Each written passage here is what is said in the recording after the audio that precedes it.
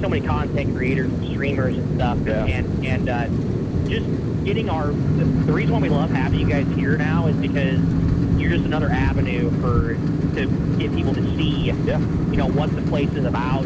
It's all about angles. It's all about, it's all about footage. It's all, man, that looks cool. I better go check that out. Exactly. It gives you a feeling for what it's like to see a car. One of our goals here in the future, hopefully here in the next year or two, is we're going to have a full-time streaming service here too. So we're going to have cameras on both ends. We're going to have speed shot down on the front straightaway, looking down the front straightaway. One of our goals is we will be on TV every single weekend. It'll be like a pay-per-view subscription thing. So cool. But that's one of our goals. A lot of racetracks already do that. Yeah. That's one thing we're kind of behind on. Yeah.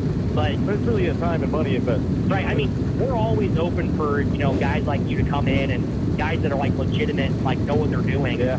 To come in and showcase our racetrack and be able to see, what different angles you are. I'm like, I heard you guys pay to pit pass last week. I'm like, these guys don't need to freaking pay to get in. We've got to take care of it. Yeah, I'm like, money well spent though. Even if I wasn't coming to film, that's a very low price. Because go to a college football game is $35. No. So I tell my fans this all the time. I said, guys, I understand you're from Southwest Iowa. I get it. I understand you guys don't travel much. But I said, look at those beer prices right there. I know. How many times are you going to buy a $4 tall boy? I mean, seriously. You go to the city, you go to like a Storm Chasers game, you're paying $9, $10 just for a beer. Correct. It's an $8 bottle of water. Yeah. we got $4 cheeseburgers. I mean, this is like the cheapest entertainment you can possibly get. And I tell fans this all the time, I'm like, guys, you don't understand what a gem we have here. I think there's a lot of people, this is kind of what happened with Jeff and I'll speak for myself, but I've been getting more and more disconnected from professional football, from professional basketball. Those are always the sports that I follow because I can't relate to anybody that's playing for $50 million a year. Right. And I come to this track and every person that's a spectator, every person that's driving is warm, welcoming, relatable, very humble. Yep. And I've never felt this. It's working class citizens just like us. Yep. I mean, I'm a teacher, PTI out here. I mean, we're just normal people. Yeah. And we just come down here during the weekend, and this is what we do. It's passion that makes this track happen. Right. We have. I mean, my dad's been here for over 40 years, and we've been trying to take over, and it's just something that times are getting so tough, man. Yeah. You know how it is. I mean, I don't know if you know this, but these modifieds that are driving out here tonight that you'll see, a brand new roller just for the bare frame, $40,000 just for the metal. So it's like you're spending $150 on a tire. You're spending $1,000 on a set of shocks. I mean, it just goes to show the passion that these people have because they ain't making no money. Well, that's just it too. And I'd imagine 2-3 years ago it was actually less.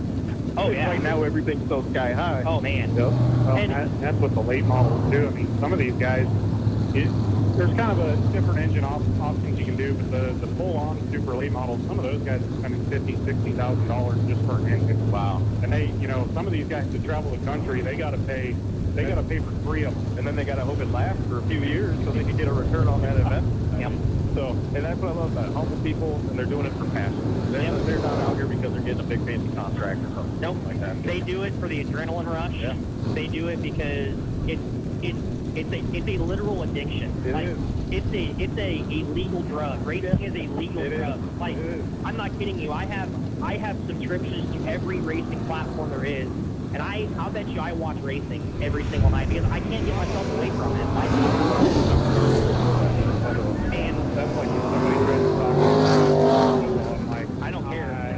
I don't know, man. Like, if the Chiefs are doing good, that's about all I know. We got some cars out on the fresh stretch right now, but we are getting to the end of the show here, race fans, and we're talking with Motor Droid here, and you guys do a really good job. Keep up the good work. You guys have a good thing going. Anytime you guys want to come back down here and do stuff, we are more than happy to have you guys. We're going to be happy to be here. I mean, I'll get you my phone number. Absolutely. Text when something extra special happens. Yep. To you know. We've got cool races come up down the road. We've got this late model series down in October. We run a race called the Pumpkin Dash. Okay. It's during Halloween time, and it's their championship race. And when they get done, they take a pumpkin and they smash it on the front straightaway. So that's kind of a cool thing we do. We have a race. You can kind of see our schedule there, but yeah, I was looking at that earlier. In September, we have a race called the Tradition, and that's kind of a big race too. But we'll let you guys know when that happens. And, yeah, we're more than willing to have you guys, and it's super cool to see a different avenue of our racetrack. So, yep, and I want those other racetracks out there to know. Leave a comment and tell us when and why, and we'll be there. Yep, absolutely. Our goal is, Nebraska, Iowa, Kansas, Missouri, and then hopefully next year we're really branching out. Yep. I want to go to all the racetracks. Well, it sounds like right now Knoxville's definitely a place to go for sure. That's another facility too. You talk about how big this is. Yeah. When you go to Knoxville, you're going to be full on. It's Okay. 20. Right now, the place holds 21,000. So but then the other race, the one I'm filming at, is at Newton. Yes. And that's bigger than Knoxville or not? Oh, you're going to the IndyCar race. Yeah. That track's owned by NASCAR as well. So We're going to be filming for Tyler Anthony, a great musician out of Brent. I just want to give him a You'll shout get a kick out of that. He's opened it up for Aaron Church. Awesome. Yeah. You're talking about how fast sprint cars are. You going to the IndyCar. those guys. Just a minute ago, the Indy cars can't even see the number on them. They're so fast. I mean, at the Indy 500, they're going 200 in qualifying, they did 240 miles. And some buckets look like I want to see some money car races too. Oh, yeah. Correct. Yep. So he was telling us 3,000 feet a second. Yep. They go from 0 to, what is it, like probably 320 mile an hour in like 4 seconds. Yeah. So, yep. All right, race fans, we're here to the checkered flag, and it's 6:30, and that was one of the fastest shows I think I've been a part of. That was really cool, and we thank you for coming on. Thank you guys. It's super cool to meet you guys, and keep doing what you're doing. You guys are kind of in the right avenue right now. YouTube's huge, and videos are huge right now. That's what the kids want to see. It is. We just want to bring that perspective of we're new to the game. We're going to be new to RC cars, right? Yep. So listen to his advice and then show the progress of that. Absolutely. You can do a motor swap on an RC car. Oh, yeah. We'll get you up in the booth tonight. We'll get you some cool shots. Yeah. So, but race fans, thanks to all our sponsors back at Pitside Live. 116 cars checked into the Adams County Speedway. 28 Still a line. 28 super late models. It is more than a full field. We are going to have a B feature tonight, race fans, in your late models. So, Wow. it is going to be a great show tonight, race fans. Super happy to be a part of it. Thanks for joining us on Pitside Live. You can go back and watch the YouTube channel as many times as you want, over and over and over again on YouTube throughout the week. Yep. Thanks to Lori back in the studio. Thanks to Aaron and Melanie. We appreciate it. And we'll see you next time. 2 weeks from now, we are not racing next week. 2 weeks from now, we'll see you back here on Pitside Live.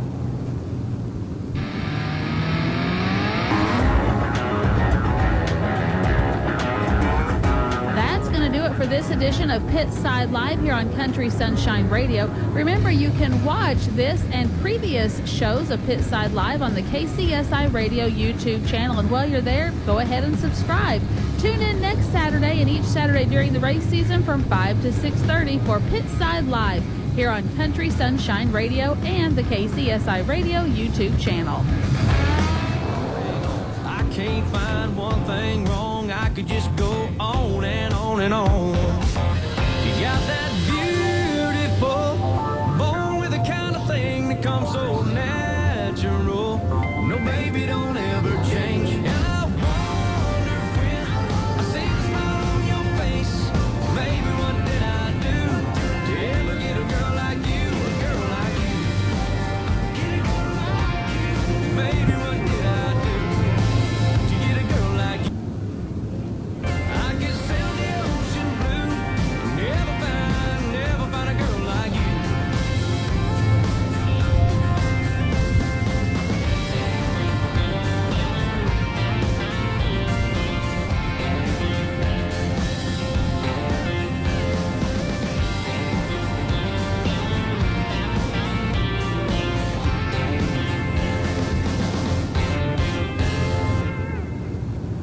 Subscribe to KCSI Radio's YouTube channel for live stream events.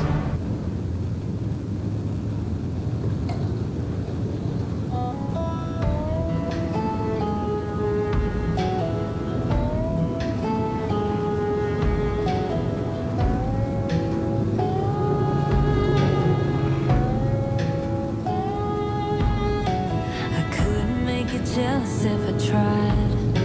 You couldn't care less if I stayed out all night. I don't even look into your eyes, 'cause the truth is I don't even care if you're lying.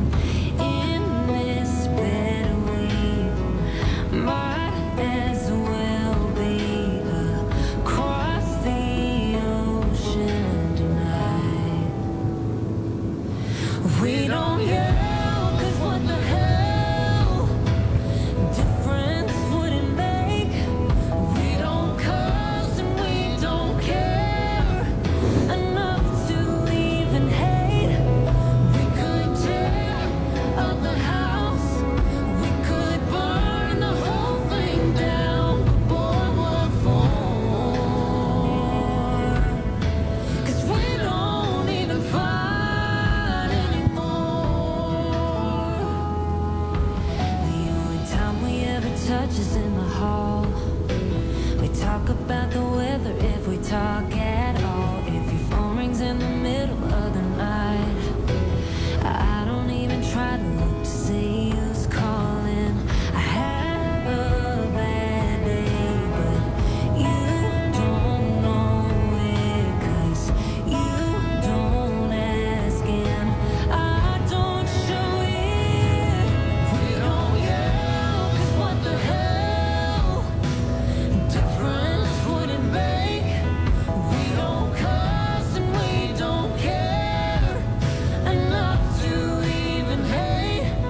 We could tear up the house, we could burn the whole thing down, but boy, what for?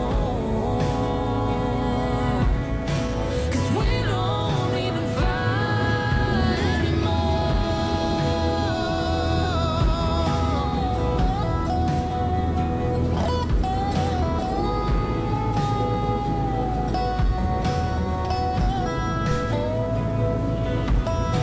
I wish it was.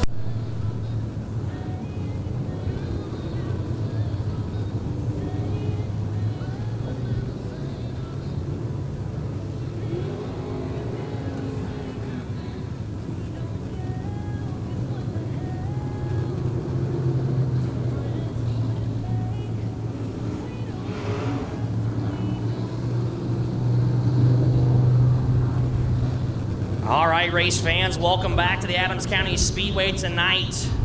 Third annual Gail and Karen Hampel Memorial for the Malvern Bank West Series. Along with the Underdog 22 tonight, race fans. $3,000 to win for your late models, $2,022 to win for your Poet Biorefining Modifieds tonight here at the Speedway. If you are still making your way in, grandstands are filling up, so make sure you get yourself a nice place to sit. All kinds of stuff going on tonight here at the racetrack here, race fans. When you walk into the grandstands, you've got guys like Jason O'Brien back to the racetrack, Chris Speaker's back, Paul Glendenning, all guys, local guys, and then we got a lot of heavy hitters tonight, race fans, on the West Tour, and a couple guys over from the East as well, coming down here to the Speedway after they had a couple rainouts here the last couple nights.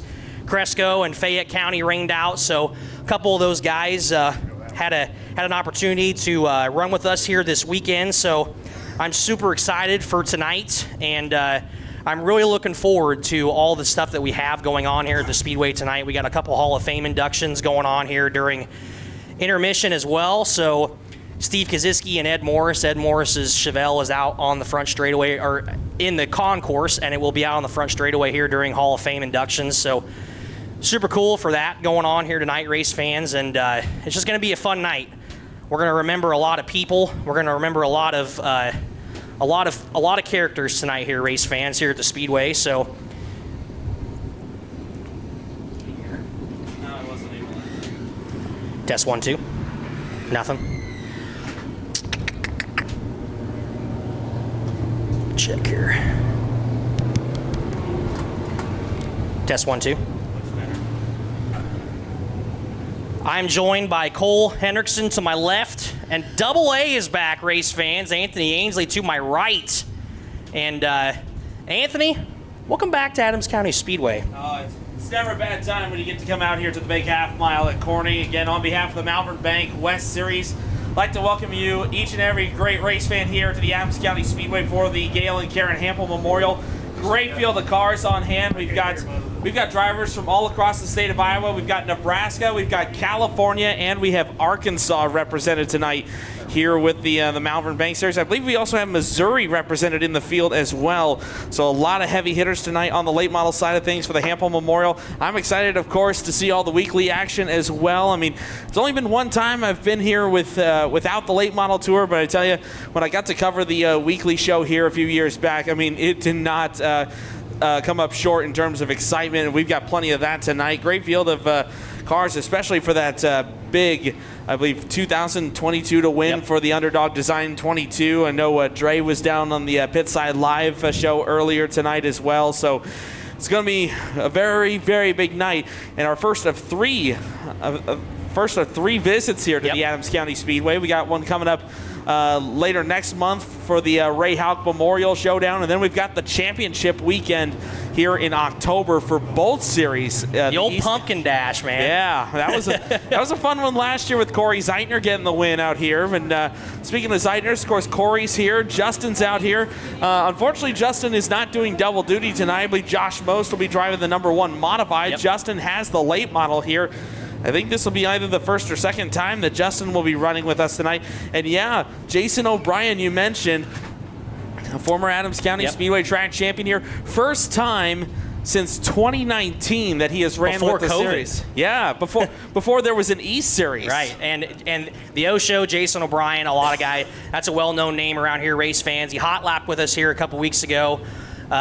Kids are finally slowing down with sports, and he's just getting everything back out again. His kids got to that point where he was so busy he didn't really have a lot of time to take care of things with the race car, and a lot of these local guys down here, race fans, if you don't know, I mean, they're super fast. Chris Speaker's got brand new T-shirts down here. Yeah, he's got new merch, and I believe Paul Glendenning's got T-shirts available down there at his trailer tonight. You can pick those up when they're ready. I'm trying to think who else has got merchandise down there. I'm sure Andrew Koziski and Kyle Burke also I see you got your new hat. So yeah, we got the new ACS hat. I know the moment I saw this on the Adams County Speedway Facebook page, I knew I had to have one. That's one of the things I used to do before Dirt Shirts USA came along and supplied us a bunch of great Malvern Bank Series hats. I tried to wear the track of wherever I was at to help boost the help promote a little bit for the racetrack. And you know, we've got a great. We got our brand new jerseys out tonight. I know, too, those look awesome too. I mean, we got our new Malvern Bank got your series. new logos. Well, this is one of them at least. I know.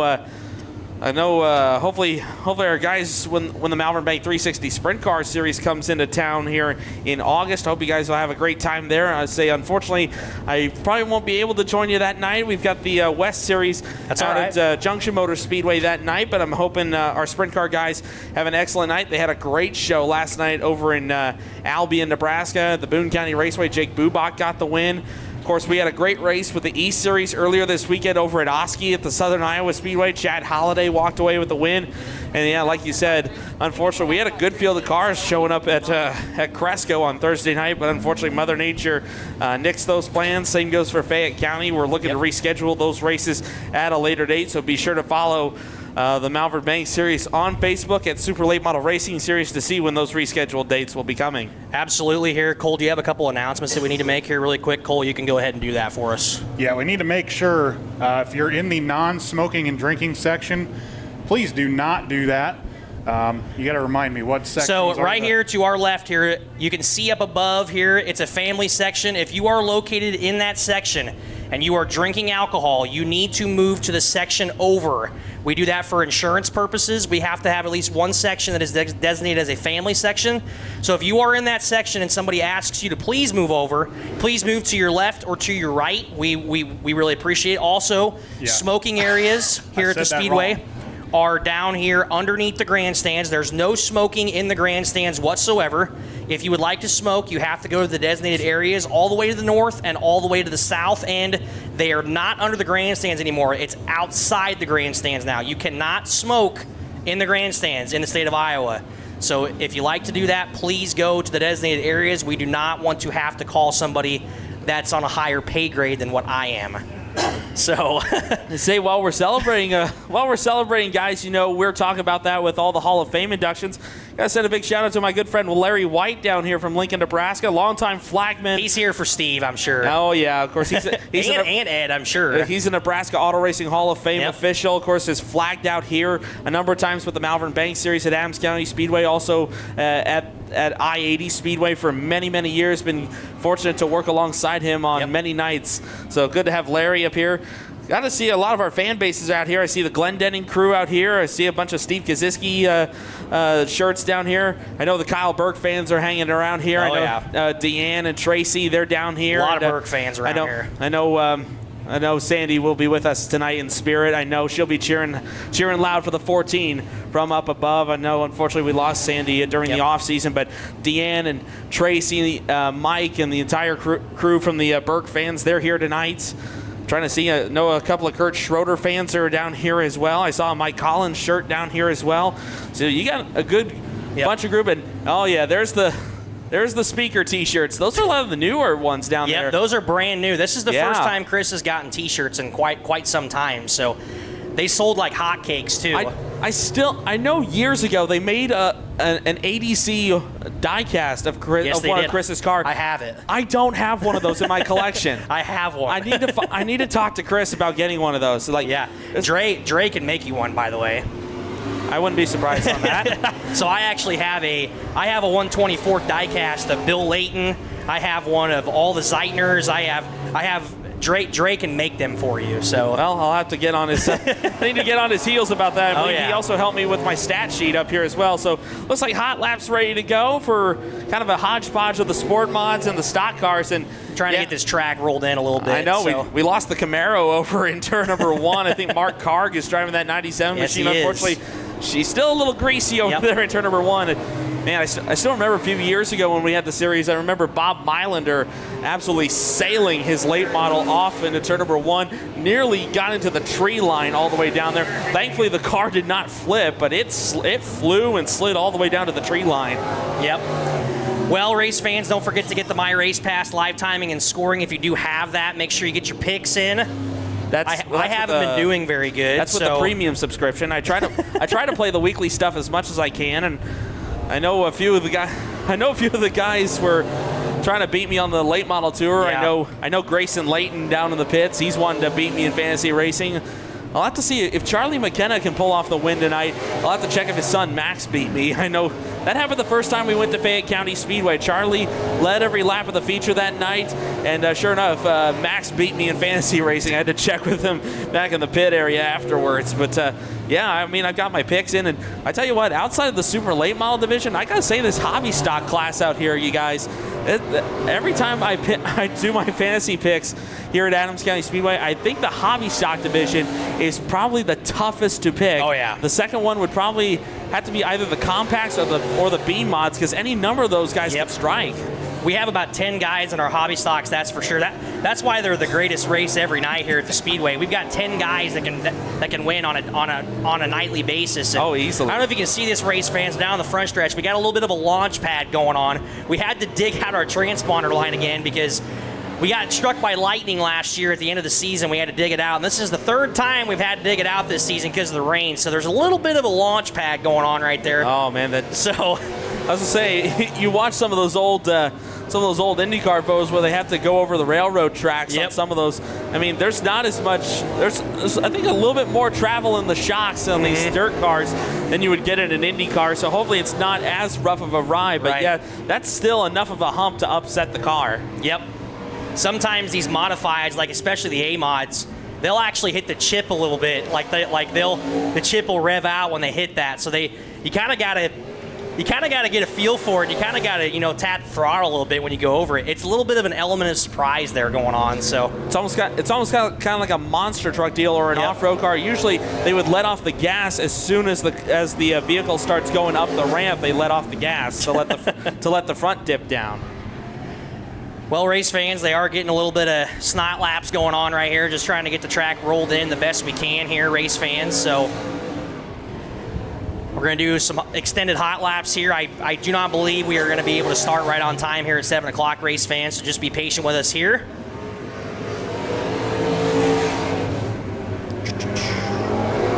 They said with the temperatures, and then I know a couple of the guys were talking to me. Some of the rain that went through the area last night, it missed the racetrack. So thank God. So with the warmer temperatures, I know that could throw a curveball here and there. And then with the breeze, you see, oh, thank goodness, the generous breeze that we've had going through the Speedway this afternoon definitely made for a nice, cool atmosphere. You see them on the flags down the front stretch. That could throw a curveball for some of these drivers, and especially for these track preppers as well.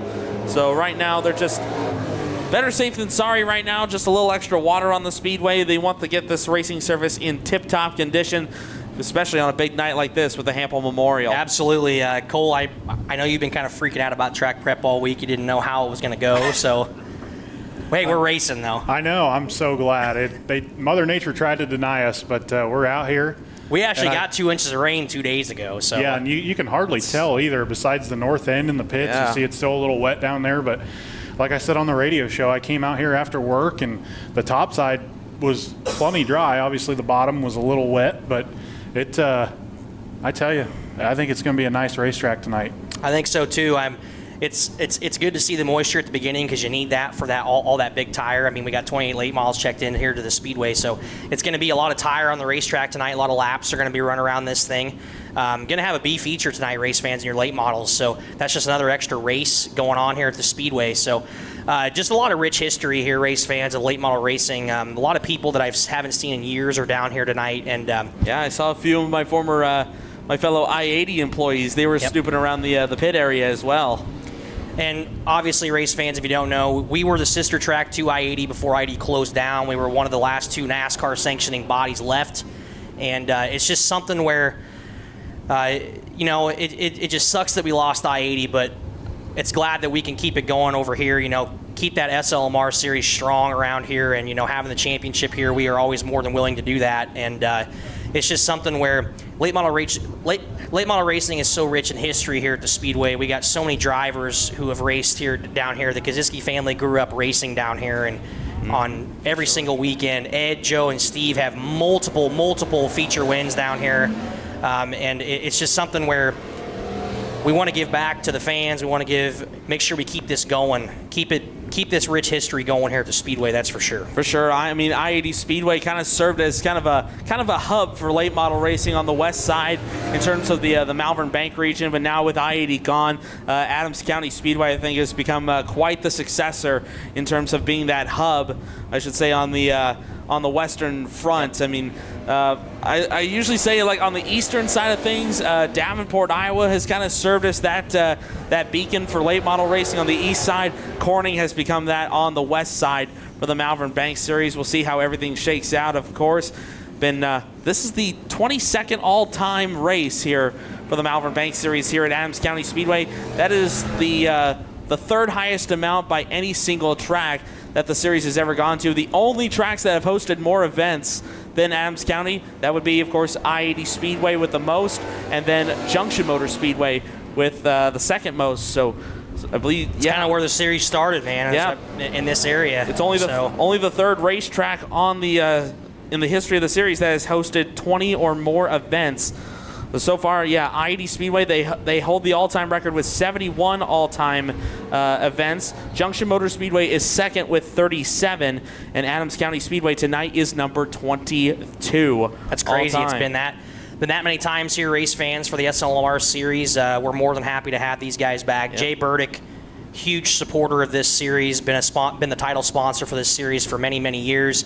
He sponsors both sides now, race fans, the east and the west now. So I know Jay's here tonight, so glad to have him back to the Speedway again. And this is Jay's home racetrack, so it's good to have guys like him back. Not only that, it's Malvern Bank's home track as well. I mean, this is kind of the whole thing for Malvern Bank, the title sponsor of the series. This is their home track. Of course, Jay has been out here for a number of times. Unfortunately, we didn't get him in the late model tonight, so the J1 is not going to be on the racetrack tonight, but I know he'll be watching over, making sure everything's okay, and hopefully everyone will be having a great time here at Adams County Speedway.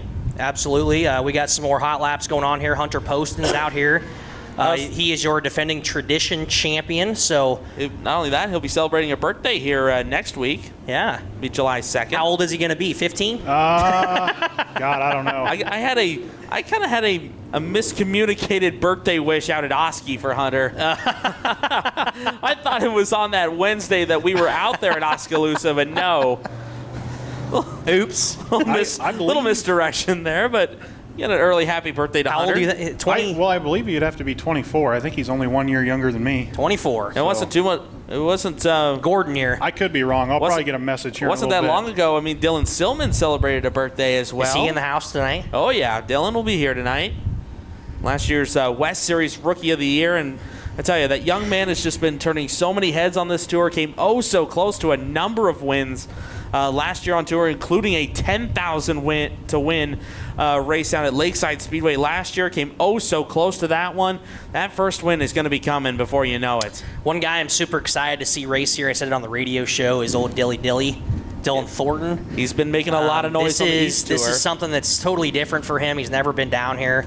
This is a racetrack that he's never really seen before, and it's going to be something where I'm just ready to see what he's going to do when he goes into one with no wall and sees if he's going to rip the lid. But it looks like, Anthony, you can take this over, and we'll turn this over to the voice of the Malvern Bank West and East Series, and it looks like we've got SLMR West Series late models pulling onto the Speedway. And a combination of our East Series guys as well. You'll see them making their way onto the Speedway.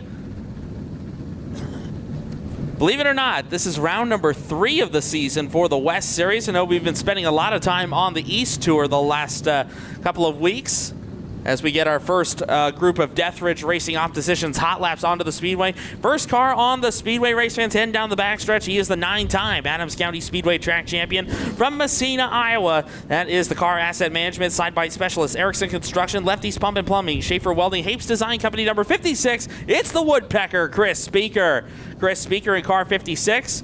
And right behind him, the other 56 in the field tonight, that'll be the driver out of Oxford, Iowa, the current East Series points leader. That is the Precision Performance, Stutzman Ag Solutions, Automedic, Performance Bodies 56. That is Andy Eckridge. Andy Eckridge in car 56. Third car in line coming to us from Council Bluffs, Iowa, driving the 5150 Trailer Sales GW Performance Rocket Chassis. Number 3, it's the Joker, Mike Collins. Mike Collins in car number 3.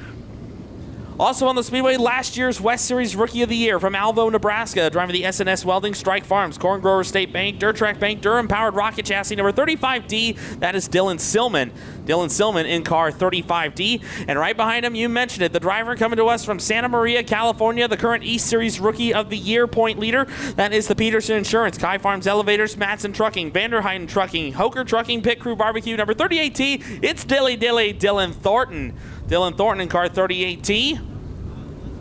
Coming off of turn number 4, that'll be the driver out of Ames, Iowa. He drives the My Yield Seed Treaters, Christie Door Company, Dirt Track Bank, Shore Motor Company, McKenna Innovations Group number 22. It's Charging Charlie McKenna. Charlie McKenna in car 22.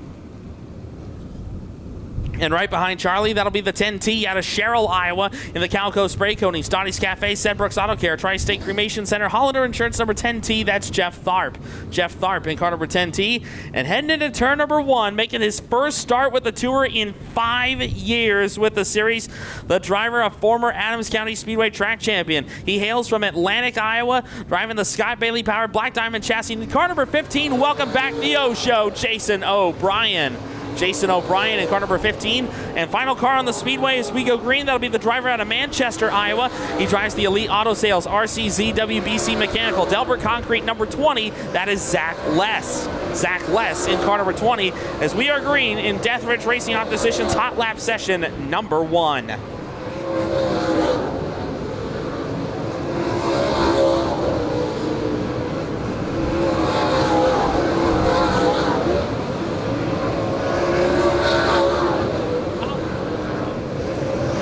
Trouble in turn 2 as Mike Collins jumped it over the edge.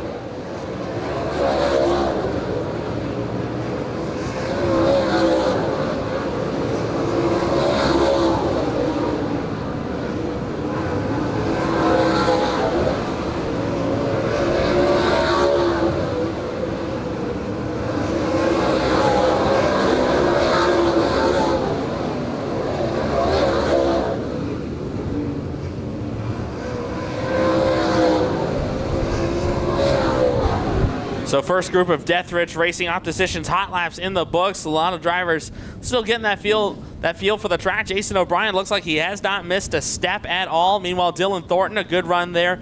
You're interested to see how he's done. Dylan Thornton, so far a 2-time winner on the East Series. Of course, he picked up a win a couple of weeks ago at the Lafayette County Speedway, Darlington, Wisconsin. That was last weekend over at our series debut at Lafayette County.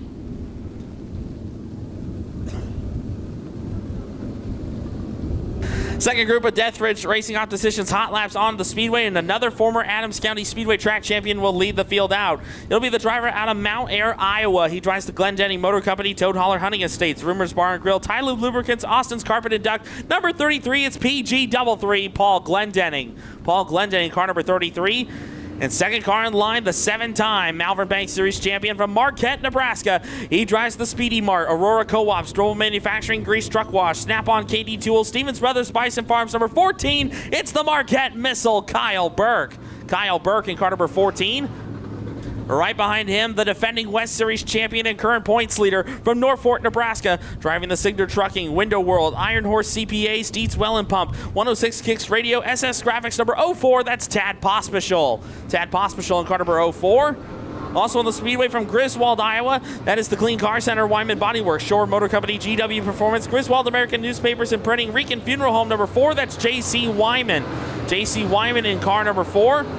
Also on the Speedway, the winner of our last race with the West Series, that'll be the driver out of La Vista, Nebraska. He drives the Taylor Grip Pit, Duros Dentworks, Wright Speed Yards, Collins Home Creations, 5-Star Truck Center, Barker Grading number 24. It's Billy the Kid, Bill Layton Jr. Bill Layton Jr., car number 24. Heading into turn number 3, making his first start on the tour this year out of Lincoln, Nebraska. Driving the Todd's Body and Glass, Joyce Agronomics, Back 40 Decals, Al Humphrey Motorsports, Rocket Chassis number 6. That is Cade Richards. Cade Richards in car number 6. Also on the Speedway, heading into turn number 3, last year's Pumpkin Dash winner. That'll be the driver out of Bennington, Nebraska, the Zeitner & Sons Transport, Monster Graphics, Shepherd Racing Engines, Rocket Chassis number 26 Junior. It's CRZ, Corey Zeitner. Corey Zeitner, car number 26 Junior. Also on the Speedway from Papillion, Nebraska, that'll be the Dirt Track Bank, Imperial Tile, TV and Company, Stumpy's Custom Creations, Kasiski Auto Parts, Al Bell Custom Homes, number 52. It's Brian Kasiski. Brian Kasiski in car number 52. Heading into turn number 3, it'll be the driver out of Marshalltown, Iowa, in the in memory of Bob Moshman Trucking, Rumor Sports Bar, Hay Construction, Arnold Motor Supply, Action Auto Parts, Area Installations, number 99D. It's the Iron Man, Daryl DeFrance.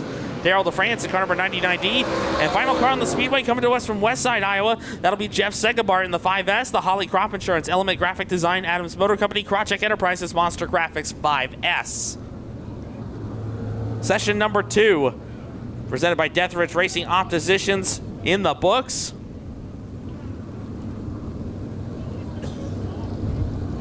I said the Zeitner family, they have won the last 2 Malvern Bank Series races here at the Adams County Speedway. Corey Zeitner, he won the Pumpkin Dash last year to finish out the 2023 season.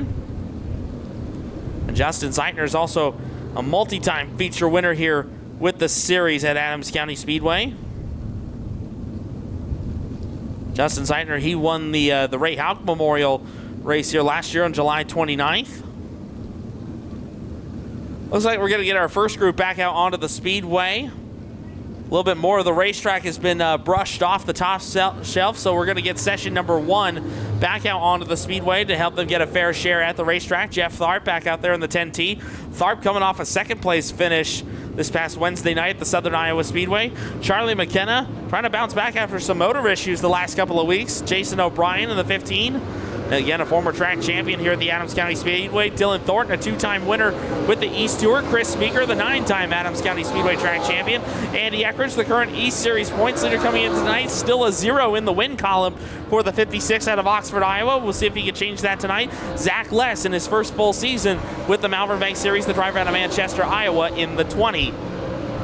Mike Collins also back with us tonight.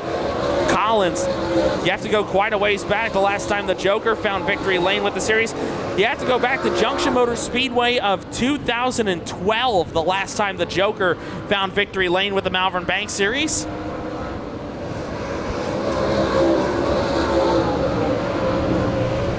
Dylan Thornton, like I said, a 2-time winner, most recently at the Lafayette County Speedway in Darlington, Wisconsin. Also was a winner at the East Series season opener at the Stewart International Speedway in Stewart, Iowa.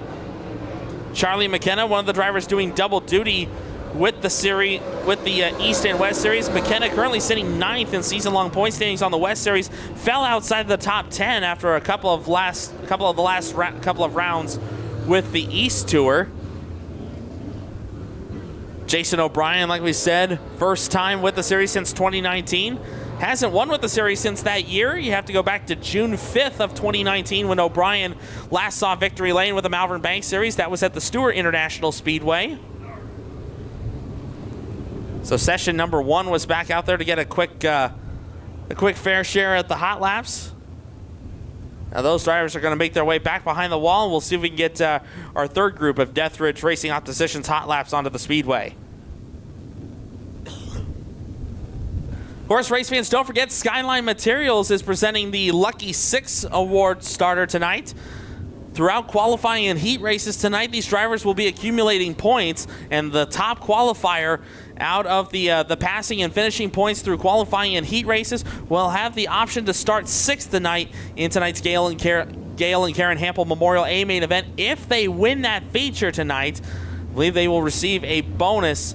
I want to say about I think it's up to about $450 courtesy of Skyline Materials. So be on the lookout for that tonight as we get our 3rd session of hot laps onto the Speedway.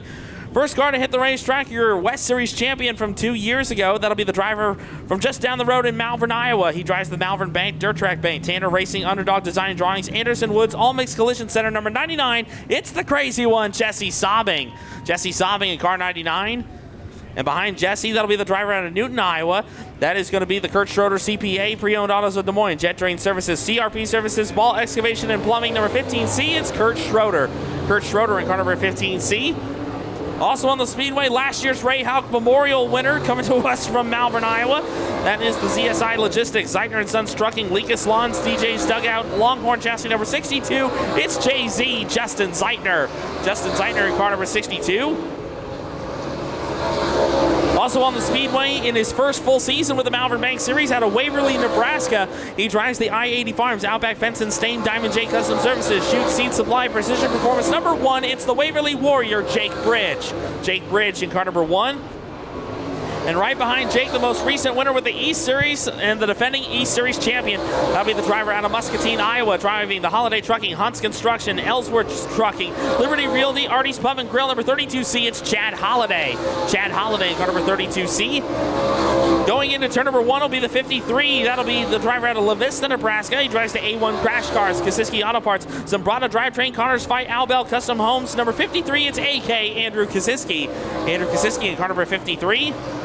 Also on the Speedway from Oxford, Iowa, that'll be the driver of the Precision Performance, Mac Tools, Alan Searin Construction, Performance Bodies, Leading Edge Designs 58. That is Dave Eckridge.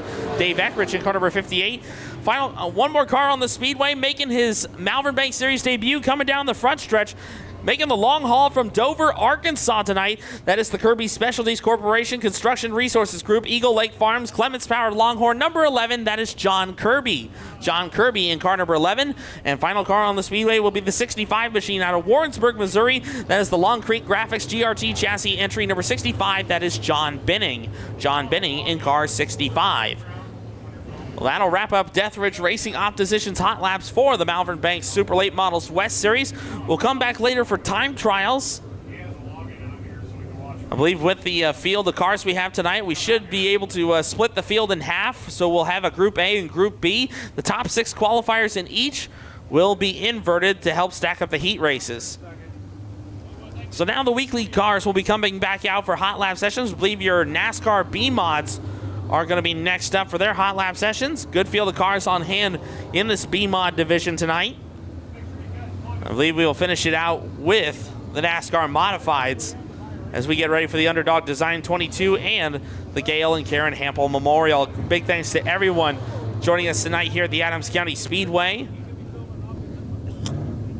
Another big welcome into all of our great fans tuning in live on Dirt Crown TV. Dirt Crown, proud to be a proud streaming partner with the Malvern Bank Super Late Models West Series and the Malvern Bank 360 Sprint Car Series in 2024. Evan Baldwin, we'll send it back to you for the B-Mods. All right, Anthony Ainsley, thank you, as we're going to go into some RJ Plumbing and Heating Sport Modified hot laps here. So several cars here that we haven't seen here in a couple weeks. Kyle Tanner out here in that 39, in that 3 car. Over there in turn number 3 and 4. Good to see. Hunter Poston has something flying off of his car here.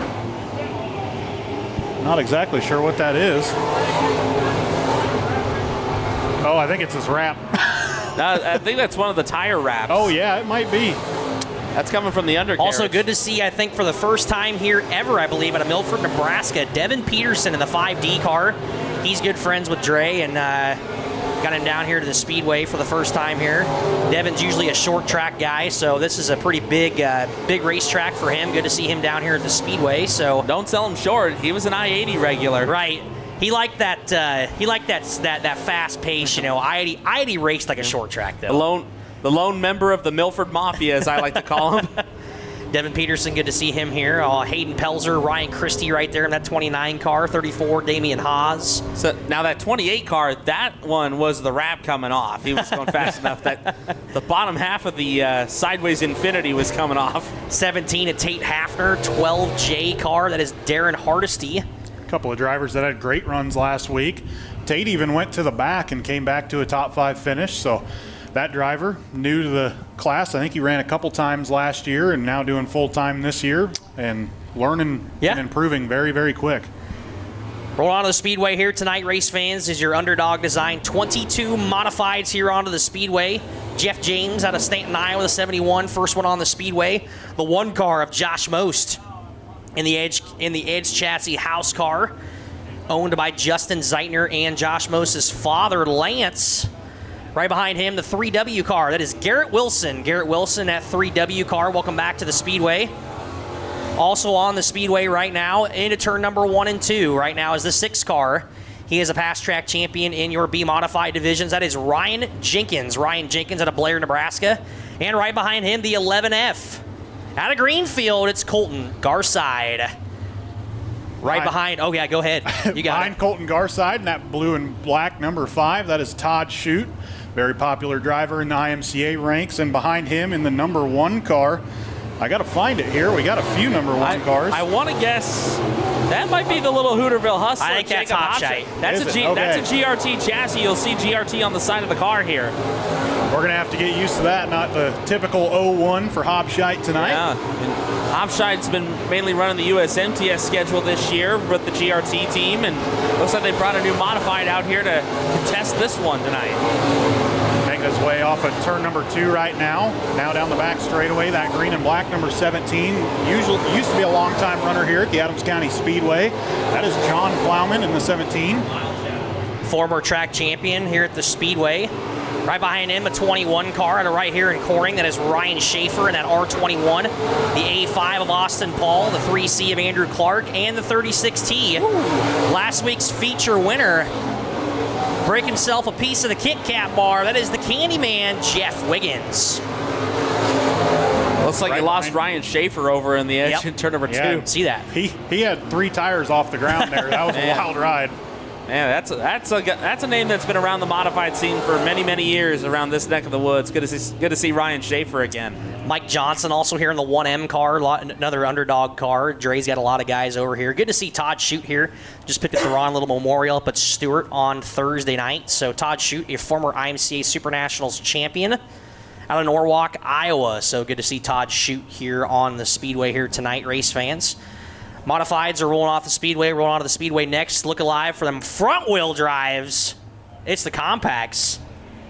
So always one of the toughest classes if you're playing fantasy racing. Yeah, first car on the track, John the old Turtles. In Iowa. Yeah, got the Turtles out. He's got the new car out, so going to be interested to see how that car runs tonight. Got the Ninja Turtles out tonight, the old Frito Bandito. Oh, yeah.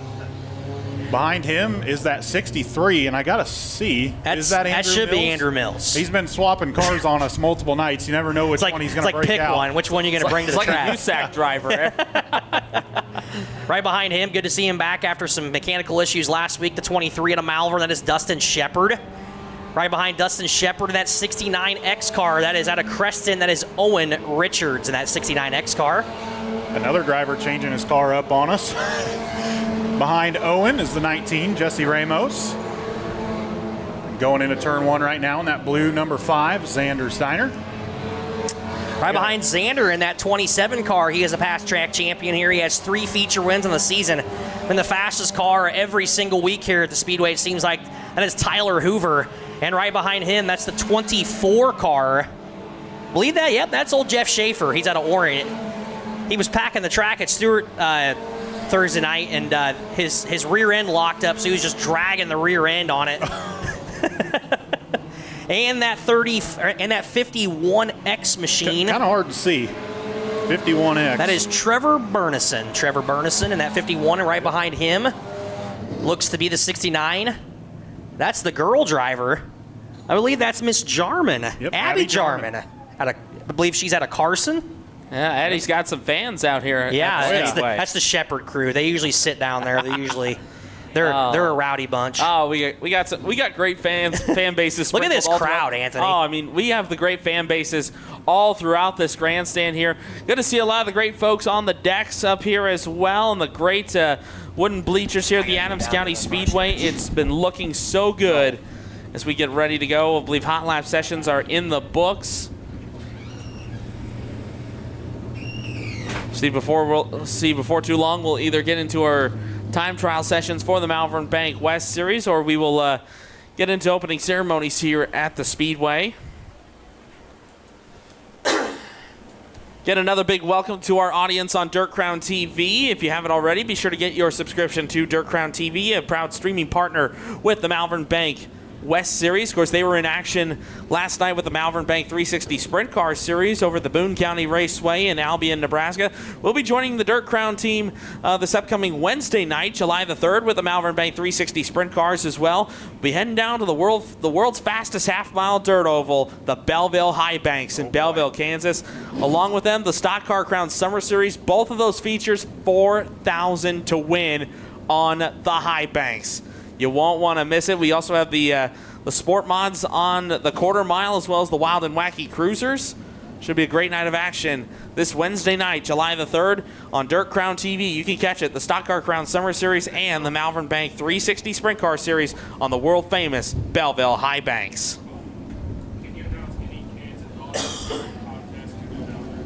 Oh, yeah.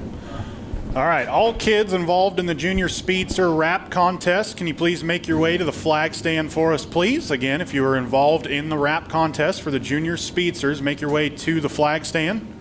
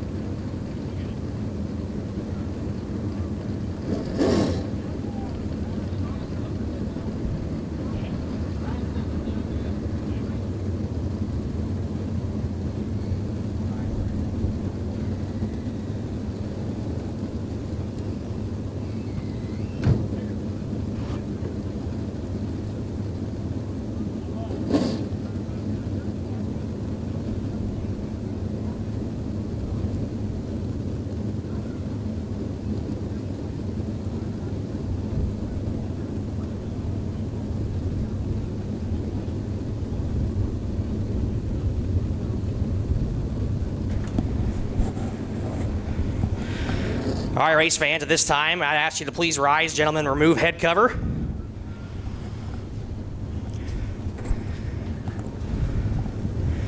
Race fans, you see all these people out here in the front straight right now? This is your Adams County Speedway Fire and Safety crew. Please give them a round of applause.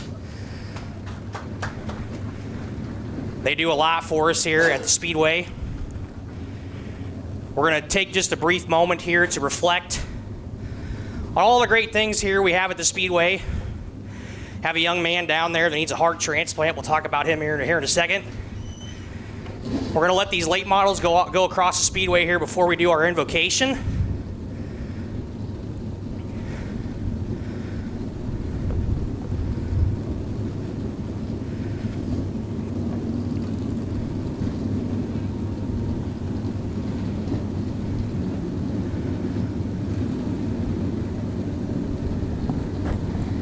It's like a little late model parade, isn't it, Anthony? It's kind of nice, huh? Oh, yeah. I mean, I'm so used to being with these guys up and down the road so many times, and then getting to work at so many different racetracks and seeing so many great places and great people. What a crowd tonight, Anthony. Oh, yes. Let me tell you, this is like old times race fans. This is awesome to see this many people back at the Speedway. Well, you get a big night like this. I mean, yep. Absolutely. Everyone shows up. They show out. Hopefully we'll get that next month when we have the Ray Houck Memorial Late Model Showdown. And that'll be one of our first couple of dual races. Yep. With so not only will you get the West Series that night, you'll get the East Series as well. Championship points are on the line for both tours that night. That'll be coming up next month. I want to say that's probably July 29th, Saturday, July 29th. That'll be the Ray Houck Memorial Late Model Showdown here at the Adams County Speedway. And then, of course, hopefully you'll join us first week in October, Friday and Saturday, I believe October 4th and 5th. That'll be championship weekend for both the East and the West Tour here at the Adams County Speedway for the second running of the Pumpkin Dash. A couple more late models pulling in here off of turn number 1. Going to get them all into the infield here before we do our opening ceremonies. Make sure they all get inside the infield here before their qualifying session. I believe that might be the last one, race fans. So at this time, race fans, I'd ask you to please bow our heads and let us pray. Most gracious Heavenly Father, we thank you for this beautiful weather. Another opportunity to race again here at the Adams County Speedway. Thank you for getting everyone here safely so we can enjoy a great night. Lord, tonight we reflect on the rich late model history here at the Adams County Speedway and honor some great people. Lord, thank you for giving us Gail and Karen Hampel, along with the entire Hampel family, as they have helped pave the way to so much success here at the Speedway over the years. Let this race tonight be a reminder of how important they were and how much they loved this place. Also, Lord, we thank you for bringing us once again the greatest late models in America's heartland. Finally, Lord, we pray for safety tonight as we head to and from this place. Safety for the drivers, staff members, fans, crew members, fire and safety EMS personnel. Guide their hands and hearts tonight, Lord, towards tonight's final checkered flag as you lead us towards life's checkered flag. Lord, thank you once again for family, this great place we call Adams County Speedway, and for fast cars. In Jesus' name we pray, amen. Flag is located at the center of the Speedway, race fans. I'd ask you to place your hand upon your heart, stay at attention, as we honor America as Tim Birdsall, American Legion Post 117, sings the national anthem. Oh, say, can you see by the dawn's early light what so proudly we hailed at the twilight's last gleaming, whose broad stripes and bright stars through the perilous fight o'er the ramparts we watched were so gallantly streaming, and the rocket's red glare, the bombs bursting in air, gave proof through the night that our flag was still there. Oh, say does that star-spangled banner yet wave o'er the land of the free and the home of the brave. Once again, race fans, American Legion Post 117, Tim Birdsall singing our national anthem.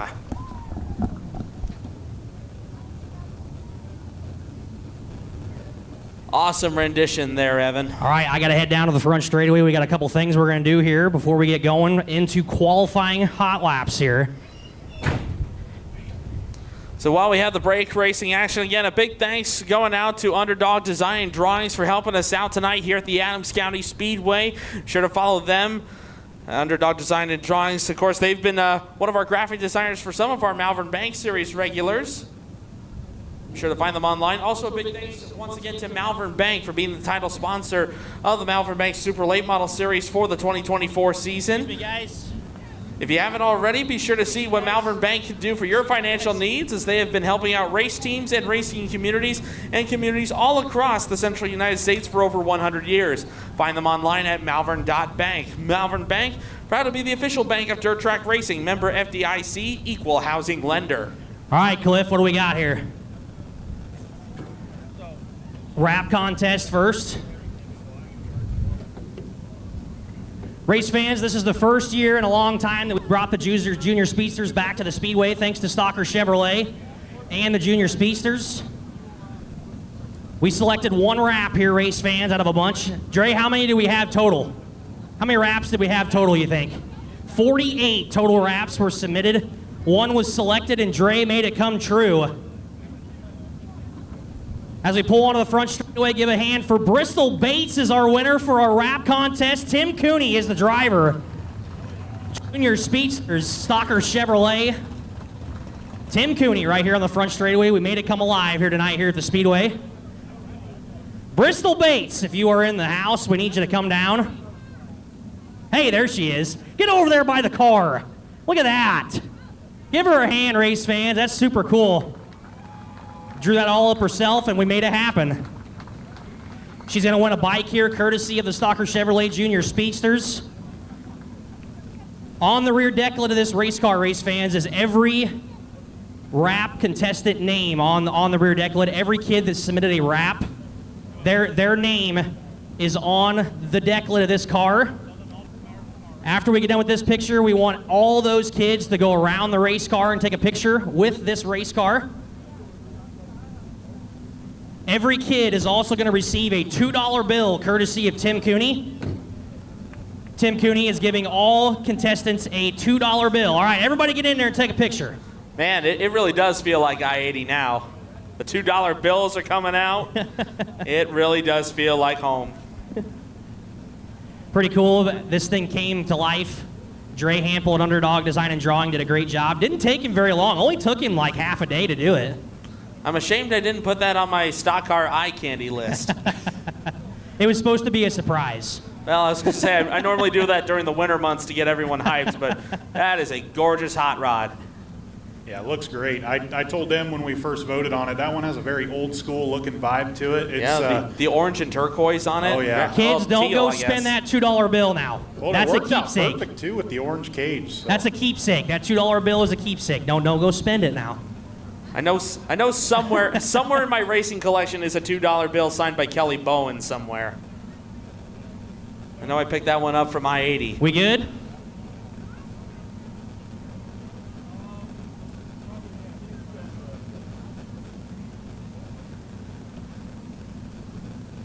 All right, race fans, we get our picture done here. We also got a special thing going on tonight, race fans. Don't forget to buy your 50/50 tickets tonight. It's going to a good cause. Explain why here in a second. As we're going to get Jesse Dennis out here on the front straightaway with his stock car. We're going to have a ride for Bristol, as well as our little man that we're going to honor here tonight.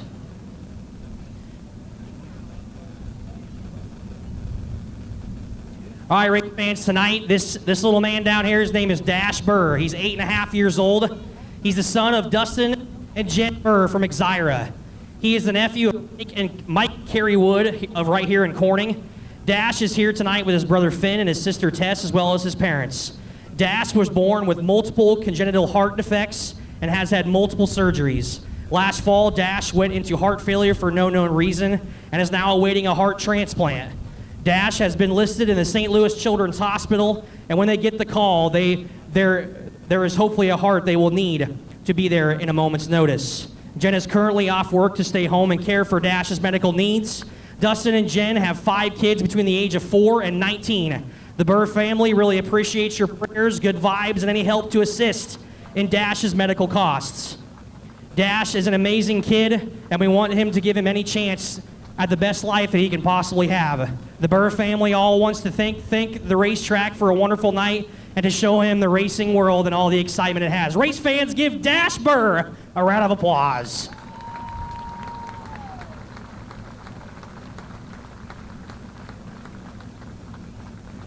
He's going to take a ride here with Jesse Dennis down the front straightaway. Bristol Bates is also going to take a ride in her wrapped race car. Make sure we give them a wave down the front straightaway as they head down.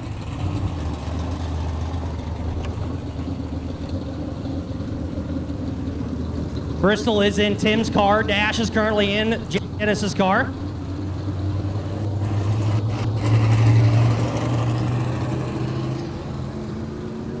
Make sure we give them a wave, race fans.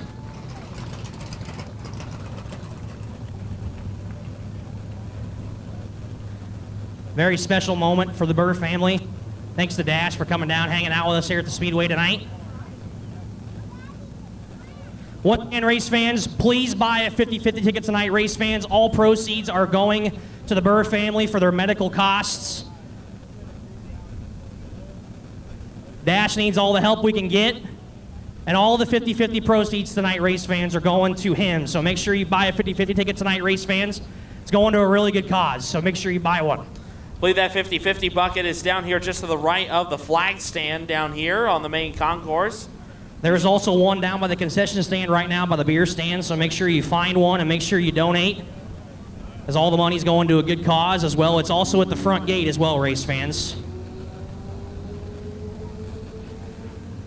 Couldn't imagine being born with that, and Dash is one strong cookie, let me tell you.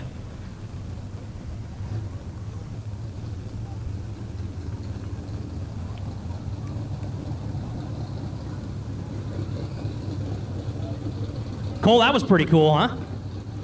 Yeah, I mean, anytime the racing community can help out like that, it's awesome, and a great crowd on hand too. Just one more way this isn't a racing community, guys. This is a racing family. One more time, race fans, give a round of applause. Bristol Bates is your rap contest winner. Bristol, you got to give us a wave. Oh, she's embarrassed. Come on, she got a wrapped race car. Need to see if we can find like a little Hot Wheels car and put that same wrap on there. She has a new favorite driver. I don't think it's Ryan Schaefer anymore. Oh. Well, yeah, need to get a t-shirt with that on. My goodness, that'd be cool. How about that, race fans? Pretty cool deal. Congratulations to Bristol. As Dash hops out of the race car, race fans, make sure you give him a huge round of applause. This kid is one strong cookie, let me tell you. Been through a lot.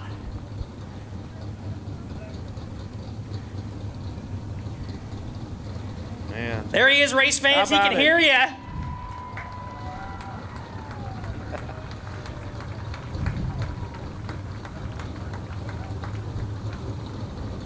Man, that was cool. Such a cool moment right here. Dash is going to have fun with us all night long tonight, let me tell you. I think he's a race fan for life now. Oh, yeah. If that doesn't hit you in some way, I don't know what will.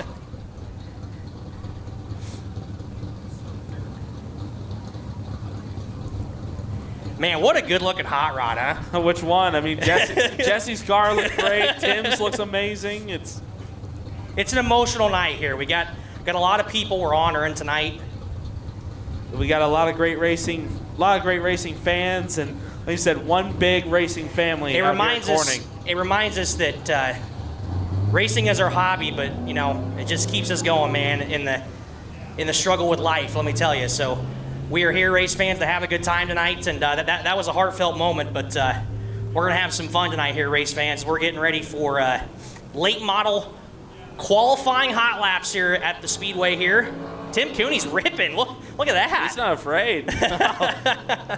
It's like he's done this a time or two. This is the first time he's been here to the Speedway all year, so. Wow. Hope Bristol's enjoying that, seeing her creation. We are giving him 3 hot laps. I just got word. Oh, there you go.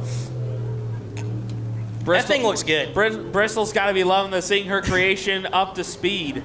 She did a pretty good job, didn't she? Yes, I was going to say the light blue and the aqua and orange colors are kind of a tough combination to put together. This one came together very nicely. I like the checkered flag too. Yes. There aren't too many race cars I see anymore with the checker flag design on them. It's kind of an old-fashioned thing, so. Well, you know, there's a reason why it's been around for so long. That's one thing that Bobby Key has made his signature. Every year his car has a checkered flag on the roof. He debated taking it off this year, and I'm like, no, man, you've had that for so many years now. You got to keep it on there. Well, we're ready to get into qualifying time trials. Anthony, we'll turn it over to you. This is all you, my man. All right, we split the field in half right now. 14 cars in Group A and 14 in Group B. Top 6 in each group will be inverted. First 3 cars in Group A will be the 38C of Dylan Thornton, followed by the 14 of Kyle Burke and the 32C of Chad Holliday. They're going to be the first 3 to take time. Dylan Thornton, the current E-Series Rookie of the Year points leader out of Santa Maria, California. The Peterson Insurance, Kai Farms Elevator, Matson Trucking, Hallibill Powered Warrior Chassis. And we got Kyle Berg, the 7-time series champion, former Adams County Speedway track champion. Out of Marquette, Nebraska, the Speedy Mart, Aurora Co-op, Strobel Manufacturing, Shepherd Powered Longhorn, number 14. Chad Holliday, defending E-Series champion, the driver out of Muscatine, Iowa, the Holiday Trucking, Hunts Construction, Ellsworth Trucking, Shepherd Powered Longhorn. First lap for Dylan Thornton is a 29.05. Kyle Berg, first lap at 21.443. First lap coming for Chad Holliday, the most recent winner on the East Tour. Holliday, he'll top the charts at 28.49 on his first lap. Second lap coming for Dilly Dilly. It will not improve. A 29.05 will be his mark. Second lap coming for Kyle Berg. Berg jumps to second at a 28.62. Chad Holliday right now, we'll see if he can beat his own mark. He will not. He'll stay on top of the chart with a 28.49. So 20.849. Chad Holliday set in the early mark. Kyle Berg second at a 28.62. Dylan Thornton is third at a 29.05. Next on the track will be the 56 of Chris Speaker. He'll be followed by the 20 of Zach Less and the 4 of J.C. Wyman. Chris Speaker, the 9-time Adams County Speedway track champion from Messina, Iowa. The car asset management, side-by specialist, Erickson Construction, Letty's Pump and Plumbing, Schaefer Welding, Hapes Design, Shepherd Powered Rocket, number 56. Zach Less on the Speedway next, the driver out of Manchester, Iowa. The Elite Auto Sales, RCC, WBC Mechanical, Delbert Concrete, Shepherd Powered MP Custom Chassis, number 20. And then J.C. Wyman on the Speedway next, the driver out of Griswold, Iowa, the Clean Car Center, Wyman Body Works, Sherwood Motor Company, GW Performance, Griswold American Newspapers and Printing, J.D. Wyman Powered Longhorn, number 4. First lap for Speaker is fourth at a 21.018. 21.018 for Chris Speaker. First lap coming for the 20 of Zach Less. He'll go fifth at a 21.604. 21.604 for Zach Less. First lap for J.C. Wyman. He'll go third at a 28.74. 28.74 for J.C. Wyman. Looks like Less got a little bit out of shape off of turn 2. Second lap for Speaker, not as good. He'll stay fifth at a 21.018. So 21.018 will be the mark for Chris Speaker. Second lap going for Zach Less. Will not improve. A 21.604 will be his mark. J.C. Wyman to the top now. A 28.06. 28.06. J.C. Wyman now number 1 here in Group A. Next on the track will be the 3 of Mike Collins. He'll be followed by the 04 of Tad Pospischel and the 35D of Dylan Stillman. Pospischel, the current West Series points leader, but only by 2 markers over Chad Holliday coming into tonight. Pospischel, the defending West Series champion from Norfolk, Nebraska, in the Signer Trucking, Window World, Iron Horse CPAs, Dietz Well and Pump, Scott Bailey Powered Longhorn, number 04. We got Dylan Stillman, last year's West Series Rookie of the Year from Albo, Nebraska, the SNS Welding, Strike Farms, Corn Grower State Bank, Dirt Track Bank, Durham Powered Rocket Chassis, number 35D. And we got Mike Collins, the driver out of Council Bluffs, Iowa, the 5150 Trailer Sales, GW Performance XR1 Rocket, number 3. Pospischel, the winner of the West Series season opener in the Central Missouri Speedway. First lap for Pospischel will be fifth at a 29.41. 29.41 for Tad Pospischel on his first lap. First lap for Dylan Stillman. He'll go 8th at a 21.846. 21.846 for Dylan Stillman. First lap for Collins. It'll be a 21.477. That's good for 7th fastest so far here in Group A as we're halfway through. Second lap for Pospischel. Top the charts. 20.782. 27.82 for Tad Pospischel. That's now number 1. Second lap for Stillman is better. A 21.545 will be his mark. That's 8th fastest. And Mike Collins will improve. He'll stay 7th at a 21.249. So Tad Pospischel now number 1 at a 27.82. That is the mark to beat. Next out will be the 99D of Daryl DeFrance. He'll be followed by the 99 of Jesse Sobbing and the 56 of Andy Eckridge. Daryl DeFrance, the first one out, the lone Dixie chassis in the field out of Marshalltown, Iowa, the in memory of Bob Moshman Trucking, Rumor Sports Bar, Hay Construction, Arnold Motor Supply, Action Auto Parts, Area Installations, number 99D. Jesse Sobbing, your West Series champion from 2 years ago from Malvern, Iowa, in the Malvern Bank, Dirt Track Bay, Tanner Racing, Underdog Design and Drawings, Anderson Woods, All Base Collision Center, Kevin Stowe Powered Capital, number 99. And then Andy Eckridge, the driver out of Oxford, Iowa, the E-Series points leader, the Precision Performance, Dustman Ag Solutions, Automatic Performance Bodies, Black Diamond, Hallibill Racing Engines, number 56.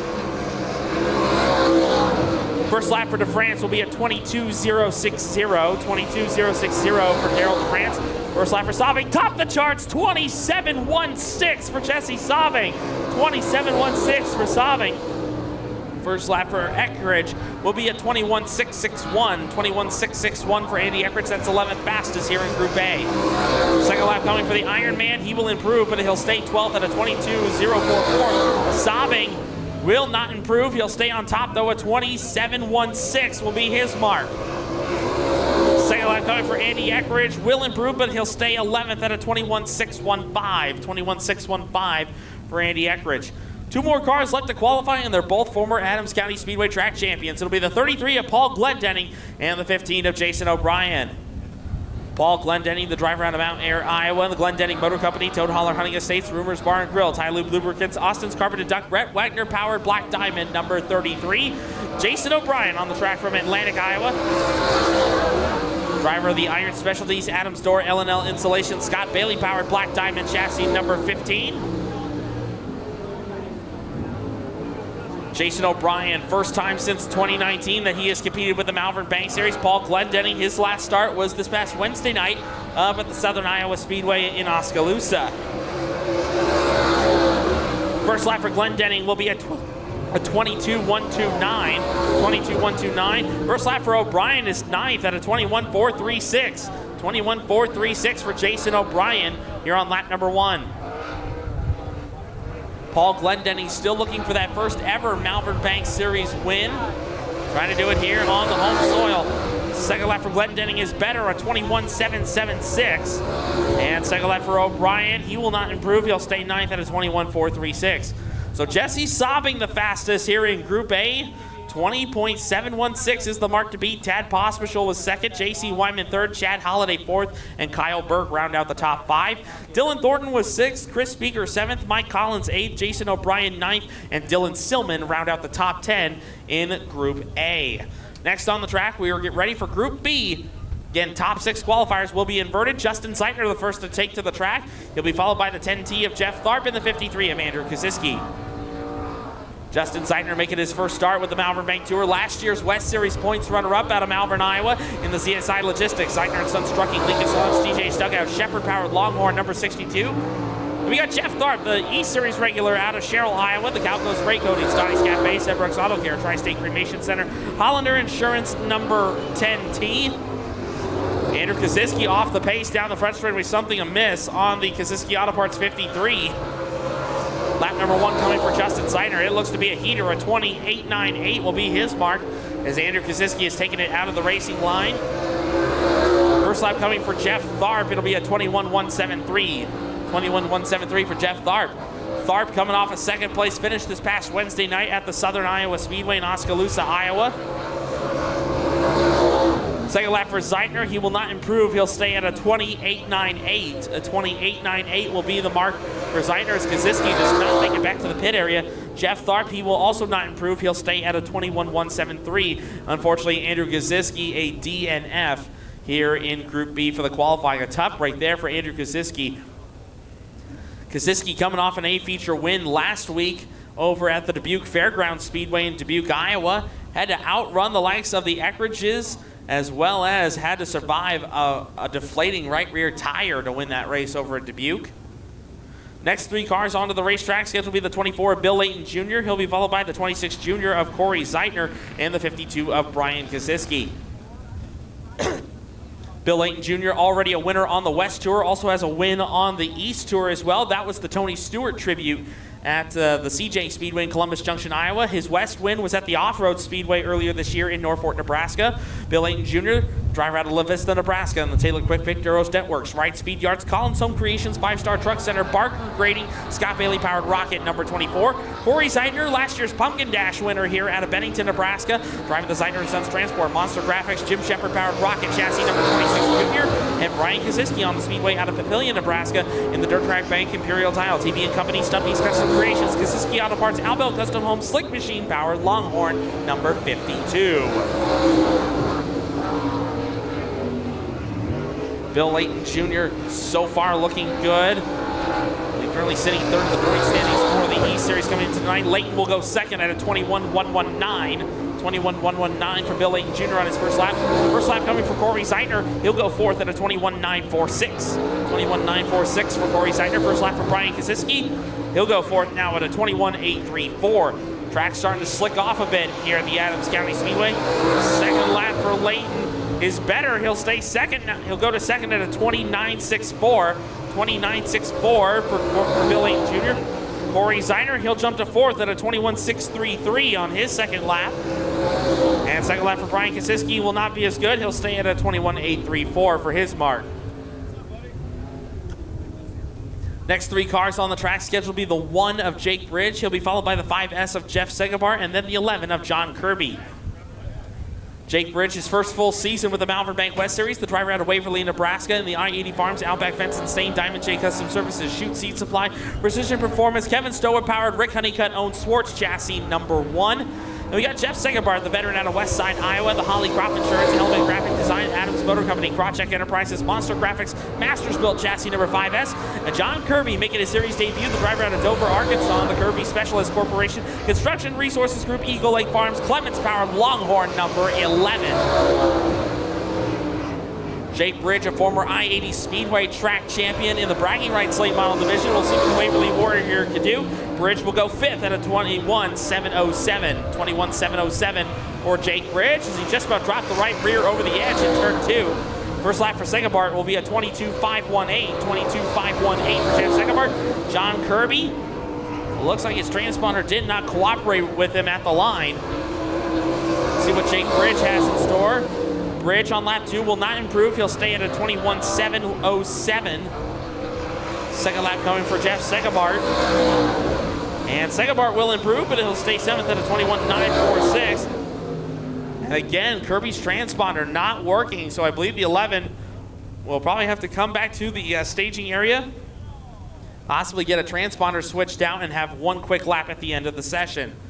Next out will be the 22 of Charlie McKenna, followed by the 6 of Cade Richards and the 65 of John Binning.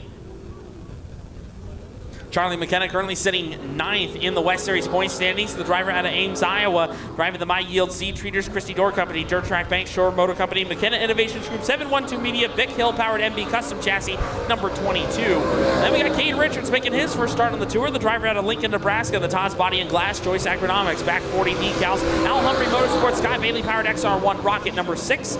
And John Binning, the driver out of Warrensburg, Missouri, driving the Long Creek Graphics GRT chassis, number 65. Charlie McKenna, one of the few drivers running both tours in 2024. First lap for Chargin' Charlie, it'll be a 22.004. 22.004 for Charlie McKenna. First lap coming for Cade Richards. He'll go 6th at a 21.725. 21.725 for Cade Richards. First lap for John Binning will be at 23.068. 23.068 for the 65 of John Binning. Charlie McKenna, 1 win last year on the West Tour. He will not improve on lap 2. McKenna, he was our winner for the Thayer County Speedway in Deschler, Nebraska. Richards, meanwhile, jumps to 4th at a 21.628. 21.628 for Cade Richards. Second lap for Binning is better, but he'll stay 10th at a 22.598. 22.598. Final 3 cars here in Group B will be the 58 of Dave Eckridge, followed by the 15C of Kurt Schroeder, and the 53 of Andrew Kaziski, who was earlier in the session, but unfortunately a DNF. So Dave Eckridge and Kurt Schroeder will be the last 2 out.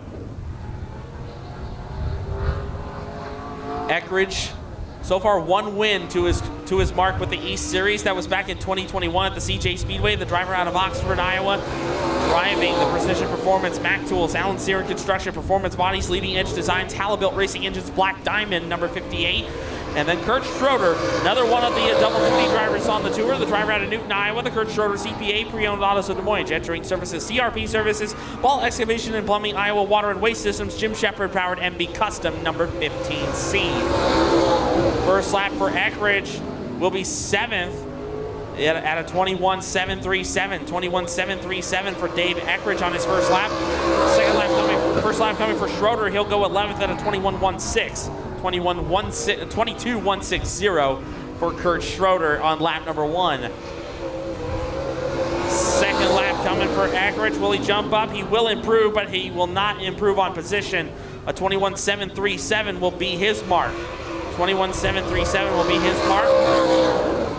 Second lap for Schroeder, not as good. He'll stay at a 22.16. 22.16 for Kurt Schroeder. trying to see if we can possibly, we'll see if we can get John Kirby out there again. His transponder did not pick up while he was out on the Speedway.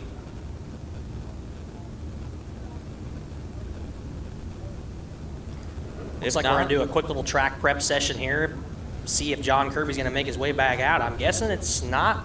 I don't know. I don't see anything.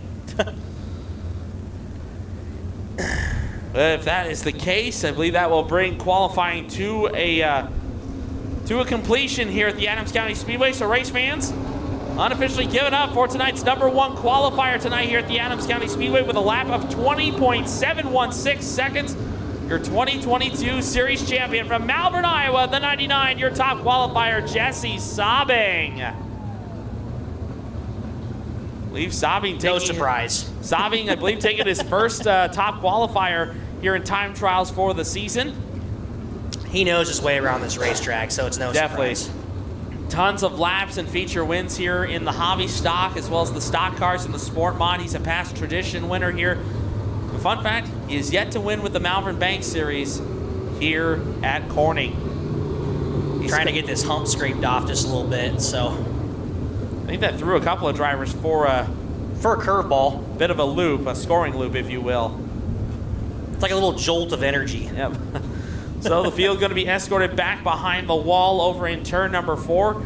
Again, you're more than welcome to visit these drivers after tonight's program comes to a close. Again, a number of these drivers do have merchandise for sale. Of course, Chris Speaker, they've got the new merchandise down at the big black hauler in the pit area in turn #1.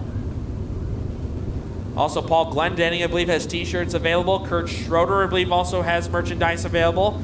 I think Kyle Burke and Andrew Kaziski might also have some merchandise available as well. Race fans, once again, don't forget to buy a 50-50 ticket here tonight. Race fans, going to a great cause to Dash Burr, so please do not forget to buy a 50-50 ticket here tonight, race fans. It's going to a really good cause. If there is a time to buy a 50-50 ticket, if you're not one that usually buys one, tonight is the night. This would be a very, very big one at that. Of course, we've had a lot of racing members in the community who have had struggles with medical bills over the last several years, and it takes a toll not just on them but the entire family as well. So every bit of help you can give to these great racing families is deeply appreciated. Absolutely, race fans, and I'll tell you what, Cole. We keep looking at this crowd, and I think it just gets bigger and bigger when I look at it. Oh, I know. When the hot lap started, there was still a line almost out to the road. Fans coming out. I love seeing that big. I love seeing that big lineup. What was it? It was about 4:30, or it was about 4 o'clock when I made it here to the Speedway this afternoon, and there was a line at the ticket booth then, and I think the booth wasn't open for like another hour or so. These fans, they show up and they show out when you bring the late models into town, and glad to see that. Of course, like I said, race fans earlier, we'll be back out here at the Adams County Speedway with the Malvern Bank Super Late Models on, I believe, Saturday, July 29th for the Ray Houck Memorial Late Model Showdown. And for that night, it's not going to be, tonight is a West-only race, but when we get to July, East versus West. We have 28 cars here tonight, Anthony. When we see the East-West here, we're easily going to be up over 30. Definitely. I mean, we got a few guys that are sitting this one out. I know Jason Haney, Luke Godert, Derek Stewart, a couple of the drivers that were missing on the side. I know Justin Kai, the team is here with Dylan Thornton. That is Justin's teammate for the 15K. I know we haven't seen him since Lafayette County Speedway. Hopefully they get that car repaired after a tough run-in with the wall over in Darlington. I'm trying to think of a few of the other guys we may be missing on the Speedway. Another guy that we had up at Cresco was trying to make his second ever series day start, Tom Berry Jr. He was with us up at Dubuque, and hopefully we'll get that team out here for the Ray Houck Memorial Late Model Showdown. Cole, that's one guy we always talk about that we'd like to see in a late model is TBJ. Yep, he's made a few starts in a late model, and I can't remember exactly. I think that his first ever start actually went pretty well. I remember watching it. Can't remember what streaming service it was, but he did do really well. I believe he was in, whose car was he in? I'm trying to think about. That was the Drawley Motorsports 77. Yes, Normally that's Jeff Eike behind the wheel, but Tom, he was with us at Dubuque, did an excellent job, won his heat race, and finished 9th in the main event over at the Dubuque Fairgrounds Speedway last Thursday night. Well, while we're doing track prep, I got to give a shout out here to Mike Raymeyer and Kristen Wichman. They're getting married next weekend. Like the race fans they are, they chose the off week to get married. Smart choice. That is commitment. We talk Look about at the it all schedule. the time. Look at the schedule. Okay, July 6th we don't race. We're getting married that weekend. I was going to say, or better yet, do like what me and the missus did, and we waited till November. See, I'm engaged now, and we, as number one rule, you can't get married during race season. So yeah, following Sean Neistadt's advice there. You can see our tech guy out here on the front straightaway. His shirt says "I love DQs." Disqualified. I was hoping it would be Dairy Queen. I mean, that is the greatest shirt I've ever seen from a tech guy. Oh man. I love disqualification. We like it. It's almost something you'd expect from the Chaz or something. Oh man. Well, race fans, big thanks to all of our marketing partners for helping us out throughout the season here, especially tonight, putting up extra money. Thanks to all of Dre's sponsors as well. You got Iowa Corn District 7, Dirt Track Bank, obviously, Owens Restoration Collision Center, Titan Machinery, Cooper Trucking, Union State Bank, Creston Automotive, Chat Mobility, Iowa Recovery Services. Anthony, I don't know if you see these two blue flags over here in turn 3 and 4. We actually have a restart zone this year all the way over in turn 3 and 4, those two blue flags over there. Yep. That is the Iowa Recovery Services restart zone, so that's our new restart zone this year. I was going to say, I think Dre did an excellent job on your Victory Lane banner as well. Yep, so Chris Williams is here tonight for Always Race Day. It's Chris's birthday. How old is he, 21? I was thinking 21. 40 years old today. Wow. Chris Williams, happy birthday. Always Race Day. Our title sponsor for our Victory Lane. He's turning 21 today, race fans. 21. He's legal to drink. Like that stopped him. I'm just alleging. I'm not making any. Is he back there drinking? Oh, watch the cord. Watch it, buddy. Is he back there drinking right now? He's drinking water, I'm sure. I'm sure he's got the gift of gab, so I'm sure he's gabbing with somebody. I know the front section up here is a no alcohol session. Does that carry over to the decks or? Once again, race fans, be super patient with us down at the concession stand. We had a grill issue, I guess, so they're trying to get caught back up.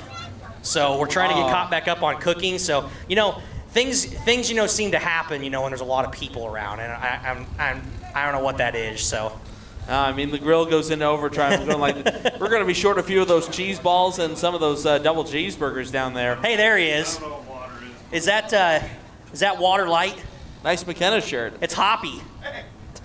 So, by the way, Anthony, did get word from Greg over here that they had John Kirby on a stopwatch, so they ended up getting his time. So that'd be good. I guess we'll find out what he was. I'm not really sure, but we'll figure it out. We'll see how the invert treats him. Again, like we said, the top 6 qualifiers in groups A and B are going to be inverted. So tonight's top qualifiers will start 6th in their respective heat races, and passing and finishing points will be how we help set up the feature. Plus, the top point earner tonight will have the chance to initially start 6th and have a potential bonus of $450 go to them, courtesy of Skyline Materials. If they deny that opportunity to start 6th, we will go into the normal redraw, and then whoever draws into that 6th position will have the chance at the bonus money. If the 6th place finisher starter in tonight's main event does not win the main event, it will get boosted by another $150. Cool. I believe that'll be up to $600 when we head into our next round, which will be the Rollins Zeitner Memorial just up the road at the Shelby County Speedway. That is actually going to be our first dual race of the year. Race fans, do want to give you a quick little information here if you are first to the Speedway here. If we do see a red flag tonight, race fans, we do a red light special here at the Speedway.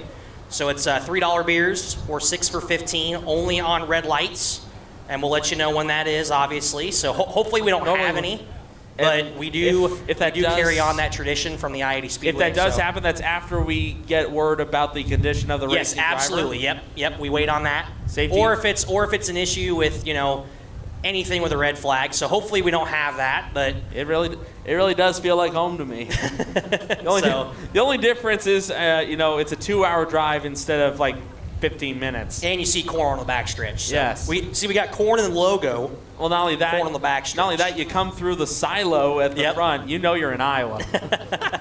Say you're from Iowa without saying you're from Absolutely. Iowa.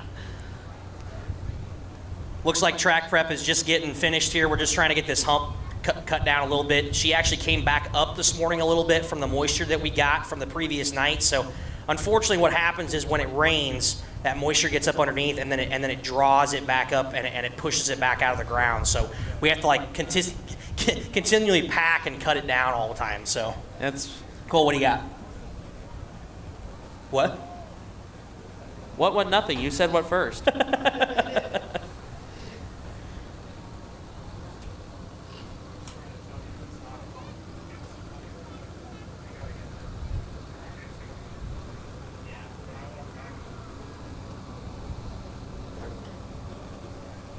Well, like you said, like where they're working on that front stretch, that is where the scoring, that's actually where the timing and scoring loop is. So that's kind of the unofficial finish line here at the Adams County Speedway. So the drivers know where it is. That's how we do all the timing and scoring that you can find on My Race Pass. If you haven't already, be sure to get that app downloaded. Free download will get you starting lineups, race results, schedules, points from not just here at the Adams County Speedway, but also with the Malvern Bank Series and a ton of great racetracks and touring series all across the country and the world. If you upgrade your subscription, so I believe that's about a $7 value or $8 value, you get MRP Live, which is live timing and scoring, which we are using up here. Or if you do the $35 value option for the premium access, that's $35 for the whole calendar year. It's not $35 a month. It's for the whole calendar year. You get everything. You get access to the My Race Pass marketplace. You also get live timing and scoring, lineups, results, championship points, and schedules. You also get the fantasy racing. And depending on what events you go to and depending on what events you play at, some of those fantasy racing things, they do have prizes available. Absolutely. Good to see, My Race Pass, longtime supporter here now at the Speedway. We've been using it for quite a while. A lot of racetracks use it here around the area. So I believe we're just trying to figure out here what we're going to do here on the front straightaway. We might do a little bit of lay in here as well. So we're just trying to get this thing dialed in here so we don't have any issues here on the front straightaway. So again, we appreciate your patience. Again, to all of our audience members on Dirt Crown TV as well, we thank you for your patience. Again, we're just trying to get the start-finish line in order, and you called it. It looks like they're bringing out the lay out here to work up the ground a little bit, pack it down.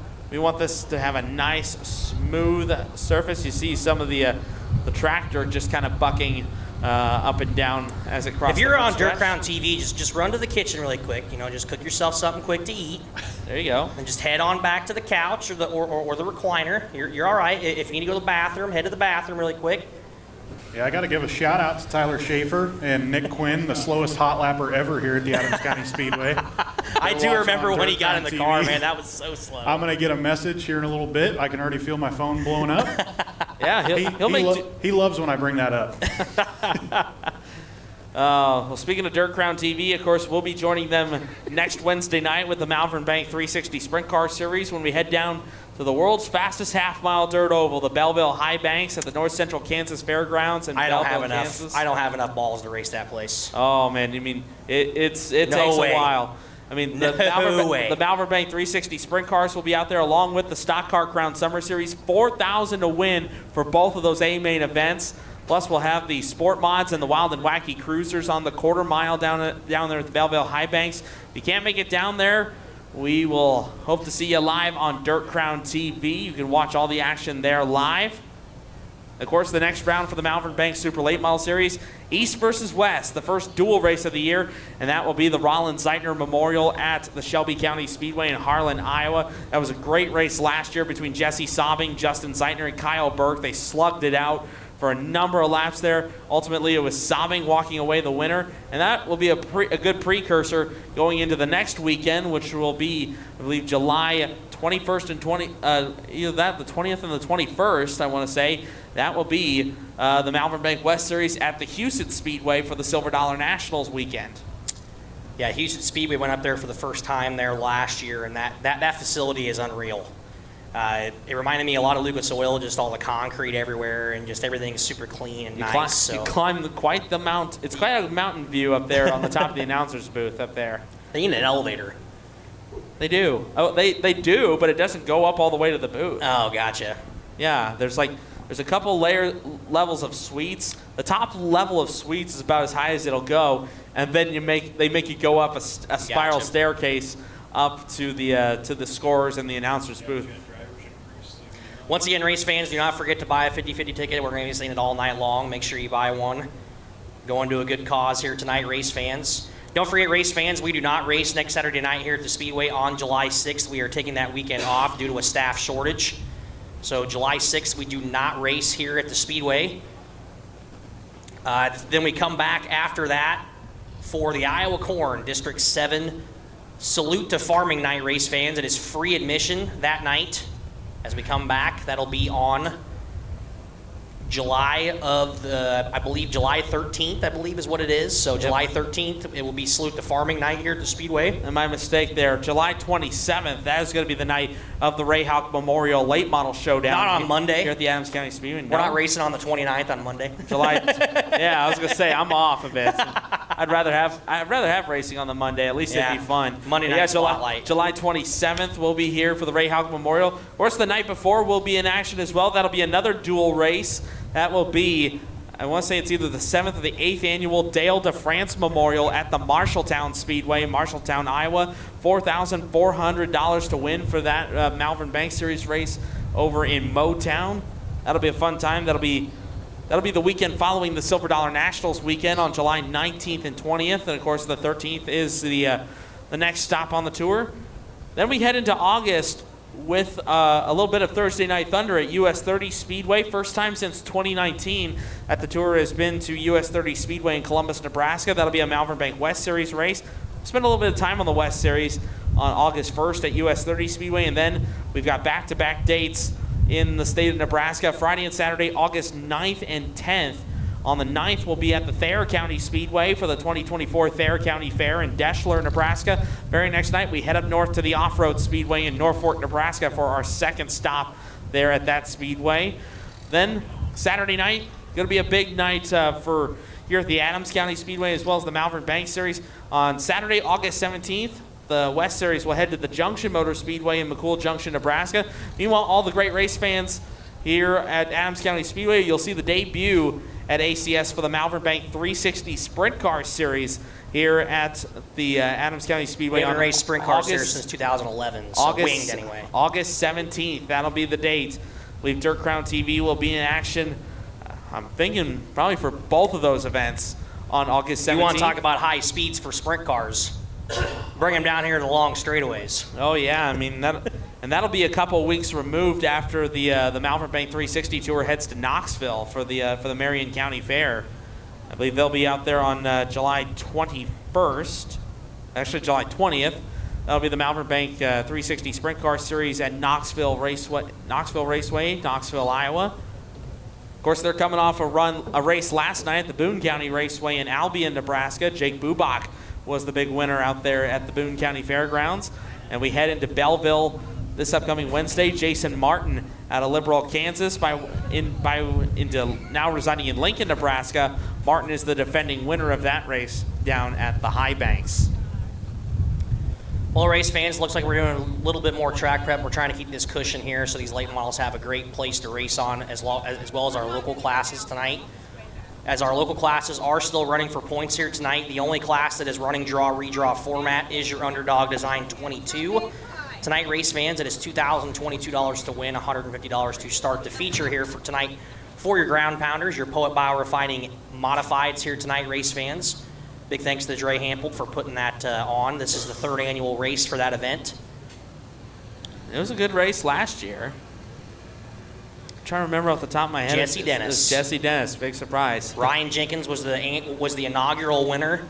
And Jesse Dennis, who has not picked up a feature win yet in the Modifieds this year, been kind of struggling with a sick race car a little bit with setup and stuff. So hopefully he has a better luck tonight. And not only that, he's finding his footing in the stock car division as well. Another one of those modified guys going to the stock car ranks. Cole can tell you that Jeff Wiggins has been the guy to beat this year for our modifieds. Yeah, he's been on a tear lately, just always in the top 3. And, you know, you talk about Jesse's struggles. It's very odd to see. It's not often that you see Jesse Dennis almost struggle to run in the top 5 here at the Adams County Speedway. Yeah, in a modified, no less. Yeah, so a lot of work going on. And I think somebody mentioned just now that he has those 2 cars that he's running, it's a lot more work. It is. You know, but I know he's enjoying the stock car. He loves it. So correct me if I'm wrong, but I believe also Jeff James and Josh Cooper, I think, have both found victory lane this year too.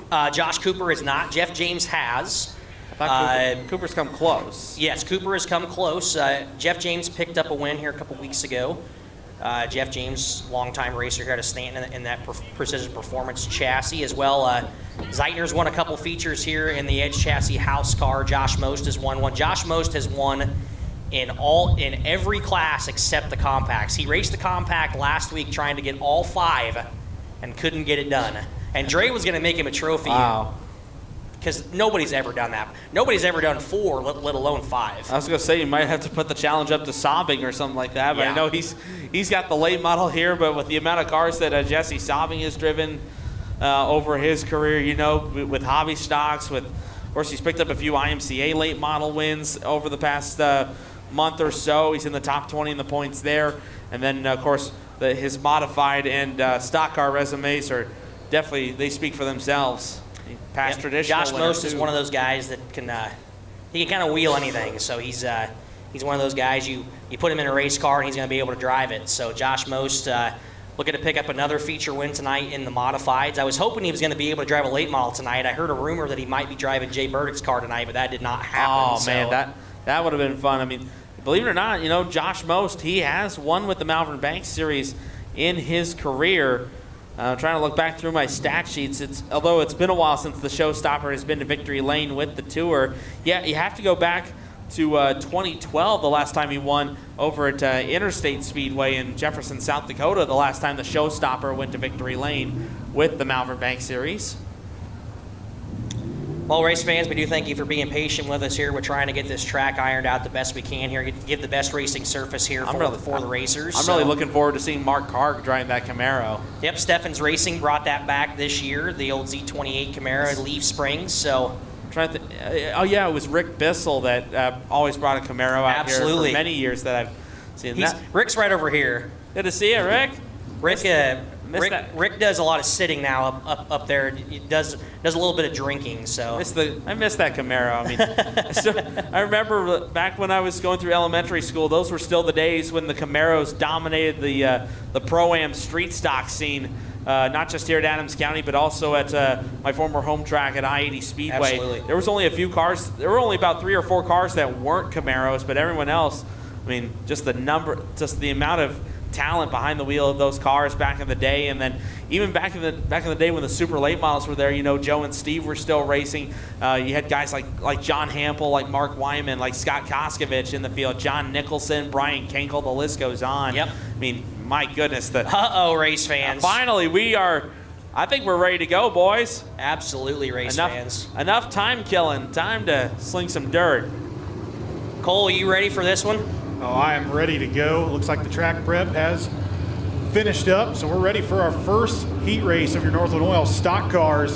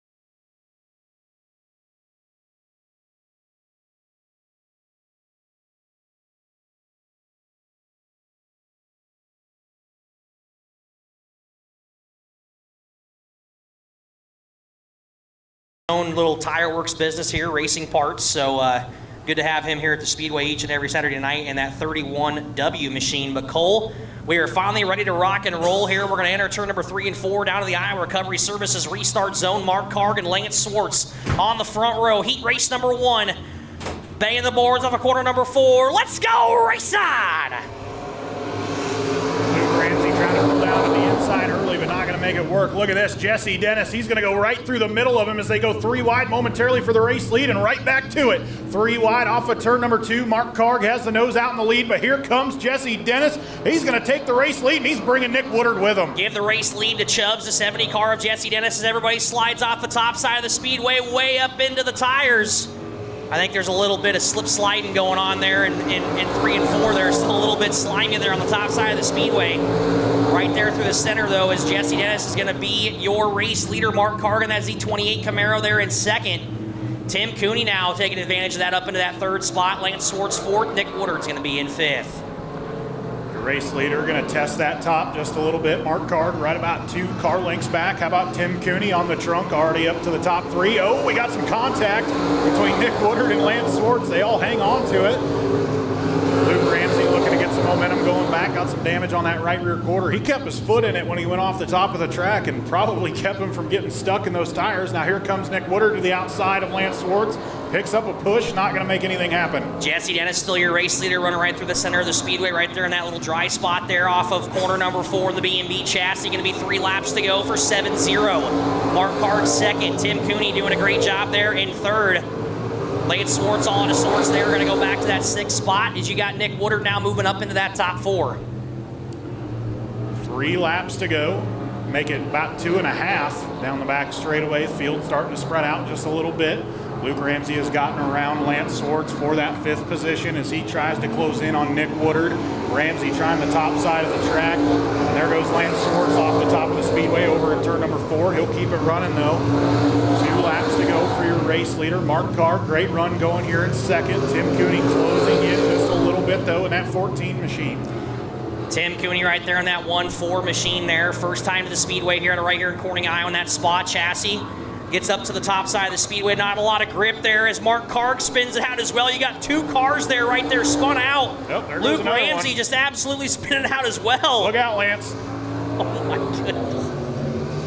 Well, I tell you who's going to get the big break out of that. Tim Cooney kept his wheels moving, so he's going to get his spot back, and he's going to line up side by side with your race leader.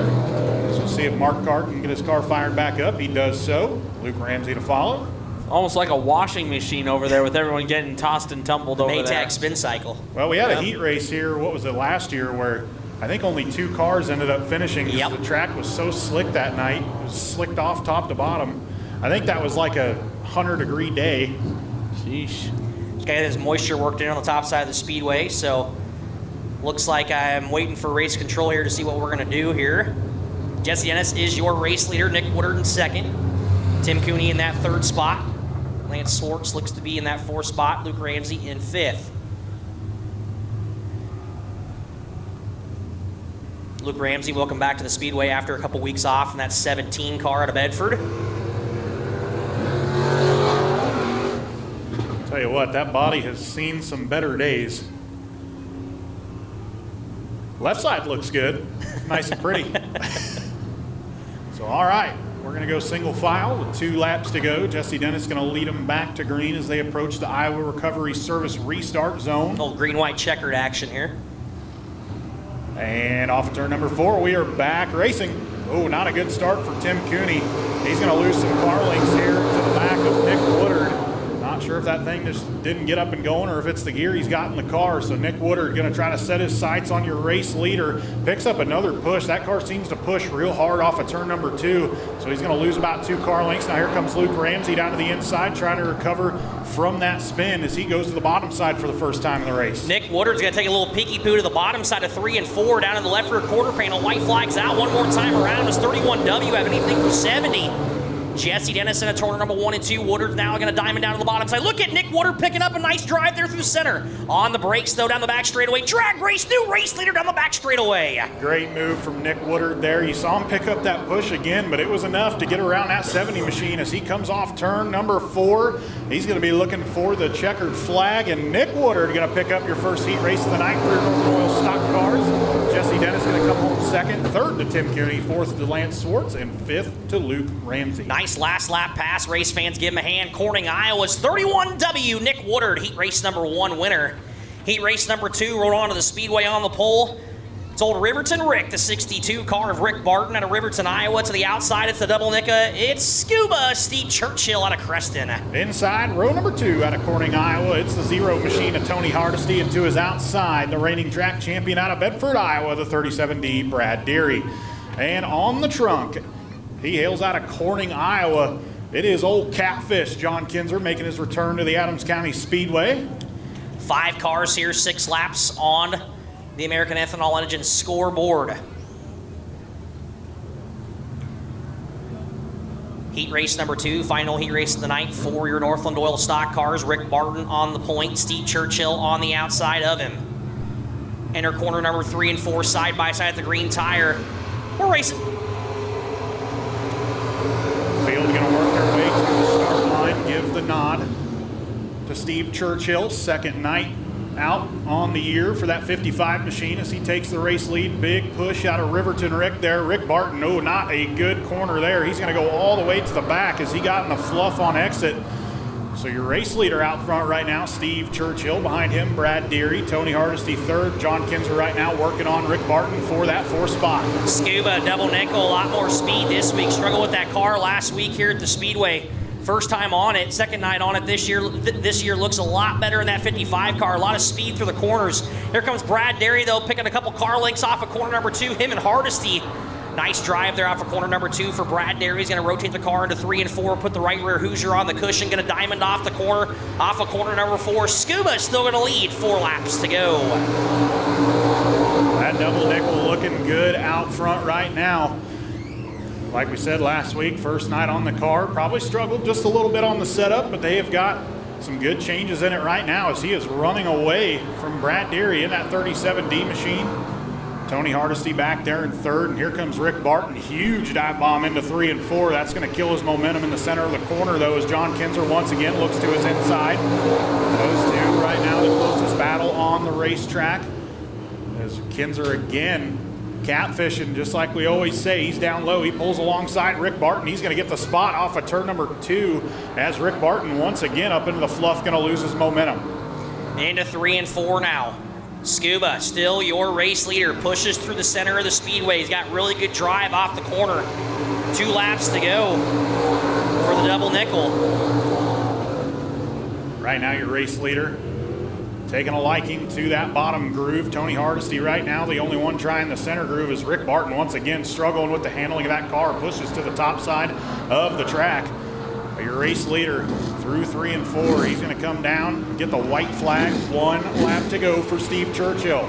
Scuba out front on this one. Hardesty trying everything he can in that 37 car to catch up to the 30, or in the 0 car, excuse me, trying to catch up to that 37 of Deary. Deary pushes. So does Hardesty, though, had to get on the binders just a bit there. Through corner number 1 and 2, Rick Barton takes her for a Maytag spin cycle down there in 1 and 2. Into 3 and 4 now, checkered flag is gonna fly. Heat race number 2 goes to Scuba, Steve Churchill. Brad Deary, Tony Hardesty, John Kinzer, and Rick Barton rounds out your field.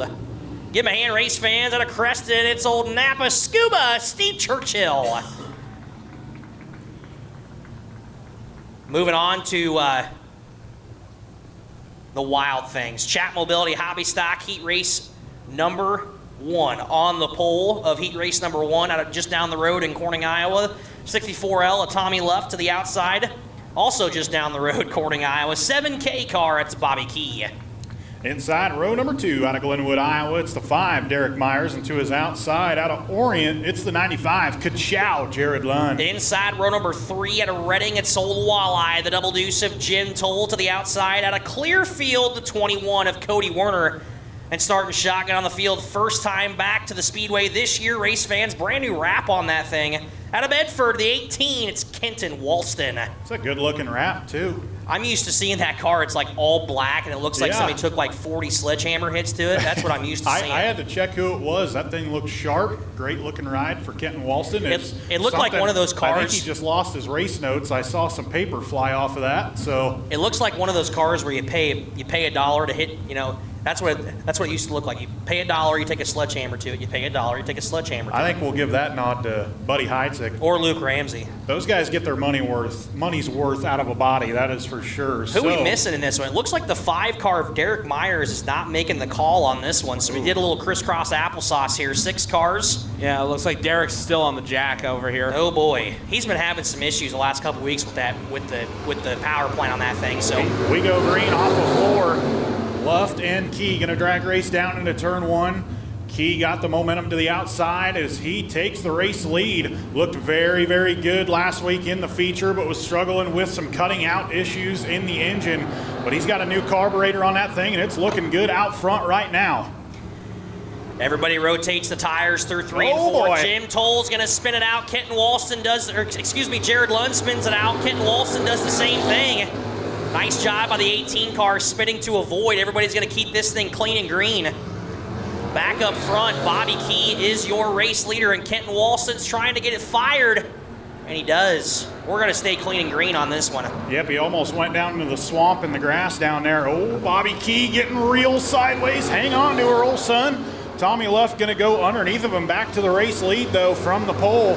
That's going to move Bobby Key back to second. Here comes Cody Warner in that 21 machine. You can't miss it, as we got one around. Where is it at? Do we have one off of the... Oh! We are under the red flag, race fans. We are not sure where that car just went to. I believe he's behind the... Yep, there he is. Behind there. Oh, wow. Race fans, here he comes. Wow, Jared Lund. I saw Absolute the tire. Dukes of Hazzard. What on earth? Did he go through the berm? I think Did he go around? Did he go around it? Well, he took a detour. Oh. There was a tire that escaped the berm over there. Oh my goodness, race fans, give him a hand. Please tell. Wow. Please tell me our Dirt Crown guys got that one. Absolute. Oh, Nope. Alex was shaking his head. They were watching the battle for the race lead. Dude, that was incredible. I missed it too. Wow. Am I wrong? I missed it too. I think that's the second time he's done that this year. Didn't he end up in the tires, I think, Somebody went over the berm earlier, but know. Jared Lund, man. I know I was here a few years ago when J.C. Wyman was leading the feature, and he ended up rolling over into the tires there. Look at the right side door. I think he went into that thing sideways. Oh, yeah. He drove it away like a champ. Big damage there for Jared Lund. That's not the detour you want to take over there in 3 and 4. Well, we had a tire that escaped there. Biggerstaff, is that your route over there in 3 and 4? Is that where you usually drive? Yep. That's what I thought. Oh, sorry. Sorry. Biggerstaff said he would be on his top if he did that. Believe it or not, I was distracted reading right now. Those old programs are cool, aren't they? Seriously, 2000. The Dodge Weekly Racing Series. Oh, I remember those logos on over at I-80 as well, and just looking at the late model point standings. I mean, I watched a number of these guys at I-80 sling dirt and turn circles as well. The Mad Dog. Oh, yeah. Scott Koskovich is in here. Of course, Paul Glendenning. Mark Wyman, of course, the old 1 hour. I think Mark's here tonight somewhere. He's I saw talking to somebody. I saw him in the pits.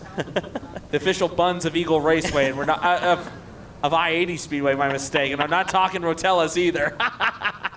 All right, race fans, Tommy Luft is your race leader on this one. I didn't even see Tommy pass Bobby. Yeah, Bobby got up in the fluff just a little bit and lost the momentum, and Tommy drove right underneath of him as we go back green. All right.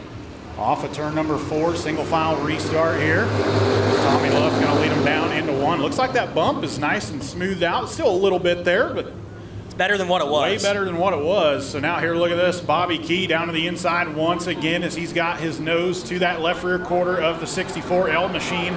He's going to try the bottom out here in 3 and 4. Bobby's been running that top all race long, so first time going to try out the bottom side. It looks good, but Tommy Luft even better through the center. Tommy Luft, nice drive there through the center. Bobby Key's taking that bottom line, trying to drag brake there on the bottom side of 1 and 2 now. Going to step on that brake pedal, going to try to keep it straight. Little drag brake action there on the bottom side of 1 and 2. Luft still your race leader, though. Bobby Key can't pick up any car links. Warner there in third, Toll and Walston now. This time by, deuces up, 2 to go.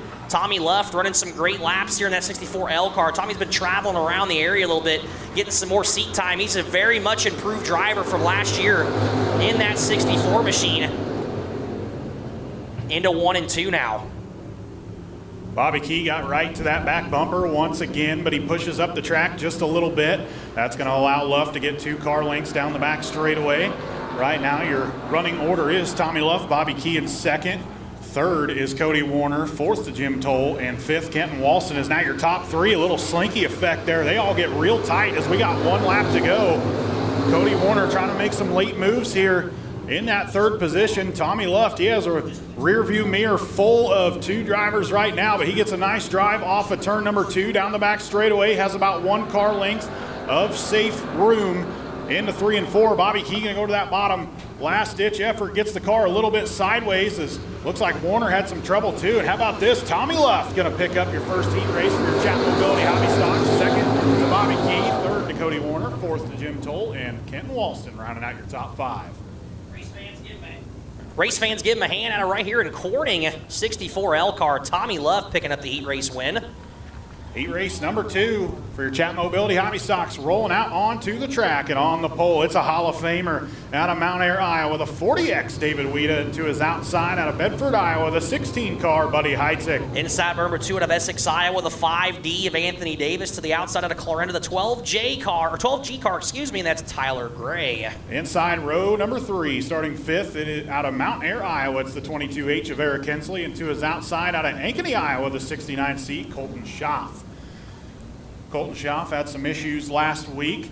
Didn't get to run the feature, I believe, and he was talking about it after the races, trying to figure some stuff out with the engine. She was running a little rough, so we'll see if he got her all fixed up, ready to go. Another one of those guys out of the Ramsey camp. So David Weeda going to lead him to the green with Buddy Heitzig to his outside. And off turn number 4, we hit the green tire, and we are racing off turn number 4. Great start for Buddy Heitzig as he's giving us our trying to get rid of the skaters for us as he's smoking down the front straightaway, and so is Colton Schaff. So I would assume those issues have not been resolved. Hopefully it's just a little bit of oil on the headers. But look at this, we're still side by side for the race lead. David Weeda fighting back on the bottom. Tyler Gray, little shot to the shorts there to the 16 of Buddy Heitzig now. Going to rotate the car in 3 and 4.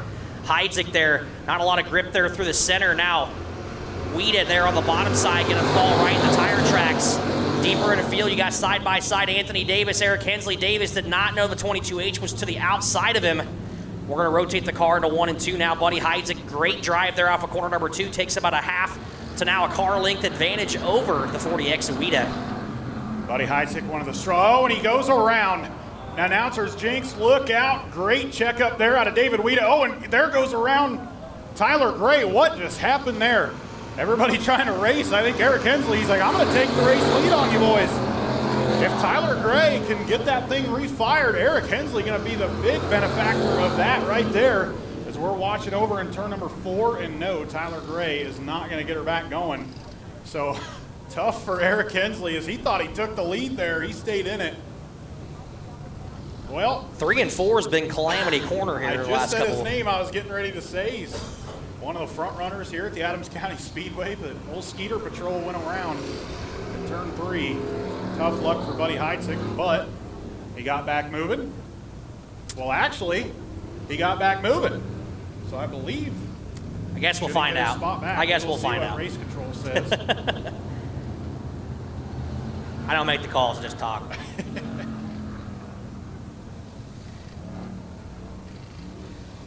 Anthony, you still reading over here? Oh, just looking through some of these old programs. Yeah. Worked my way through the 2003 program. Got the 2011 program as well. I'm trying to look at here. I think. Oh, 2000. Here's 1995. 2000. I'm gonna have to 2009. Yep. Yep. Here in a little bit. Just still remember a number of these guys that we grew up watching, and many of our diehard fans grew up watching all throughout the years. All right, race fans, we're going back to green flag racing here. 4 laps to go on this one. Eric Hensley, 22H out of Mount Air, is your race leader. Off the corner, they're going to go 3 wide down the front straightaway. Gray, Schaff, and Dave Weeda. Schaff all on the brakes there. I think that might be a brake issue out of that 69C car. A lot of puff of smoke there on the entries of the corner. Seems to be when he's on that brake pedal. Same thing for Buddy Heidzik. Down the back straightaway, though. Tyler Gray taking advantage of the restart, back up in that 3rd spot now. Yeah, wasted no time coming back up through the field for that 12G machine as he's already setting his sights on that 2nd place runner of Anthony Davis. Anthony Davis in that 5D machine. Rookie driver here at the Adams County Speedway. He's been doing one heck of a job all season long, as now he's looking to the inside of your race leader. Not going to make anything of it down the back straightaway just yet, but he's going to go to the bottom in 3 and 4. We'll see what he can do down low. Anthony Davis, rookie driver there in that 5D car. Now they're going to go try to stair step him 3 wide off the corner. Anthony Davis, does he know he's there? Off the corner, squeezes him just a bit. Eric Hensley still your race leader into 1. Anthony Davis down there on the bottom side of the speedway, going to push up the hill just a bit. Gray's going to go around the outside. They're going to stair step 3 wide off the corner. Right through the center for Tyler Gray. He's going to take the race lead. How about that? He was spun backwards just a few laps ago, and he's in the race lead. So that 12G car working good out front right now. Now here comes Anthony Davis down to the inside of Eric Hensley. Across the loop this time. He will get that spot, but Hensley had the momentum. So they go side by side once again through 1 and 2, and David Weida is right behind them looking for a place to go, but the track is blocked. Hensley, a nice run off of 2, but pushes out in the fluff just a little bit. He goes off the racetrack, so that's going to move Anthony Davis to that 2nd spot, but David Weida all over the back bumper. Eric Hensley lost all sorts of spots here off the corner. Checkered flag's going to fly. Tyler Gray picks up the heat race win. Anthony Davis 2nd, Dave Weida 3rd. Heidzik 4th, Schaff in that 5th position. Race fans give him a hand. Nice drive. 12G car Tyler Gray out of Clarinda picking up the heat race win. Heat race. Next heat race here for your Chat Mobility Hobby Stocks is going to be heat race number 3. Final heat race of the night on the pole. Out of Glenwood, Iowa, the Silver Fox, the 7 car of Tom Myers to the outside, the 29 car out of Grant City, Missouri, Anthony Fletchall. Inside row number 2 out of Red Oak, Iowa, the 21B, Bennett Johnson into his outside. Out of Prescott, the 10G, Dustin Grout. Inside row number 3 out of Atlantic, Iowa, it's the Blazing Banana, the 7H, Adam Hensel into his outside. Out of Coyne, Iowa, the 33, Tim McCollum. Inside row number 3 was Adam Hensel, and you got it. So we got a couple banana cars here on the rear end here of this heat race. 7H 33 car. Tom Myers. Another one of those drivers that's been having some mechanical issues this season. The last couple of weeks, we'll see if he's got them all sorted out as he leads the field to the green down the start straightaway. He's going to take the solo race lead down into turn number 1 as Bennett Johnson now looking to the inside of Anthony Fletchall. Big drive into the corner for Tom Myers. He washes up, and that allows Anthony Fletchall to get down to his inside, and the 29 car going to take the race lead into 3. Fletchall out of Grant City, Missouri is your race leader. The 7 of Tom Myers in that 2nd spot. Bennett Johnson rotates the tires right there. The tire tracks. Car steps out just a little bit. Fletchall is going to lead lap number 1. Adam Hensel's got a handful of steering wheel off the corner. Right now, most of the field trying to work that bottom side of the speedway. Now Bennett Johnson goes up to the high side to see if there's anything up there. Dustin Grout did as well, and he slipped the tires just a little bit. So that's going to allow Hensel to his inside. I was thinking Hensley. That's yellow. Yeah, not a green car. As those two battle side by side off of turn number 4. They stay side by side. Dustin Grout going to hold on to that position. He's got the old white walls on the side of that thing. Oh yeah, Bennett Johnson trying to rotate the car there into 1 and 2. Now going to diamond off the corner. Look at Bennett Johnson. Nice move by 21 to Red Oak, Iowa. Drag race down the back straightaway. Myers on the top, Johnson on the bottom. Johnson's going to have to do a little bit of drag braking there on the bottom side of the speedway. Rotate the car off the corner. Bennett Johnson still in that 2nd spot off the corner. Look at the 21 car. Nice drive.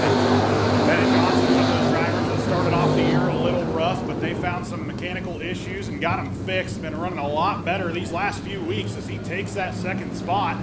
Further back behind them, the battle for 4th, Dustin Grout, as he pulls a little bit of gap over Adam Hensel. Have a little bit of safe space there. Now Bennett Johnson back up to that top side. And man, I just mentioned his name. Adam Hensel going to go around. A rare mistake out of the 7H car, your reigning track champion. He will get her moving though, so we will stay green as we have 2 laps to go. Calamity Corner collects another one over there in 3 and 4. Anthony Fletchall is your race leader with 2 to go, now a lap and a half. Bennett Johnson, Tom Myers, and Dustin Grout right off the top 4. Into 3 and 4 now. Fletchall rotates the car down the bottom side of the speedway. Bennett Johnson takes it off the top. Bennett Johnson's going to try to stay in that transfer spot. He does in that 4th place spot. White flag is out one more time around.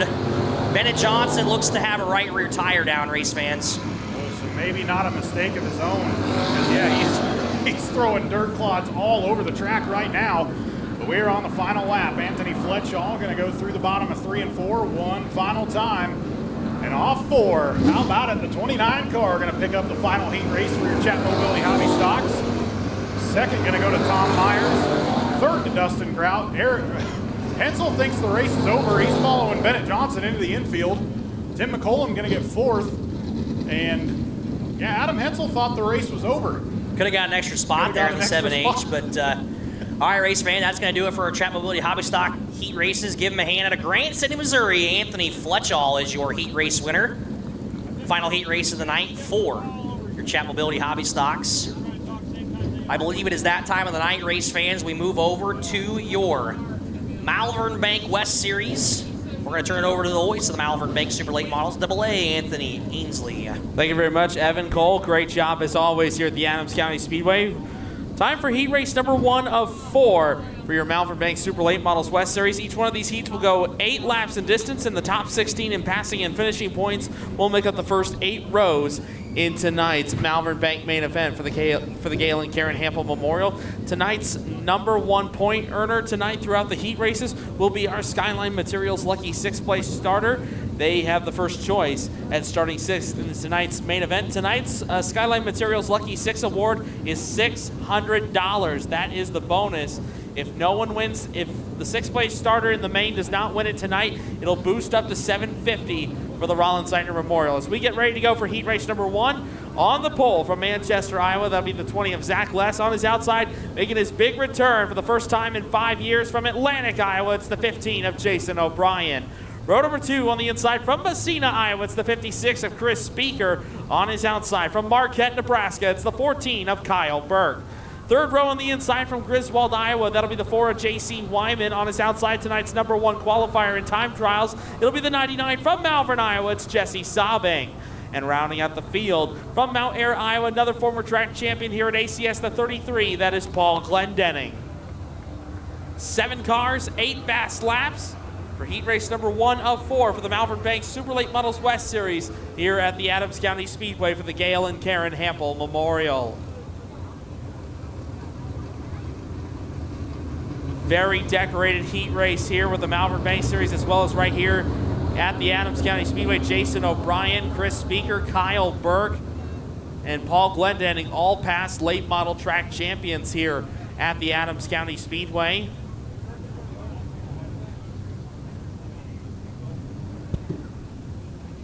And we'll let the drivers get a feel for the speedway after they did the tilling of the front stretch. So here we go. Caution lights go out across the speedway. Zach Less, Jason O'Brien in row 1. Chris Speaker, Kyle Burke, row 2. J.C. Wyman, Jesse Saubing, row 3. Paul Glendenning out back. 8 fast laps for 4 miles around the Adams County Speedway here in Corning, Iowa. It's the Manchester, Iowa, number 20, Zach Less. First full season with the Malvern Bank Series. Off of turn number 4, we go green here in heat race number 1. Gonna have Chaser coming from the 14 of Kyle Burke. How about top 3 right now? All past track champions here on the big half mile at the Adams County Fairgrounds. Jason O'Brien leads it. Kyle Burke in hot pursuit. Chris Speaker runs 3rd.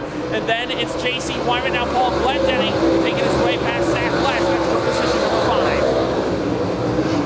Glendenning, now that he has competed with the series, Jason O'Brien putting the whip to her in car 15. Jason O'Brien and Scott Bailey power plant between the frame rails on the black diamond chassis, number 15, looking good. Not as many sponsor decals on that car as he's had in the past. So far, that is not taken away from the speed. Halfway home in this one, 4 down, 4 to go. O'Brien still leads it. Kyle Burke continuing to give him chase. And then it's J.C. Wyman, Chris Speaker, Paul Glendenning, Jesse Saubing, and Zach Less. That is the running order. Oh, and O'Brien missed it in turn number 4. Jumped the curve in turn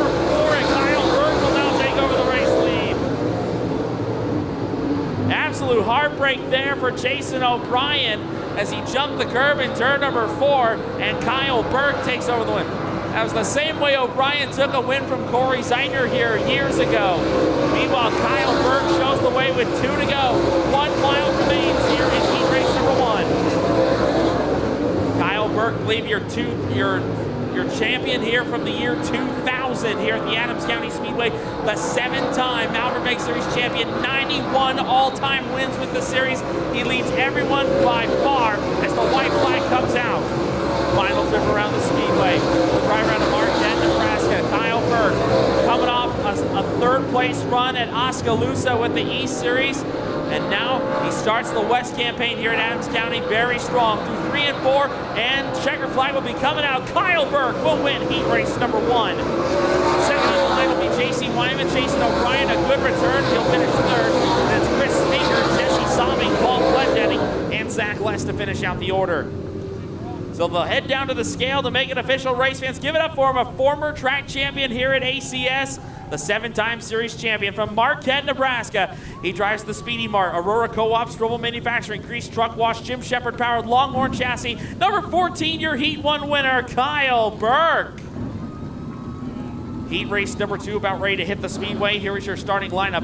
Scheduled to be on the pole from Oxford, Iowa. It's the current East Series points leader, the 56 of Andy Eckridge. On his outside from Alvo, Nebraska, the 35D of Dylan Stillman. Row 2 on the inside from Council Bluffs, Iowa. That'll be the 3 of Mike Collins. On his outside from Santa Maria, California, the 38T of Dylan Thornton.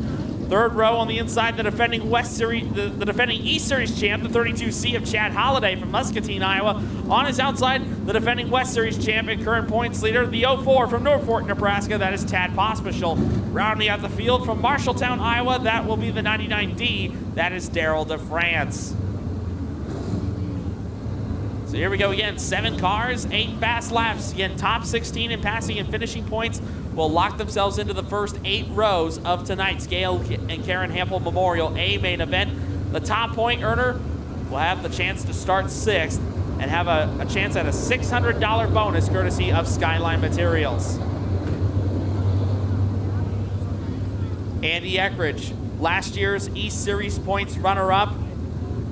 Then you got last year's West Series Rookie of the Year, Dylan Stillman, to his outside.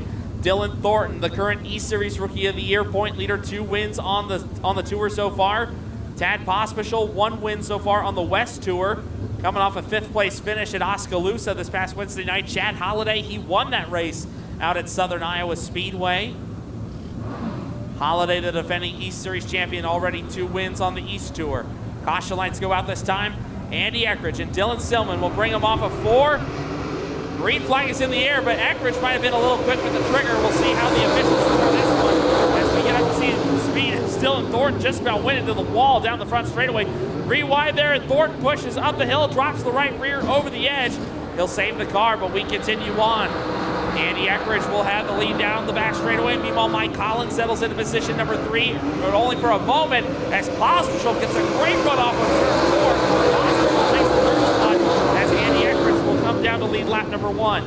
Dylan Stillman, your leader. Tad Pospischel with a big head of steam around the low side. Had that line dialed in just like he did at Oskaloosa a few nights ago. Pospischel trying to make those big money moves on the inside line. He'll pull even with Stillman off at turn number 4. Pospischel looking to the inside. He'll force the last year's Rookie of the Year to the outside line. Pospischel down to 2nd as they head to 1. And now Eckridge pushes. Here comes Stillman back on the outside. 3-car battle at the front of the pack for the top spot.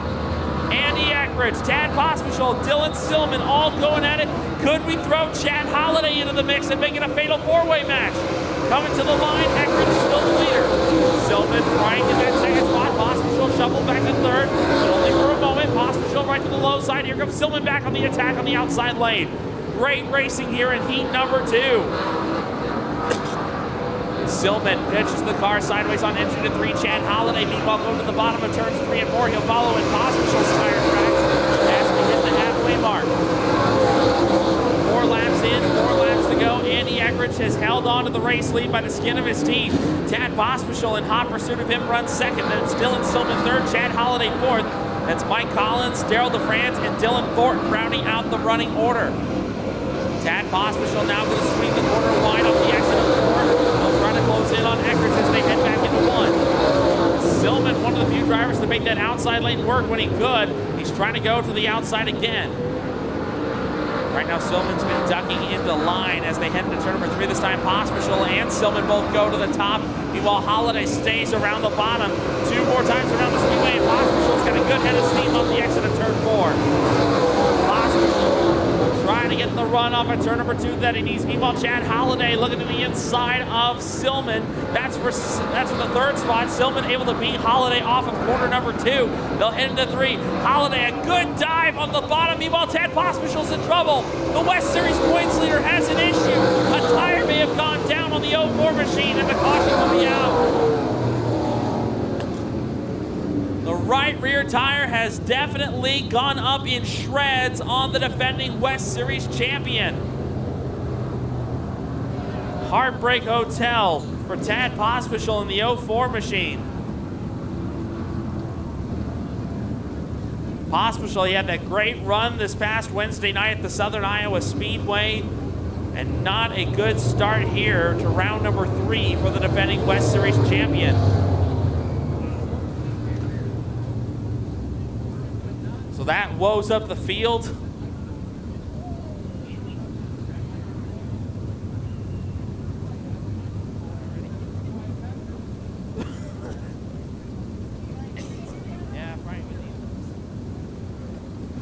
So now we'll get everyone situated around. Looks like Mike Collins is going to be regulated to the tail as we get ready to go for, I believe, a 1-lap dash. Andy Eckridge still your leader. Now that puts Daryl DeFrance into the 4th spot. 1-lap dash to the side, heat race number 2. Eckridge got a great restart. Meanwhile, Chad Holiday trying to get the drop on Dylan Silman for 2nd. Silman up the hill. Holiday will take the spot. Chad Holiday now to the 2nd position. Great run there with a 32C. But off of turn number 4, checker flag will fly, and it will be Andy Eckridge to win heat race number 2. Chad Holiday will be 2nd, Dylan Silman hangs on to 3rd. And it's Dylan Thornton, Daryl DeFrance, and Mike Collins. What an exciting heat number 2 we had here tonight. Give it up for your winner, race fans, out of Oxford, Iowa. He drives the Precision Performance, Stutzman Ag Solutions, Automatic Performance Bodies, Hallibill Powered Black Diamond. Number 56, your winner, Andy Eckridge.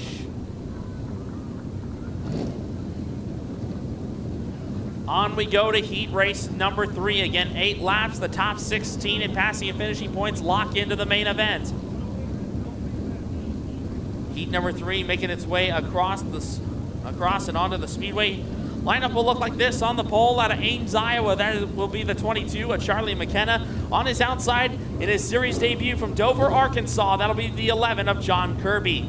2nd row on the inside from Oxford, Iowa, that'll be the 58 of Dave Eckridge. On his outside from Bennington, Nebraska, the 26 junior of Corey Zeitner. Row number 3 on the inside from Sherrill, Iowa, that'll be the 10T of Jeff Tharp. On his outside from Malvern, Iowa, it's the 62, it's Justin Zeitner. And rounding out the field from Warrensburg, Missouri, that will be the 65. That is John Benning. 7 cars, 8 fast laps for heat number 3 of 4 here at the Adams County Speedway for the Gail and Karen Hampel Memorial.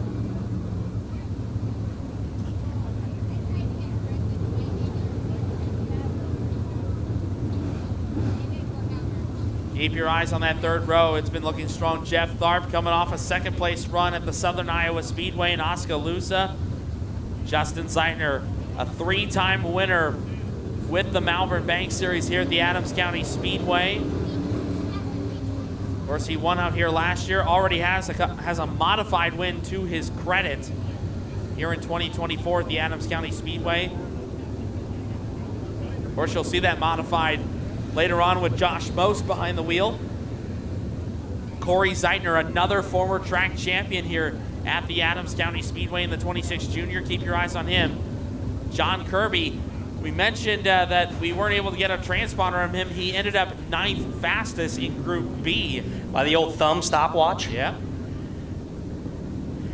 A couple good heat races there, Anthony, I'll tell you what. We still got 2 more to go. High speeds here, man, high speeds. Whew. Charging Charlie trying to bounce back after some engine issues the last couple of weeks. He's got the Vic Hill power plant between the frame rails on the 22. Meanwhile, it's a Clements-powered Longhorn on the outside and John Kirby.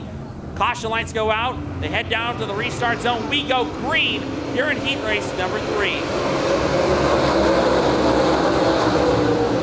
John Kirby with the whole shot as the field heads into 1. McKenna slides up the track to take the second spot, but to no avail. Corey Zeidner, good crossover off the exit at 2. Zeidner will have the second spot as they head into turn 3.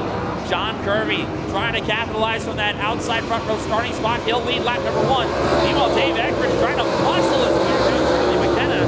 That's for the 4th spot as they head into 1. Battle of the Zeidners going on. Justin to the inside, Corey up top. Corey will have the upper hand over Justin as they exit turn 2. Now Dave Eckridge finds the bottom open, and he'll nose ahead of Charlie McKenna to take the 4th spot.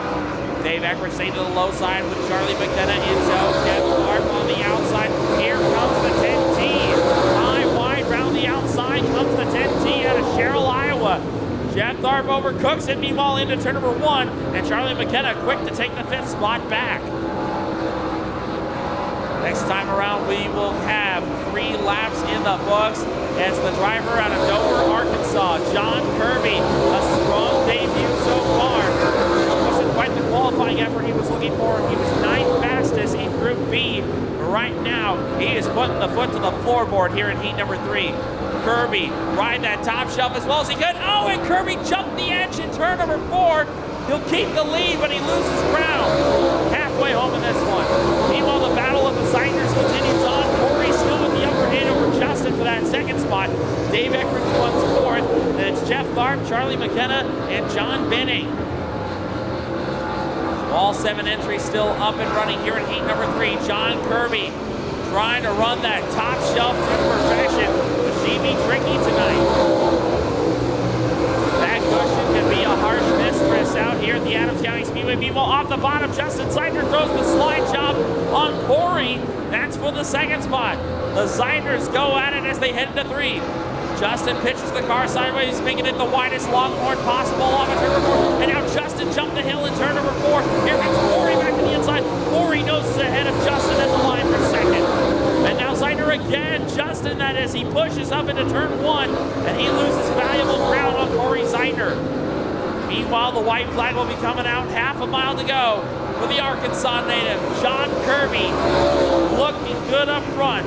It's a Longhorn chassis with a Clemens Racing engine between the frame rails on that number 11 in his very first start with the series.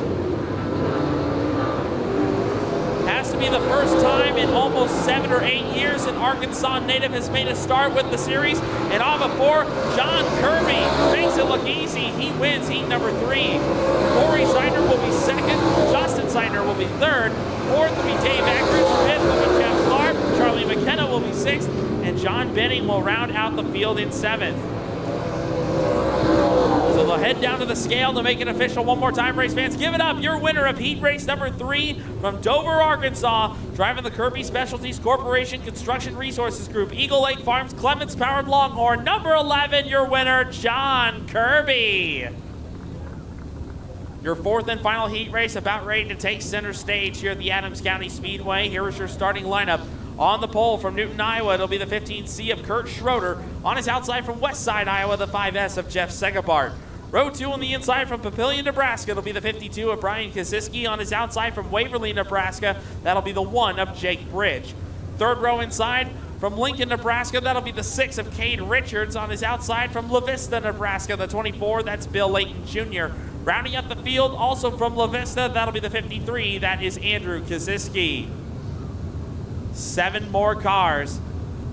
4th and final heat race here at the Gale and Karen Hamble Memorial for the Malvern Bank Super Late Models West Series. Kurt Schroeder and Jeff Segapart, the lone Iowa drivers on the front row. We go green in heat race number 4. Deadlocked going into turn number 1 as Schroeder and Segapart go in, and Segapart will have the whole shot as the field goes through turn 2.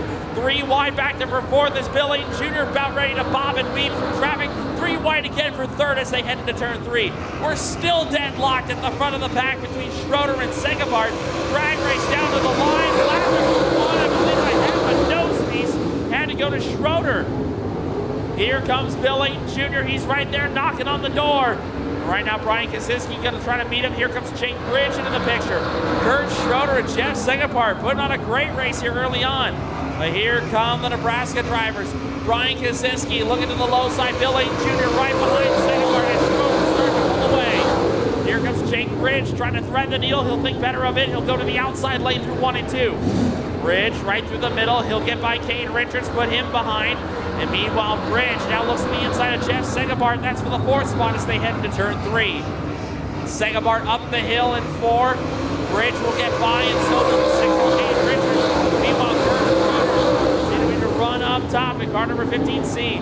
Schroeder to the bottom this time. Layton will go to the top shelf through 1 and 2. Here comes the 24 with a good head of steam down the back straightaway. Been a good year so far for the 24, trying to capitalize on that outside lane. Layton with a big head of steam, and at the line you'll have a new race leader, Bill Layton Jr. away. Layton leads at halfway. Kurt Schroeder is second. Brian Kaczynski is third. And then it's Jake Bridge running fourth. Kane Richards fifth. And it's Andrew Kaczynski and Jeff Segapart. That's the running order. Now Kane Richards back to the old side. As now Bridge over the hill in turns 3 and 4. The surrender is going to Kane Richards, Andrew Kaczynski, and Jeff Segapart. Tough right there for the Waverly Warrior. Jake Bridge, in his first full year with the Malvern Bank Super Late Model Series, running the Rick Honeycutt owned number 1. Trying to put that car up back towards the front, trying to recover here in the final couple of laps. 1 mile to go. 2 more times around the Speedway. Bill Layton Jr. is a past winner here at Adams County Speedway. Right now, so far 2 wins on the year for the 24 machine. The Mark Wright owned entry out of La Vista, Nebraska. 1 West Series win, 1 East Series win. White flag out this time, half a mile to go for Billy the Kid. Meanwhile, Brian Kaczynski still not done challenging Kurt Schroeder for the second spot. Kane Richards in his first start with the tour this year. He's got the 4th spot, but now he'll push up the track. That'll allow Andrew Kaczynski to close in on him.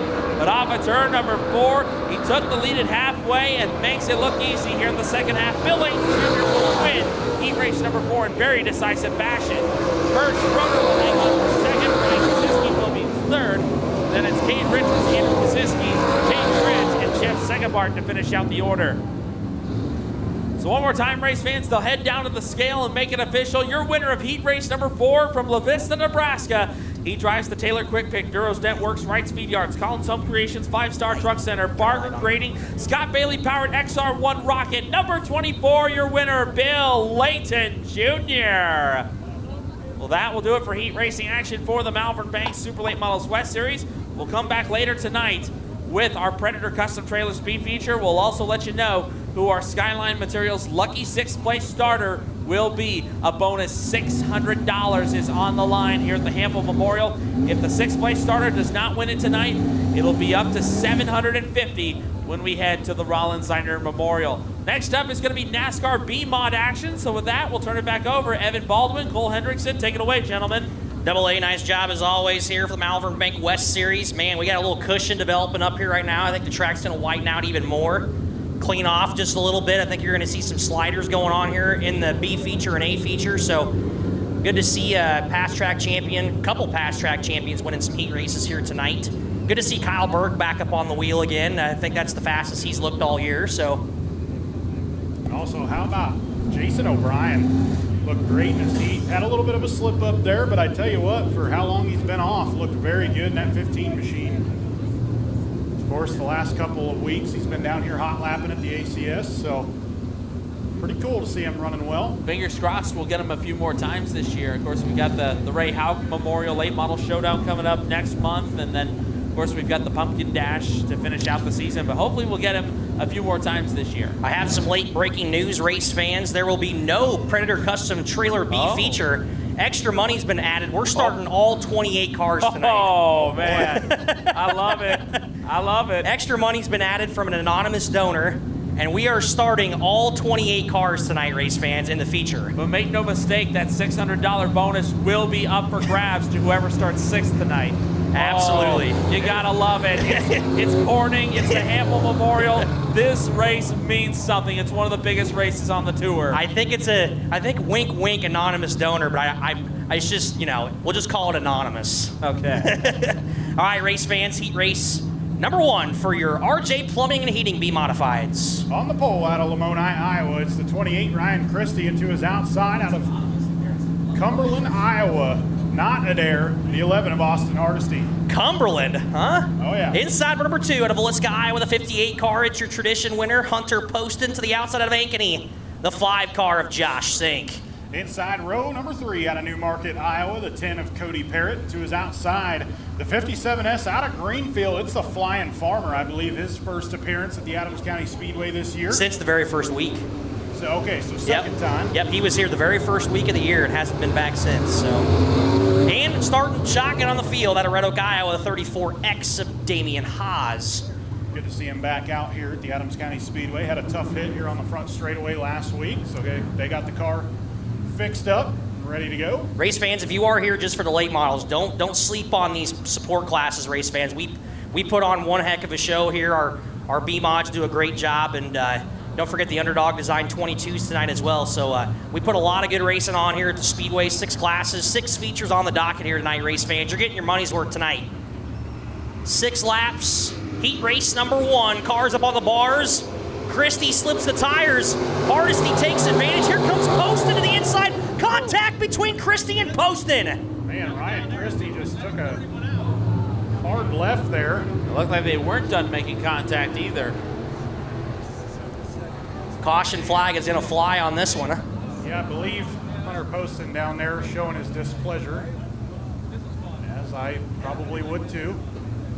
Hunter Poston might have to make the left-hand turn into the infield. We're going to see if he has any damage. I do believe race control will probably let him check his race car out here. 28 Ryan Christie will have to go into the infield. He is done on this one. Yeah, Poston got a pretty stiff shot there after he spun out, and Christie was trying to get on the brakes, I think, and that was stuffed the nose pretty good in that 28. Ooh, look out, Hunter Poston. Cool the Jets.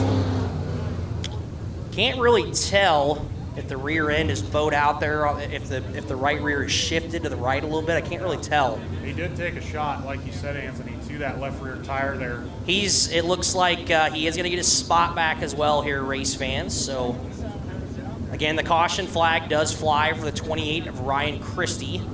So Poston should get his spot back. That could have been way worse than what it was.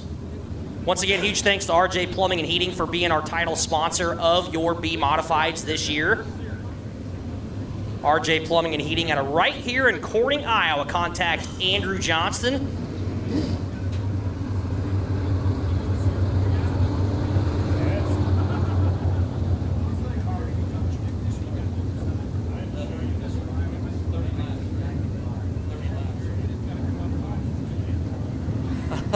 Let's say we got the boss watching up here. Take it easy. 95. I was a year old. In 1995. I was not born yet. Cole was not even a thought yet. Cole was born in what? 99. Oh man. We're showing Joe Kaczynski some old programs up here. 1995. He's like, 1995. Was I even born yet in 1995? I say, remember these logos posted all over I-80, the old Dodge Weekly Racing Series from 2003. We've got a lot of cool stuff, man. Oh, Ed Morris said he has a video somewhere of him driving the 2X car, so we got to find it. We got to find that for sure. All right, race fans, 6 laps. We're going to double them up and do it again. Austin Hardesty, Hunter Poston, Josh Sink, Flying Farmer, David Schwartz, Cody Parrott. Welcome back to the Speedway to Newmarket, Iowa, and Damian Haas. As Chase Rodman would say on the high limits, we got them racked, we got them stacked, we got the grandstands packed.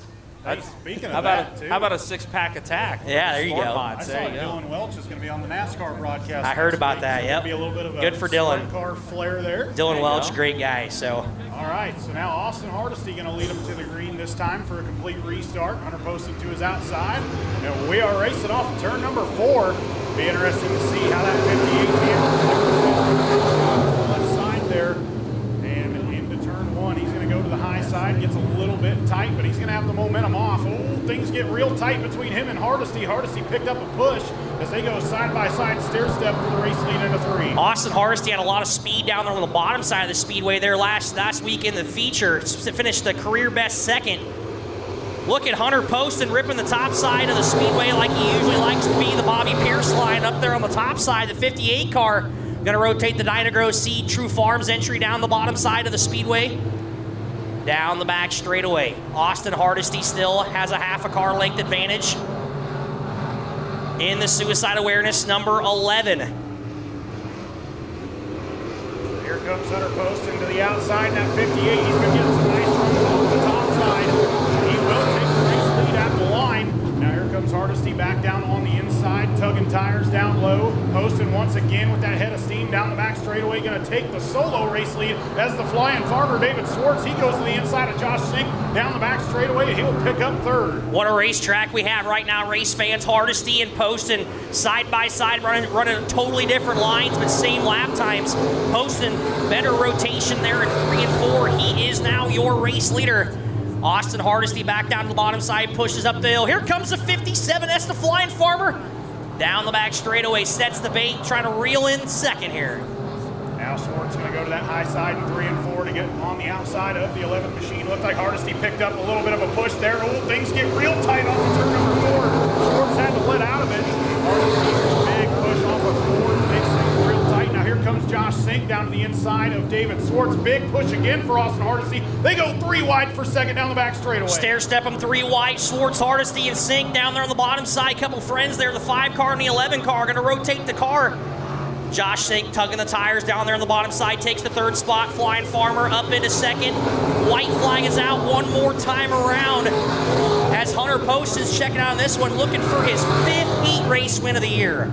Yeah, Hunter Poston's car looks very, very tight on entry, and I don't know if that's from the damage or if that's just the setup, but he's trying to hang on. David Swartz, he's going to dive down to the bottom, one last-ditch effort, and he might be able to get him off the corner. They go side by side. It's going to be a drag race to the line. Hunter Poston going to pick up the heat race win. Second, going to go to the flying farmer, David Swartz. Third to Josh Sink. Fourth to Austin Hardesty, and Cody Perry going to pick up the final spot in your top 5. Race fans give him a hand. He was turned around in corner number 1. We restarted, picking up the heat race win. 5th heat race win of the year, race fans. For the 58 out of Villisca, Hunter Poston.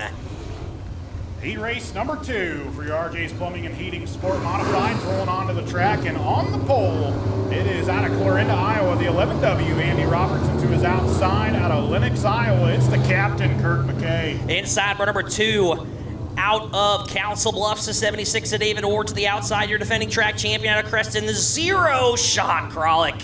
On the inside of row number 3, out of Newmarket, Iowa, the T15, Tim Parrott to his outside. First time at the Adams County Speedway out of Milford, Nebraska, the 5D, Devin Peterson. Starting shotgun on the field out of right here in Corning, it's Double D, 75, Dalton Davis.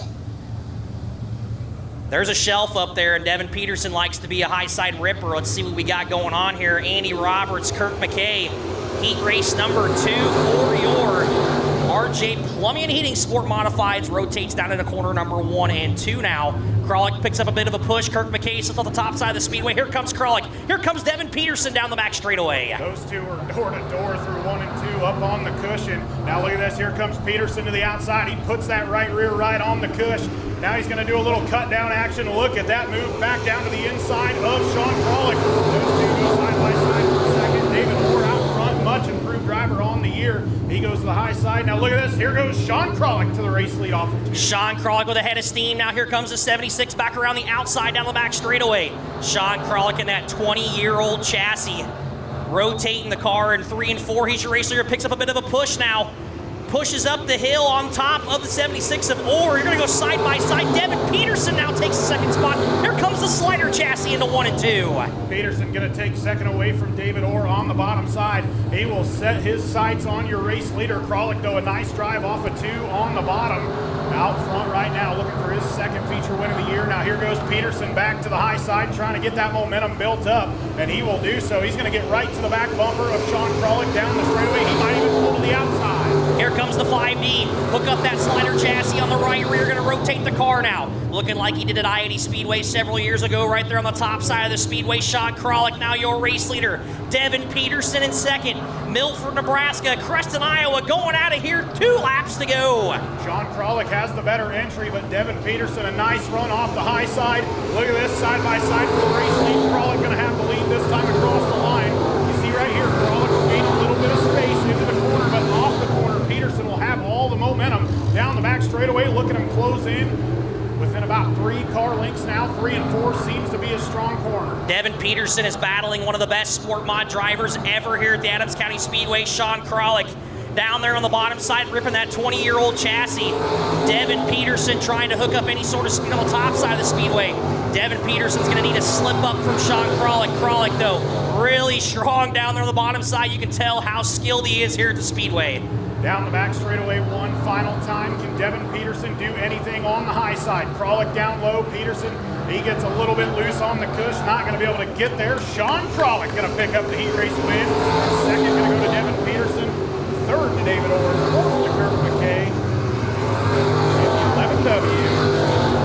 Andy Roberts going to round out your top 5. Race fans, give him a hand out of Creston, Iowa. Your defending track champion in the 0, Sean Kralik. Third and final heat race for your RJ's Plumbing and Heating Sport Modifieds coming up next, and they're already rolling out onto the track. On the pole out of Corning, Iowa, it is the 17, Tate Hafner, to his outside out of Cumberland, Iowa, the 12J, Darren Hardesty. Inside, number 2, and a right here in Corning, the 78 of Evan Davis to the outside.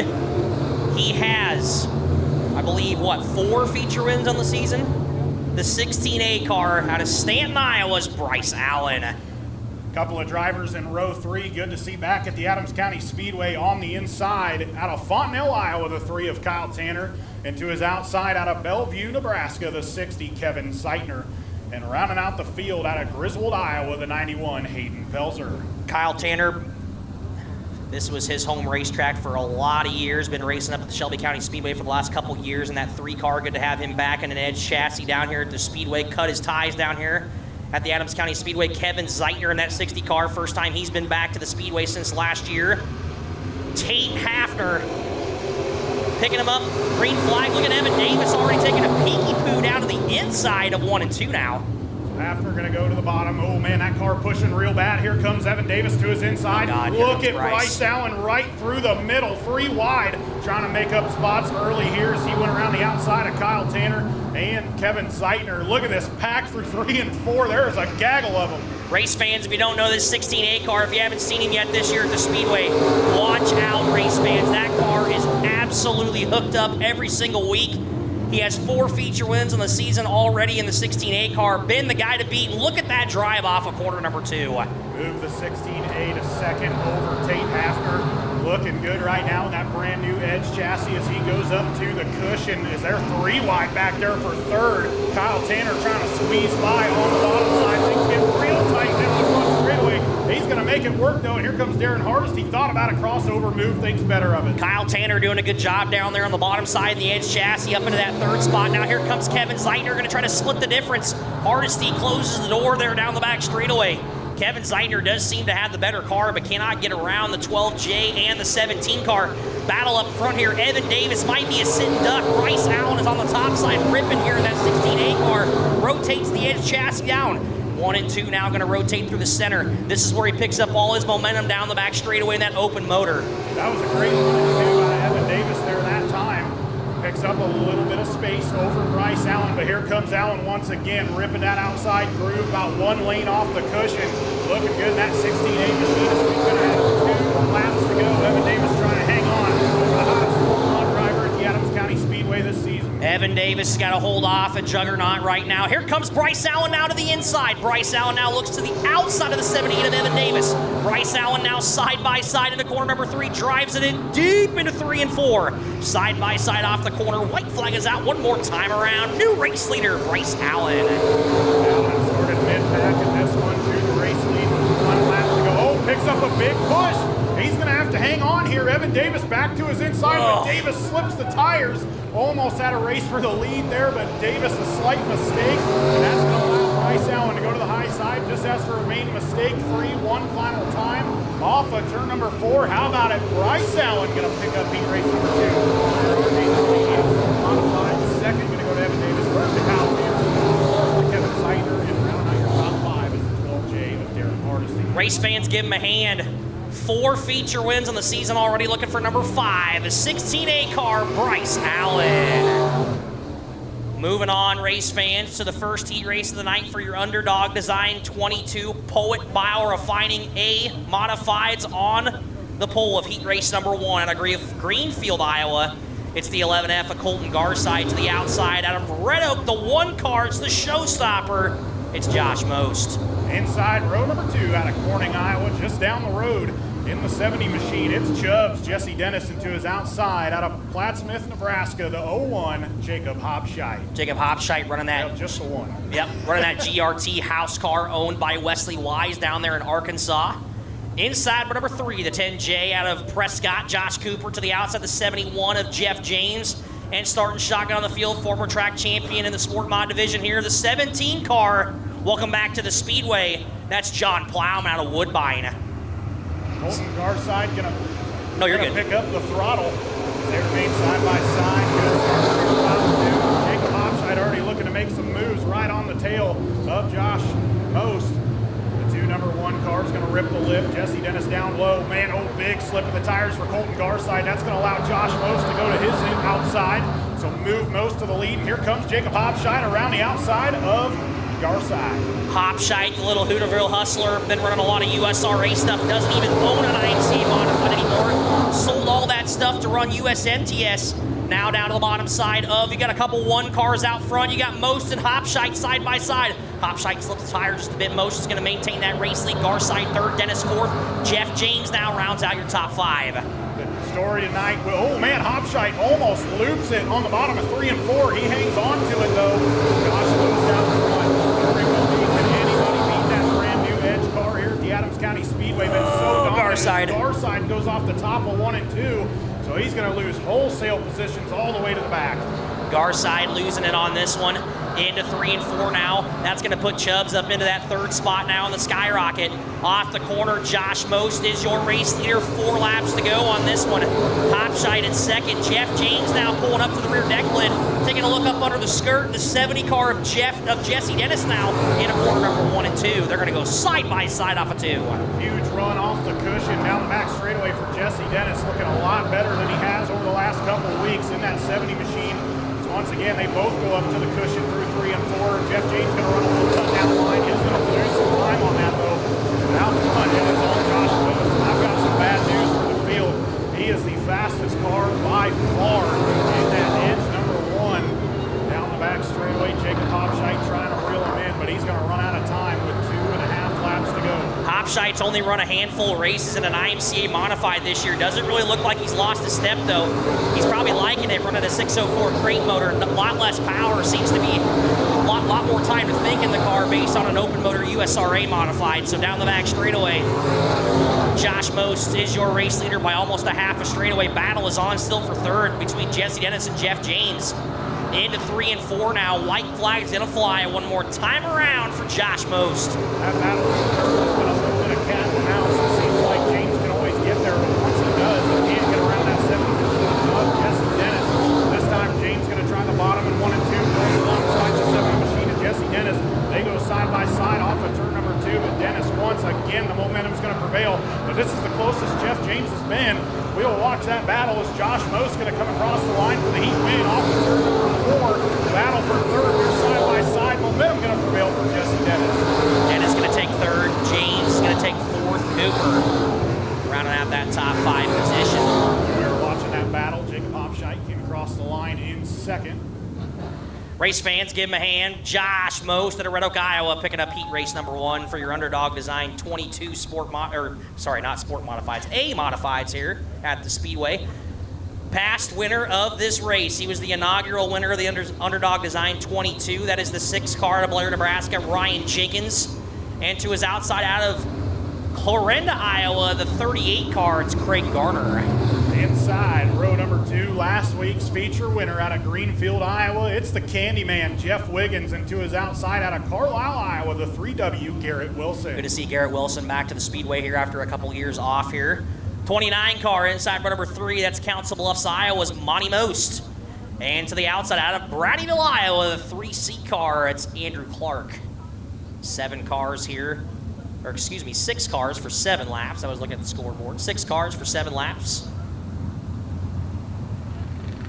All right, so Ryan Jenkins is going to lead the field to the green. Greg Garner to his outside in that 38. It's going to be 7 laps for 6 cars as we go green off of turn number 4. Great start for Ryan Jenkins. Wiggins already taking advantage of the start. He'll move to second down into turn number 1, and the caution will come out. That was not a good start. Maybe fired off a little early there for Ryan Jenkins. Try it again. We look at that green tire there. There's one on the bottom side and one on the top side of the speedway there in 3 and 4. There's like an imaginary line that goes straight across. We like to be side by side when we get to that tire.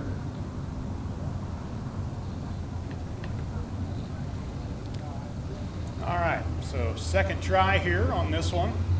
They approach the green tire. There we go, much better. And we are off racing once again. Another great start for Ryan Jenkins and Jeff Wiggins as they race down into turn number 1. How about this? Garrett Wilson already taking advantage too as he goes to the bottom side. He's going to move his way into that 3rd place spot for that 3 car. Jeff Wiggins showing all that sort of speed there in that 36T car. He's down to the bottom side of the speedway. Jenkins is going to be up top. Jeff Wiggins is going to rotate that race chassis down to the bottom. You got a Precision Performance entry up top. Garrett Wilson in 3rd. Into 1 and 2 now. As Garrett Wilson is over in 1 and 2. Garrett Wilson goes for a wild ride over there in 1 and 2. Slips the right rear off the top side of the speedway. We will let you know the status of the driver as soon as we get it to you, race fans. Garrett Wilson going for a wild ride over there in 1 and 2. The Adams County Speedway safety crew going to make their way over to the driver of the 3W.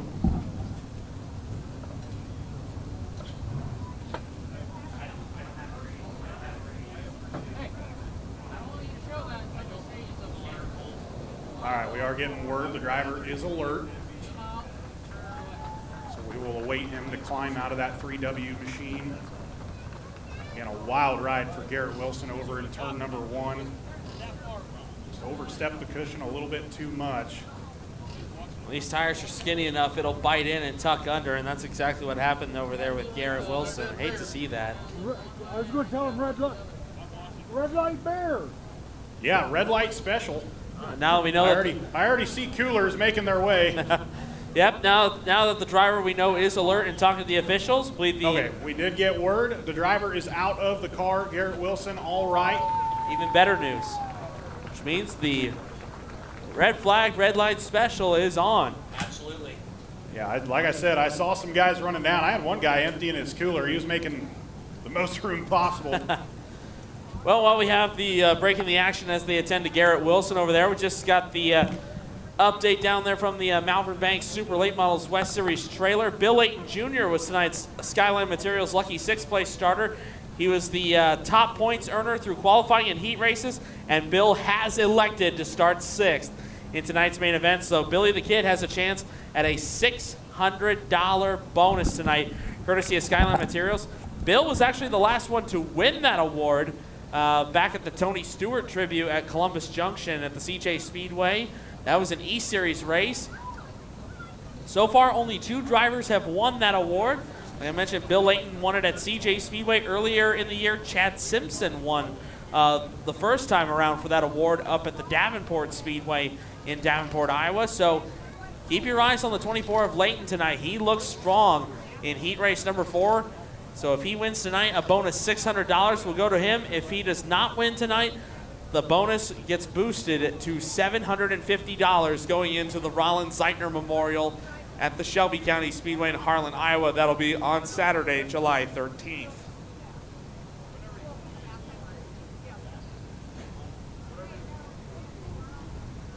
So it looks like the safety crew have already got the 3W on the hook and book, and they'll escort it back towards the pits. Thankfully, all the safety equipment did its job to keep Garrett away from any serious injuries right there. So.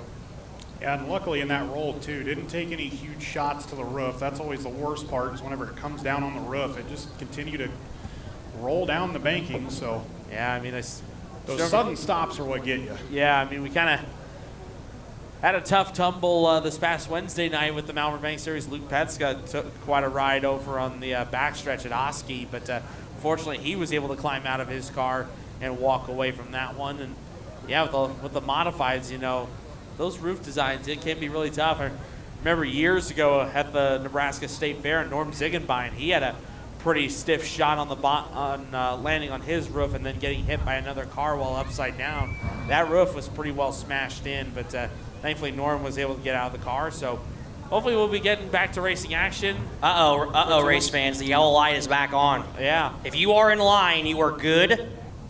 If you are not in line and you go down there, you are not good. It's be there or be square. Yes.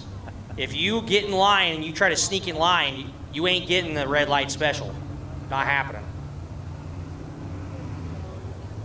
Yeah, so far it's been a very interesting night, gentlemen, and we still got one more modified heat to go before we get into tonight's big shows, including that Underdog Design 22 for these modifieds.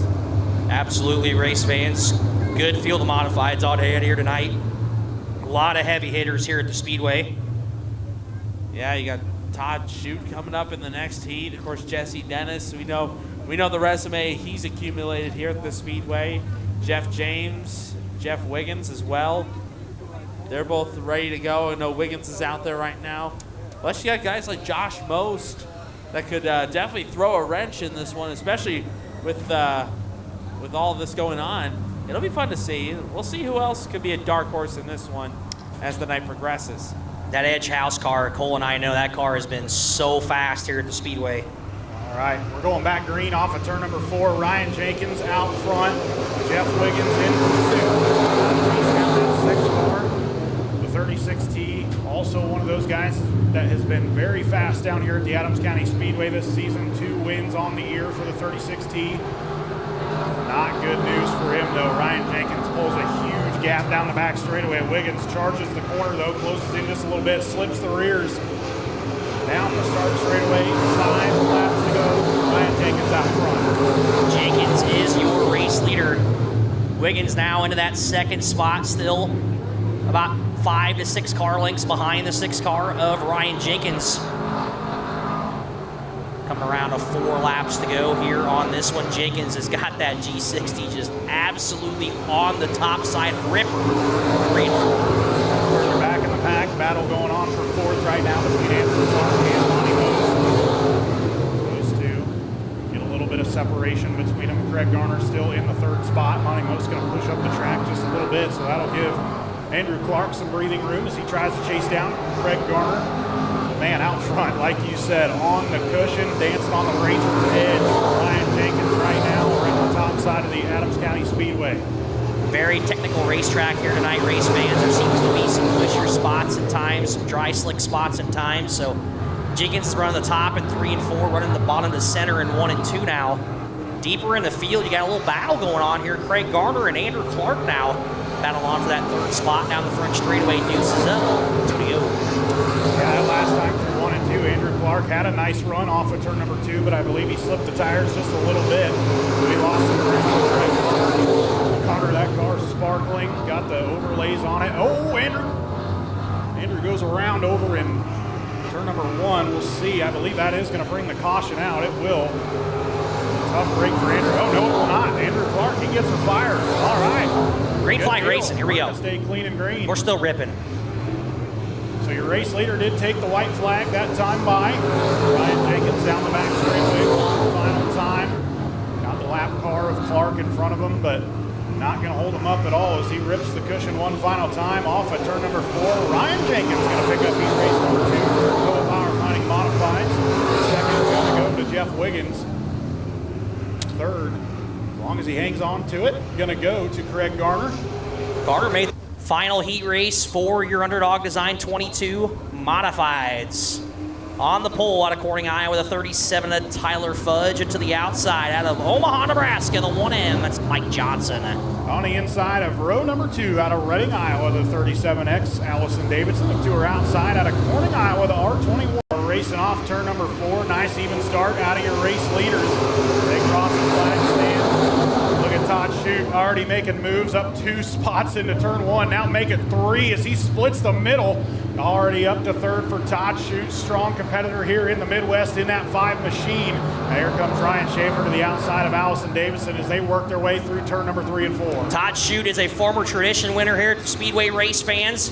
Todd Shoot now up in that second spot, looking up under the skirt of the 1M of Mike Johnson now down the front straightaway. Mike Johnson on the top, Todd Shoot, Todd Zilla down to the bottom side of the Speedway. They're going to go numbers deep, side by side. Mike Johnson prevails down the back straightaway. Watching the battle for the lead, but we got a battle back here for 4th as well. 3-car battle between Ryan Schaefer, Allison Davison, and Austin Paul. But out front, right to the back bumper, it is Todd Shoot on Mike Johnson. Let's see what he does down into 1. He's going to dive down to the bottom. Johnson going to run the cushion, and Todd Shoot, how about that? Going to slide up right in front of the goal. Things get real tight off of turn number 2 as they go side by side for the race lead. Number 1 and number 5 going to turn 3 side by side. 1M of Mike Johnson on the top, not giving up. Todd Shoot there on the middle side of the Speedway, going to rotate the tires. New race leader off of corner number 4. Give it to Norwalk, Iowa, Todd Shoot. Here comes Mike Johnson back down to the inside, going to try to throw a slide job here, trying to hang on to it. He will get it done. How about that? Nice slide job out of Mike Johnson. They go side by side once again for the race lead. Todd Shoot down on the bottom. Mike Johnson going to go to the high side. Johnson, scratch that. He's going to run the middle, see if he can't get that momentum built up, but it's not going to be enough. Todd Shoot now grows the gap just a little bit more. And Corning is not disappointing, gentlemen. Absolutely not. Todd Shoot and Mike Johnson, it's just a heat race, guys. It is $100 though to win every heat race of the night here, race fans, courtesy of Underdog Design and Drawing. He's paying $100 for each heat race winner here as Todd Shoot's racing for $100. Off the corner, 2 laps to go for Todd Shoot. Further back in the field, Austin Paul trying to get the momentum built up as he gets to the outside of Ryan Schaefer. Oh, Schaefer, I don't think he knew he was there. That got real tight down the start straightaway. So Paul, I was going to say he took the position, but he got tight on the cushion. So they remain side by side for that 4th spot. As your race leader goes through 3 and 4, he's going to see the white flag this time by. One more time around for Norwalk, Iowa. Down the front straightaway, the 1M of Mike Johnson, 2nd Tyler Fudge, Austin Paul, and Ryan Schaefer. Todd Shoot now down the back straightaway, and the 5 car's got about almost a full straightaway advantage.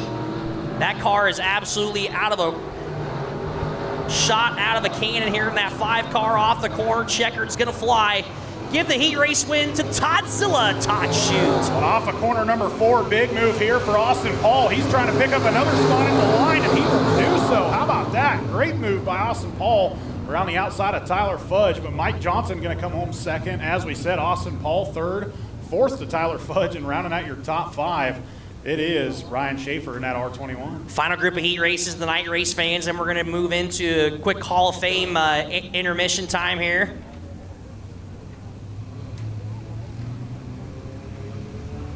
All right, look alive for them front-wheel drives.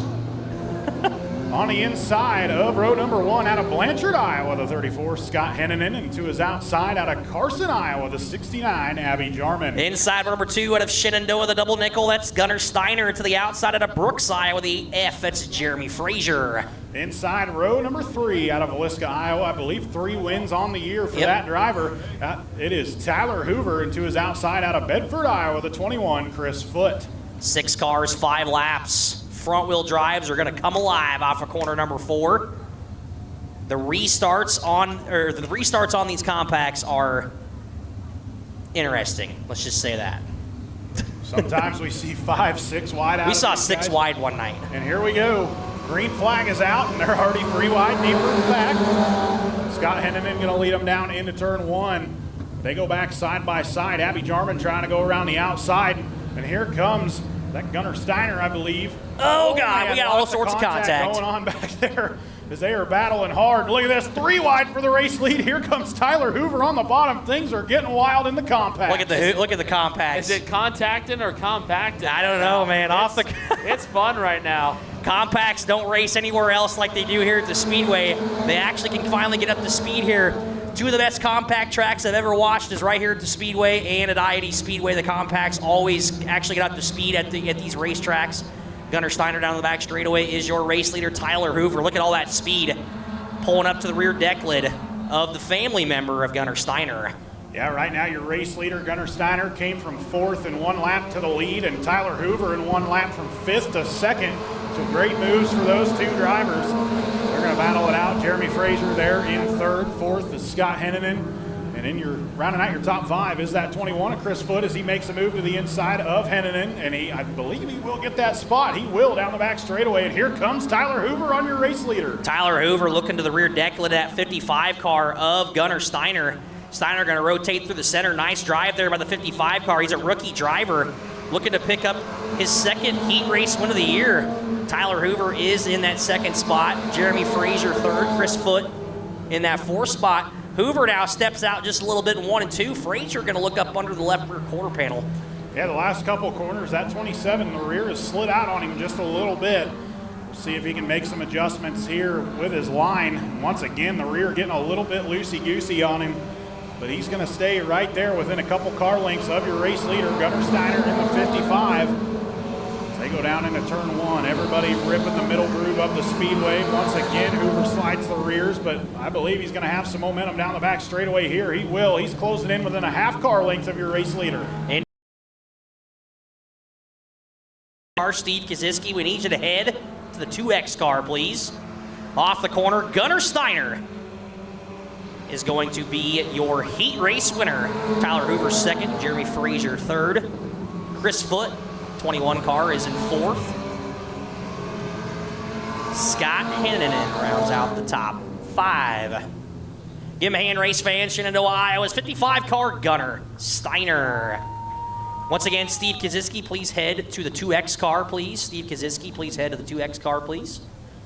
So heat race number 2 for your floating vine compacts, about to roll out onto the Speedway. Oh, I can hear it. I can hear it down there. Yeah. I can feel it.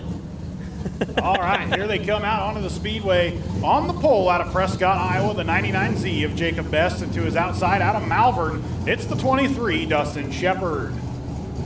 Inside row number 2, scheduled to be out of Prescott, Iowa, the 99P at Sharkey, Justin Best. To the outside out of Creston, the 69X car, it's Owen Richards. Inside row number 3 out of Council Bluffs, 15H Tyler Housley, and to his outside out of Orient, it is the 24S of Jeff Schaefer. I do have confirmation, Anthony. The anonymous donor is us here at the Speedway. We are going to give that extra money to all those drivers to start, so we are going to pay the purse tonight, race fans. Gotta love that. Especially on a big night like this. Absolutely. Hopefully we'll get to see something like that next month when we have the Houck Memorial up I believe here. it's right around an extra $1,200 to pay the rest of the purse, so we're going to go ahead and do that tonight. So big thanks to all the late model guys. And a little bit of a jumbled start here as there goes Sharkey around Ducky. They were almost father and son. They were almost 5 wide there, guys. Yeah, that's what I thought. Expected that. Well, we got the update that we already knew. Pam Witchman has her Jimmy Owens shirt. Oh, I saw her earlier. It's like a tank top. I saw her down here at the Las Catrinas Mexican restaurant. And having some marks? Yep, she had her shirt on, as expected. I know my mom's got her Malvern Bank super late model shirt on. There you go. Bright yellow one. You can't miss that. She's right down in front. Need to get her some flags. Definitely. Well, that's kind of how I started. All right, so we're going to try it again. Nice slow pace here. We've got this thing in turtle mode. And we go green. Much better start that time, but old man Ducky, Jacob Best, he does not get the start he was looking for. Gas is on the right, brakes on the left. This thing is not getting up to speed. Maybe missed a shift there. So that's going to allow Dustin Shepard out to the race lead on lap 1. Housley looking to the inside of Sharkey. They go side by side for second. Justin Best, he will lose that spot to Tyler Housley, but here he comes back on the outside.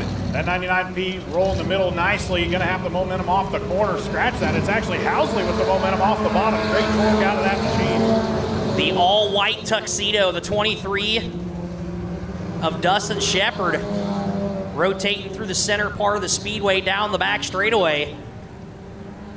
Tyler Housley in that second spot, Justin Best third, Owen Richards fourth. Into 3 and 4 now. Uh-oh. A little bit of trouble there for Tyler Housley. He's back up to pace. Not exactly sure what happened. I don't know if it maybe came out of gear on him or what, but that thing definitely lost the power out of turn number 4, so he will lose that spot to Justin Best. So move that 99P to the second spot. And now here comes Owen Richards playing musical cars, changing his car up on us in that blue machine. Now here comes Housley once again back to that 99P as they battle for that second spot out front. It is Dustin Shepard all alone, like you said, in that white tuxedo. Now here comes Tyler Housley back down to the inside of Justin Best. Tyler Housley, Justin Best. Housley's been fast all year long. Justin Best not giving an inch there. Goes around the outside, gonna go side by side, 15H and 99P. Housley pokes ahead there down the back straightaway, lap and a half to go for the all-white tuxedo, the 23 of Dustin Shepard. Down the front straightaway, 1 to go for Malvern, Iowa. That last time through 3 and 4, Housley took that spot away from Justin Best, so move him back to second. Shepard out front, working the center groove of the Speedway, looking good right now in that 23 machine. Owen Richards still in 4th in the 69X, the old duct tape numbers. Jeff Schaefer in 5th right now, but your race leader goes through 3 and 4 one final time. Makes his way off the corner. He's going to see the checkered flag. How about it? Dustin Shepard going to pick up your first heat race for your floating vine compacts. Tyler Housley second, third to Justin Best, 4th to Owen Richards, and rounding out your top 5, 24S of Jeff Schaefer. Give him a hand, race fans, and a Malvern, Iowa. It's the 23 car, Dustin Shepard. I got some bad news, race fans. We are done on the red light specials. We bought too much beer. We want to make sure we save it for the rest of the night. That's some bad news. That's just a travesty. We had one and done tonight, race fans. One and done.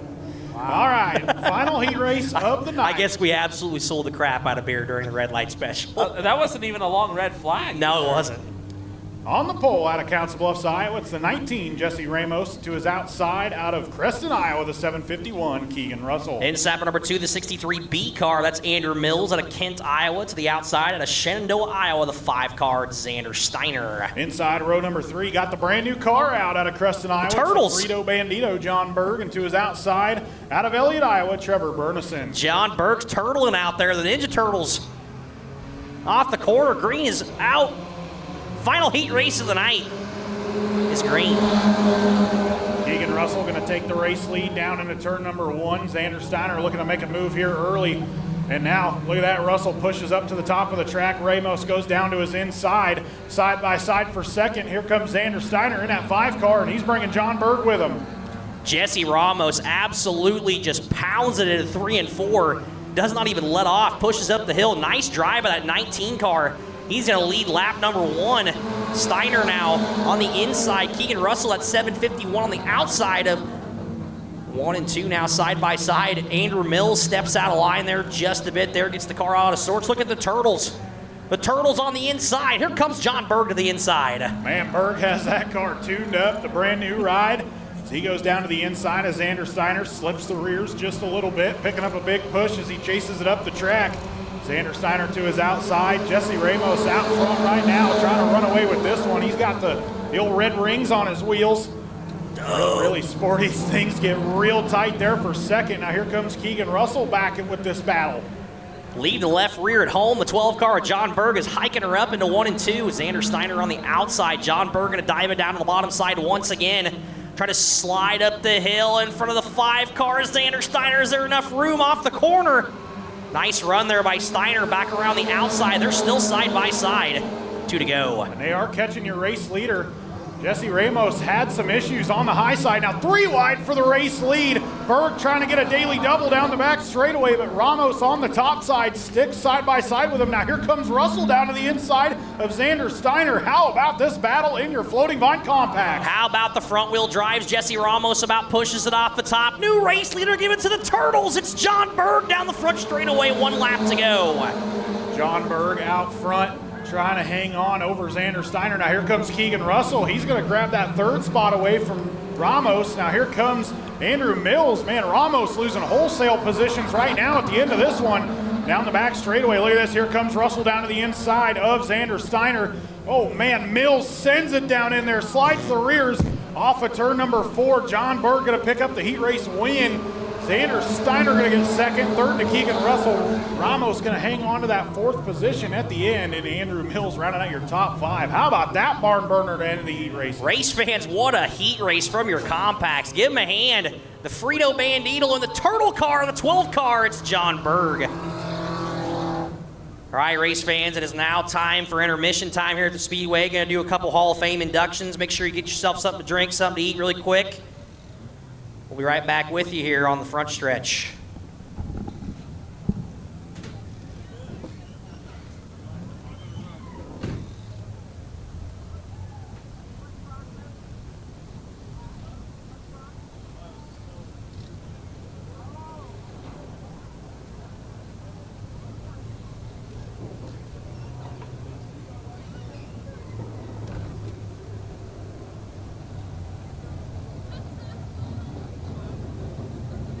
As the 2X car, Ed Morris's machine, also driven by Bob Kaziski, goes down the front straightaway here.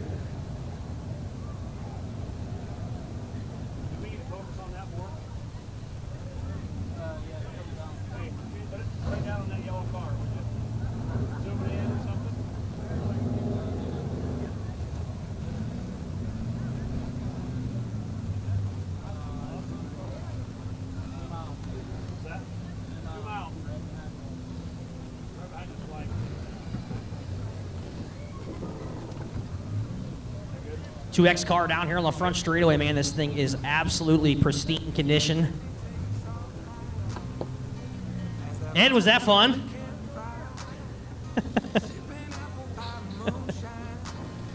Pretty cool, huh? He said it's about as cool as it gets, race fans, right there. Bringing back the old car. All right. Got some family coming down, hopefully. Get them all down here if we want. Come on down here. Come on.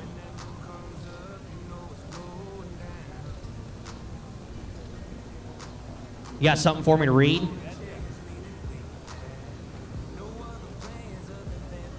Hey, there's a guy that likes to spin out all by himself.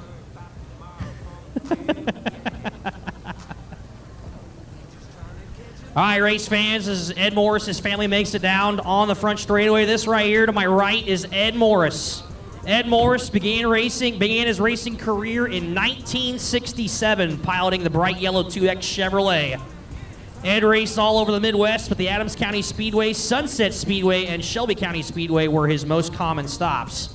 In 1974, Ed won the Adams County Speedway Points Championship, and in doing so, he won 12 out of 19 A features against the likes of Bob Kaziski, Jerry Wanzowitz, Rich Lyons, Glenn Roby, and Charlie Summers.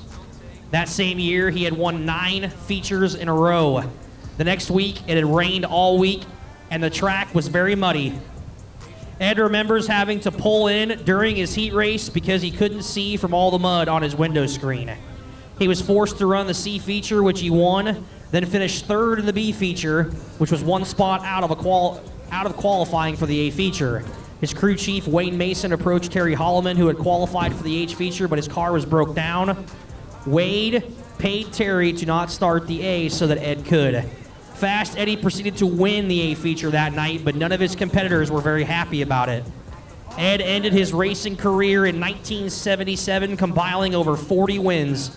He later watched his son Chris during his career, and now Chris operates and owns Quicker Stick and Lube in Council Bluffs, Iowa, where you can view the restored yellow 2X Chevelle in its roof.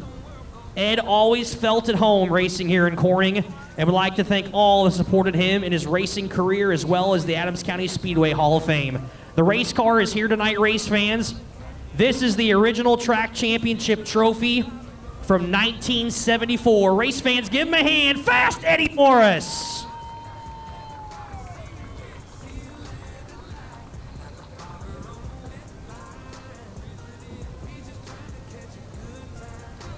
Steve Kaziski actually restored this car.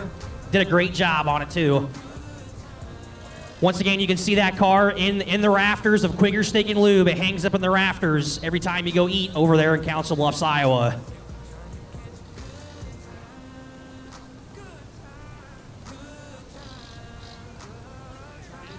This is a much longer one. Steve, did you write this? This is like a 5-page book, man. He didn't write it, he said. All right, get up here. All right, Steve, before I read this is a cool night for you. I know your brother's in as well. I mean, that thing right there, man, is super cool. I mean, you raced a lot of laps around this place. What does this place mean to you, man? That's a great history. I love it when we came here. You knew this was a wide open track, and it took a lot here to win. We were fortunate to win, I think, the first Busch All-Star race here, and I can still remember. I remember a little, but that one I remember. Roger Dolan was a tough competitor. Well, race fans, if you don't know this guy right here, one of the greatest late model drivers ever to race here at the Speedway. I'm going to have to read this, Steve, so you might want to step back for this one. Steve Kaziski, the number 52, following in the footsteps of his dad, Bob, and older brother, Joe. Steve Kaziski has written his name into dirt track racing, pretty much Hall of Fame. Omaha, Nebraska native. Started in go-karts in 1977. Steve moved up to full-body race cars in 1978, racing in the hobby stock class in 1978 and 1979. Late in 1979, Steve made his debut in the late models at the Topeka Fairgrounds. That began a journey that saw Steve Kaziski racing at more than 225 tracks in 30 states before retiring in 2006. More than 325 wins, 17 track championships, but perhaps more than anything, 7-time Busch All-Star Tour championships, as well as being the winningest driver in the series with 50 feature wins. So back to that, Steve's late model career, his full season was in 1980 where he raced close to home, but in 1981, car owners Larry Kelly and Lyle Klein put Steve in a year-old ex-Kevin Gundaker boob chassis, and they started to travel all the way to Pennsboro for the Dirt Track World Championships, where Steve finished 7th in a preliminary win at the old Metrolina Speedway in Charlotte prior to the Queen City 100 at season's end. Steve had posted 39 starts and 13 wins. Throughout the 1980s, Steve drove for car owners Al Burdick, Dick Murdoch, and Dan Laubach, winning many times as they campaigned through the Midwest. NASCAR had a strong presence in the Midwest, and Steve had a long, successful association with NASCAR. In 1985, Steve was the NASCAR Central Region champion. He won the first Busch All-Star Tour race at Corning, but lost the inaugural NASCAR Busch All-Star Championship to Roger Dolan by just 1 point, having lost an engine before the series finale and borrowing another driver's car to run the feature. That started a phenomenal run, which Steve dominated the NASCAR Busch All-Star Tour, winning 50 features and 7 series titles. All the while racing against the best in the Midwest that included his brothers Joe, Ed, Roger Dolan, Billy Moyer, Willie Kraft, Ray Gus Jr., Kyle Burt, Gary Webb, Steve Boley, and many others. When the Busch All-Star Tour vanished from the scene, Steve turned his attention to the second highest series total with 13 victories, to the O'Reilly Topless Outlaw Racing Association. He posted back-to-back series titles in 2005, along with the second high series with 13 victories in that series. Throughout his career, Steve has had success running with a number of other regional organizations. He has won in the MLRA, in fact, competed successfully in other series such as the WDRL, UMP, IMCA Deary Brothers, and NCRA, to name a few. When it comes to big specials, Steve has been very successful as well. He is the only 5-time winner of the Yankee Dirt Classic held at both Cedar Rapids and Farley. He was also a 3-time winner of the Gopher 50, which is being run next week at Deer Creek Speedway. Back then it was ran at Owatonna, Minnesota. Other big special event wins on Steve's resume include the Cornhusker Classic, Alphabet Soup Race, Spring Spectacular at Lakeside Speedway, the NASCAR Winston 50 at the Mid-Continent Speedway in Donovan, Nebraska, the Pepsi USA 100 at West Burlington, Iowa, and the Western Shootout at Dodge City, Kansas. His meticulous preparation of the racing surface at I-80 Speedway gained national attention. Him and his brother Joe has made the $53,000 to win Silver All Nationals a huge fan favorite with dirt track fans throughout the country, and is a Lucas Oil Late Model Dirt Series Crown Jewel event. Steve Kaziski was inducted into the National Dirt Late Model Hall of Fame in 2010 and Nebraska Racing Auto Hall of Fame in 2014. in 2018 and at the Belleville High Banks Hall of Fame in 2022. He's also selected as one of the top 25 all-time drivers in the NASCAR Weekly Racing Series. Is there anything else, Steve? Race fans, one more time, give it up for him. The 52, it's Steve Kaziski. That was a lot. Steve, is there anything I missed? He doesn't know. Race fans, one more time, give it up for Fast Eddie Morris and Steve Kaziski. I got to thank a few people. All right, hold on. He's got to thank a few people. First off, my parents are here, and they've given more opportunity to racing to people all around, not just our family. They've supported everybody racing, and we're still glad they're still coming to the races.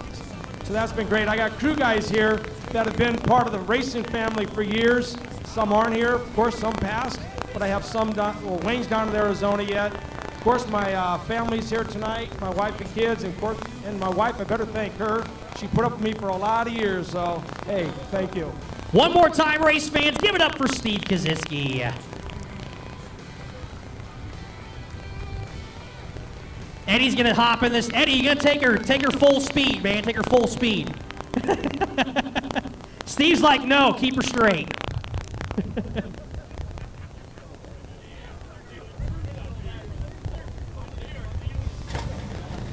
Make some noise, race fans. The 2X goes off in style here on the front straightaway.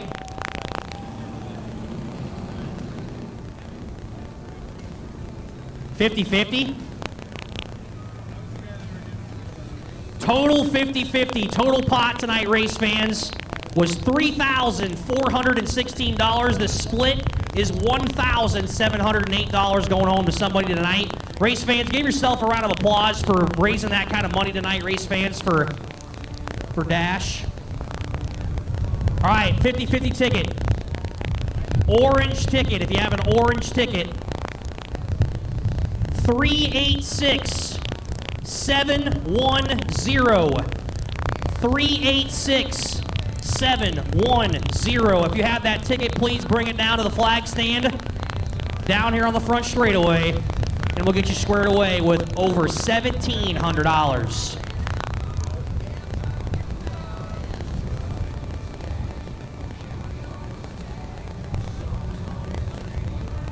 Once again, orange ticket, 386-710. 386-710.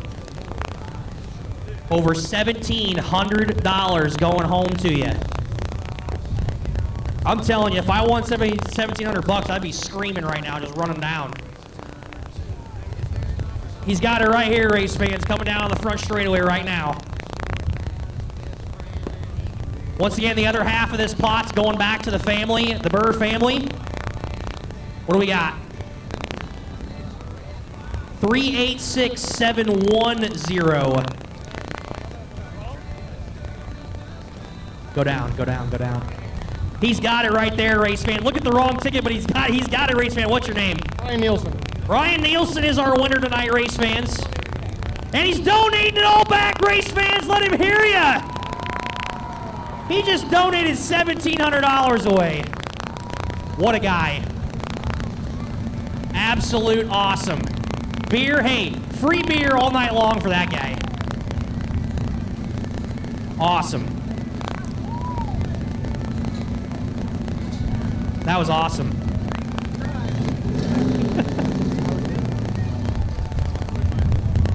Once again, race fans, huge thanks to you guys participating, raising over $3,400 for this family. Very deserving family. They got a long road ahead of them, race fans. We're here for them, so.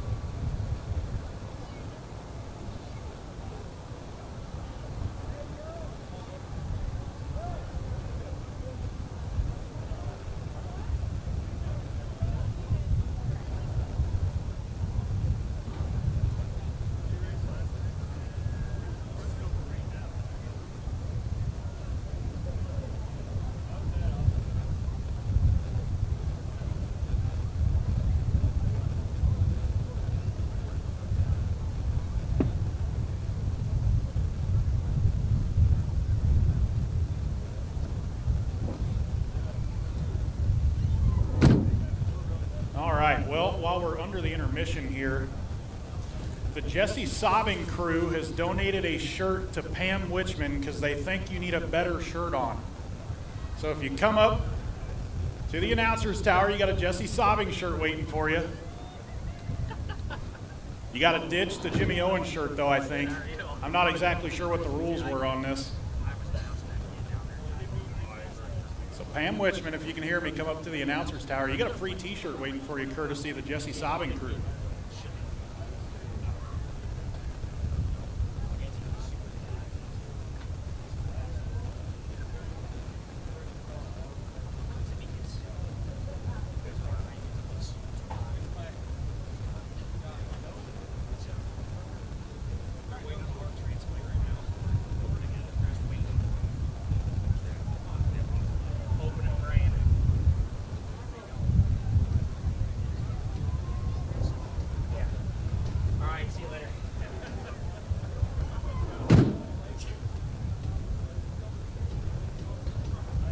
What size of tee? Is it large? Large, yeah. Nice. Large and in charge. Give it to Tony Mullen. Well, He'd probably wear a it's large. for Pam Wichman. You didn't hear I that? know, I heard that, but well. Pam probably doesn't want it. It's not Jimmy Owens. We'll see when she gets up here, if she even comes up.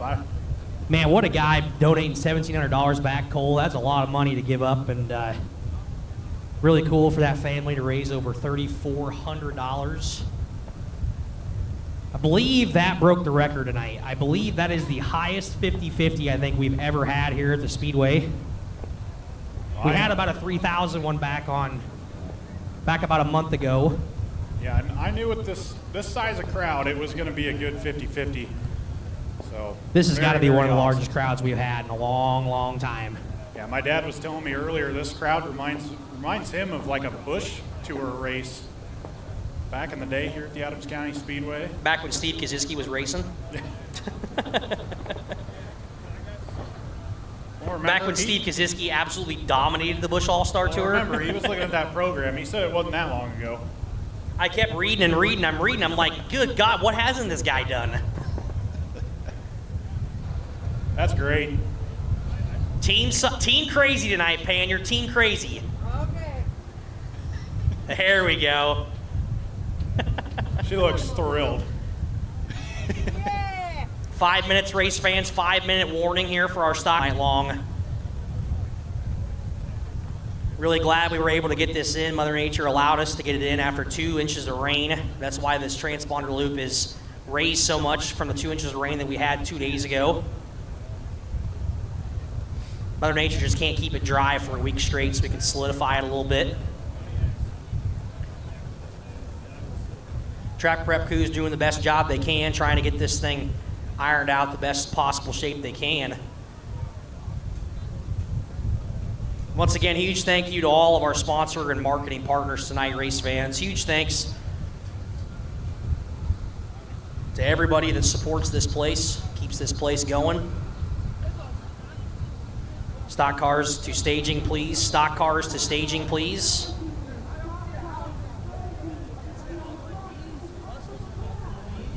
Six features left, race fans. We're gonna knock them down 1, 2, 3, 4, 5, 6 as quick as we can. Get you out here in a decent amount of time here tonight, race fans.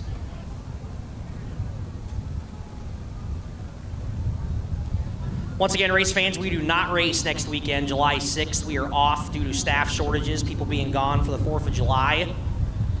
We are coming back on July 13th, and it is free admission that weekend, race fans, courtesy of Iowa Corn District 7.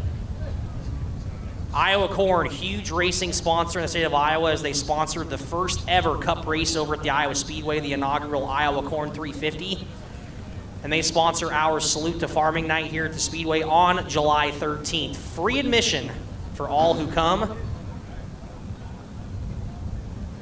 Don't forget, race fans, also the Malvern Bank Super Late Models East and West Series will be back here on July 27th for the Ray Houck Memorial. We also host the Malvern Bank East and West Championships the first weekend in October for the second annual Pumpkin Dash 2-night show, 2 complete shows, race fans, here at the Speedway for your Malvern Bank Super Late Models.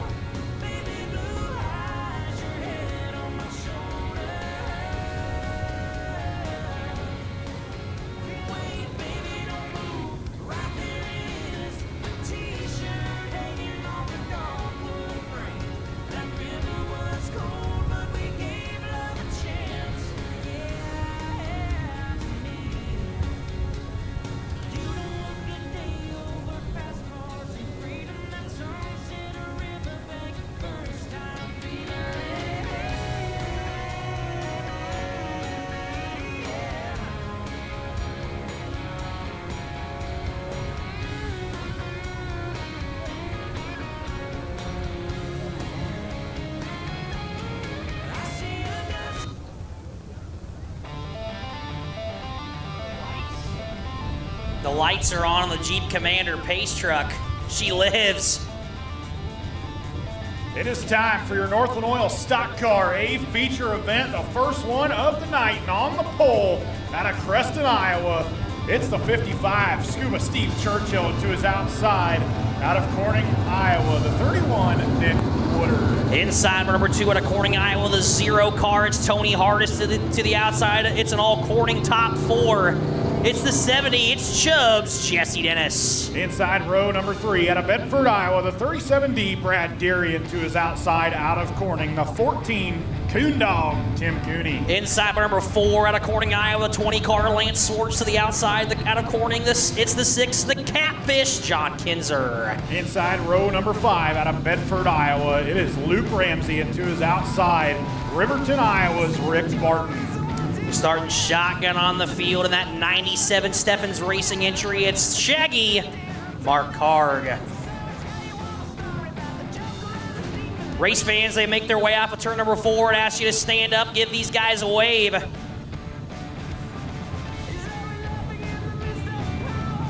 This is your Northland Oil Stock Car Shootout time.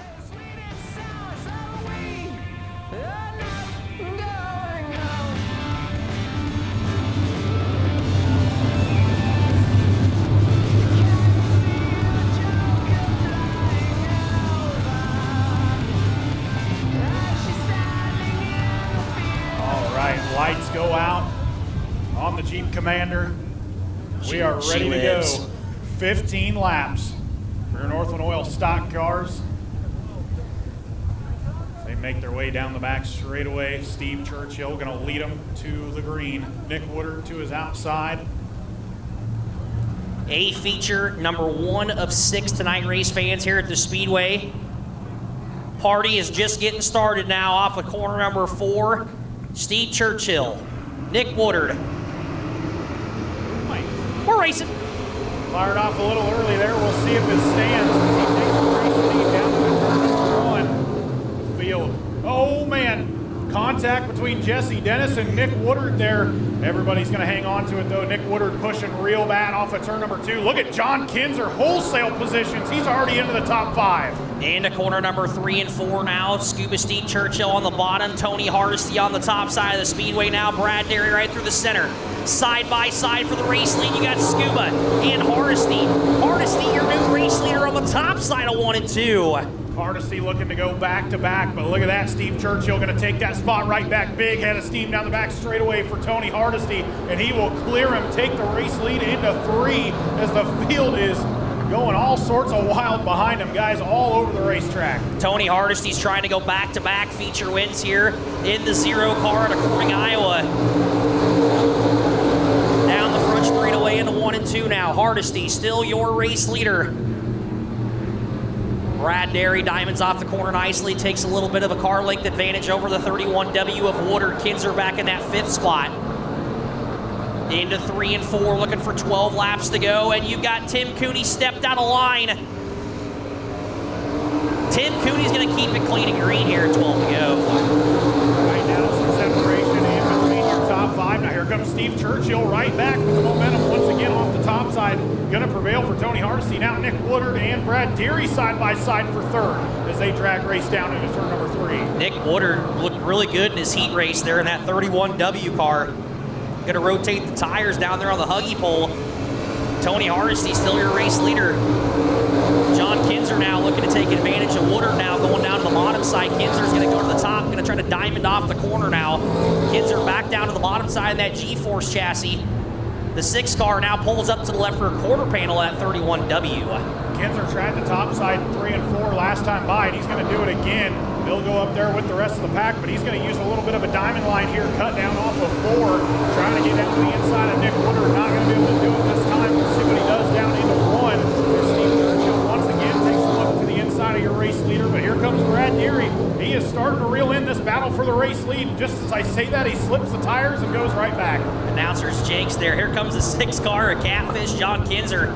Now going to catfish the bottom side of the Speedway in 3 and 4. Going to try to rotate the car. Not going to get a grip, though, as the 31W still goes right around the outside of Kinzer. Into 1 and 2 now. Hardesty running that diamond line. Scuba running a sort of a half slider line on that 55 car.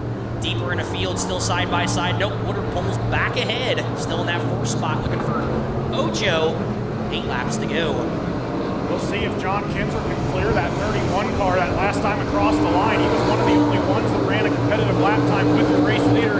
This time across the line, Steve Churchill faster than your race leader once again. So we've seen the whole race. He's getting that nose down to the inside, but Tony Hardesty gets a huge run off the top of 1 and 2. Brad Deary has lost a little bit of time on those front two, and he's sliding back into the clutches of Nick Woodard. Woodard right now putting together some solid laps, doing a little bit of a cut down line off of turn number 4 as he's starting to drive away from John Kinzer.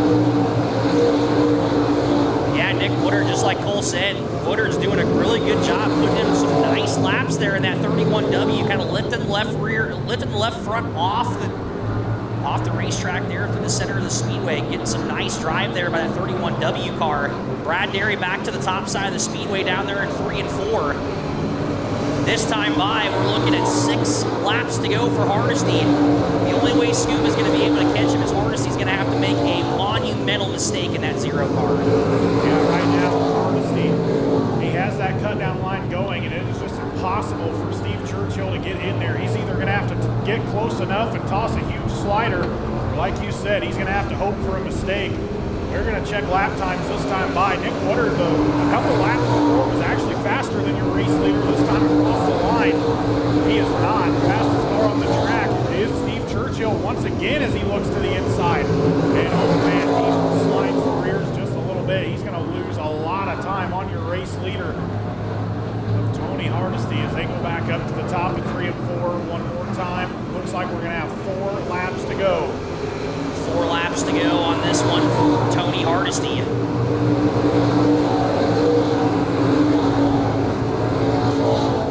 Into 1 and 2 down the back straightaway.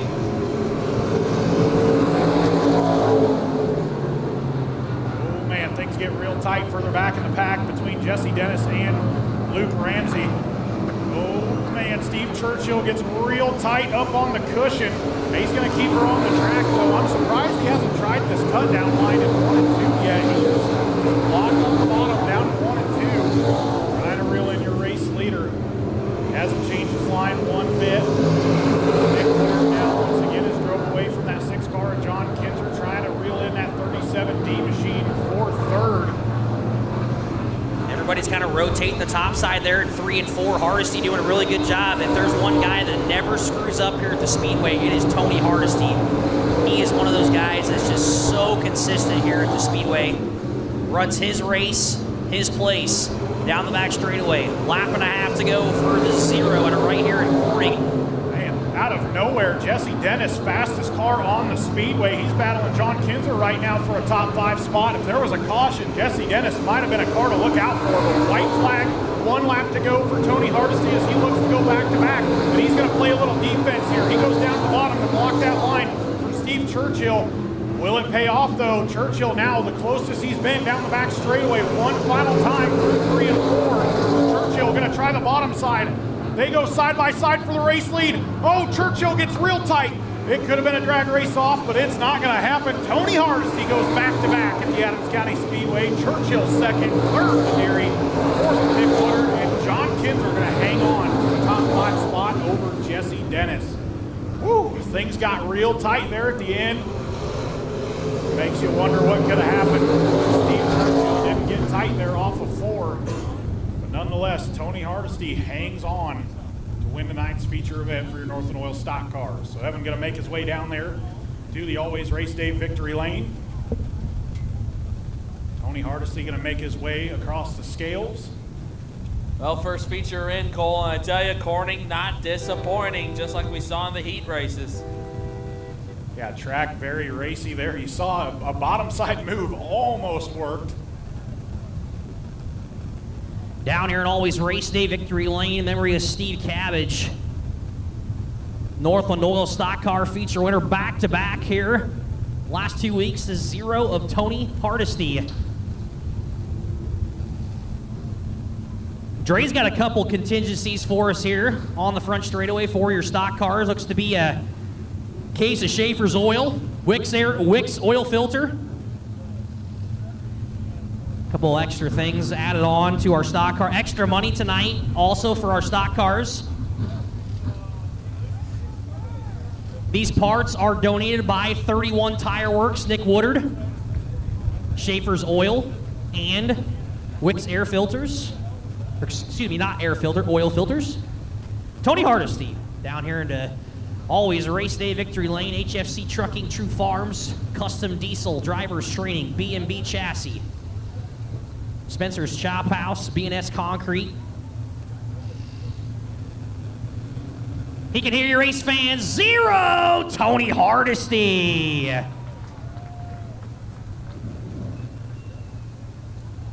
Back to back. Look at this crowd, Tony. Look at this crowd. That's amazing. You know, I wasn't the quickest car. I just got out there first. I mean, what does it mean to win in front of this many people, man? I mean, this is crazy. This takes you back to like 20 years ago. 1986. This is the way it was every Saturday night. Who do you want to thank really quick? You know, everybody on the car, you know who you are. They want to get us going here, get the other guys out here. But everybody that helps in the garage there to get it ready every week. My family, everybody, I just couldn't do it without them. One more time, race fans. 0, Tony Hardesty. Happy birthday to Briley. How old are you? 11 years old. Happy birthday to Briley.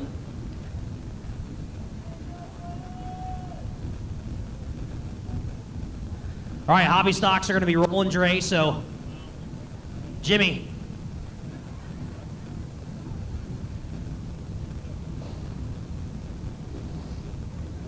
All right, lights are on the Jeep Commander Pace truck. Evan gonna have to run up the stairs. All right, Chat Mobility Hobby Stock A feature event on the pole.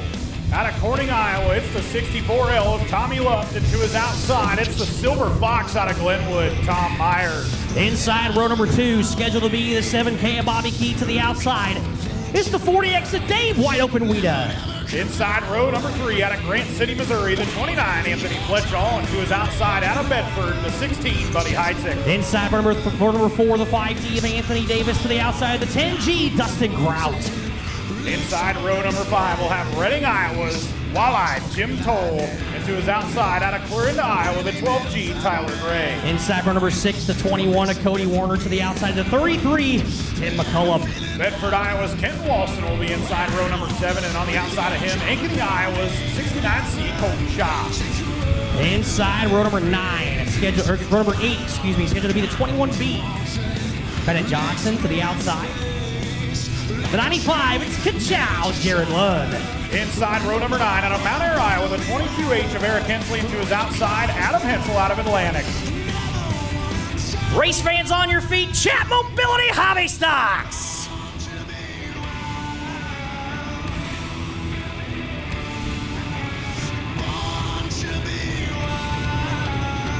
As the fans wave to the drivers, your final starter on the night missed his heat race out of Glenwood, Iowa. It is the 5, Derek Myers. So the lights go out on the Jeep Commander Pace truck. We are ready to go. The Wild Things, the Chat Mobility Hobby Stocks. These are the class that every so often they steal the show here at the Adams County Speedway. These DOT street tires going to be flying. Prime Wells and Candace. Going to be a wild one. Chat Mobility Hobby Stocks, Tommy Luft going to lead the field to the green with Tom Myers to his outside. Race fans, this right here will get your ticket to admission, this feature right here, man. You got Hobby Stocks and late models back to back, man, this is going to be incredible. Tommy Luft. Side by side, the green tire, stand on it, we're racing. Tom Myers has the nod down. The outside, wide open Weeda with them. They're 3 wide deeper in the pack. Things getting wild. Tom Myers going to rip that cushion off of turn number 2. Look at this, 3 wide for second. Bobby Key on the bottom, David Weeda on the top. Oh man, lots of contact going on further back. I think, is that Hensley and Adam Hensel. Adam Hensel. Oh, Tyler Gray around in 3 and 4. Everybody watch out. Looks like we're going to be good. I think he kept that thing running. We're going to stay clean and green. Down the front straightaway now, Tom Myers is your early race leader now. Tyler Gray down there on the bottom side of 3 and 4. Keeps her clean and green. Into 3 and 4 now. Tom Myers is your race leader. Tommy Luft in that second spot. Bobby Key right through the center. Got the orange 7K glowing there in the lights off of corner number 4 down the front straightaway up to the rear deck lid of the 64L.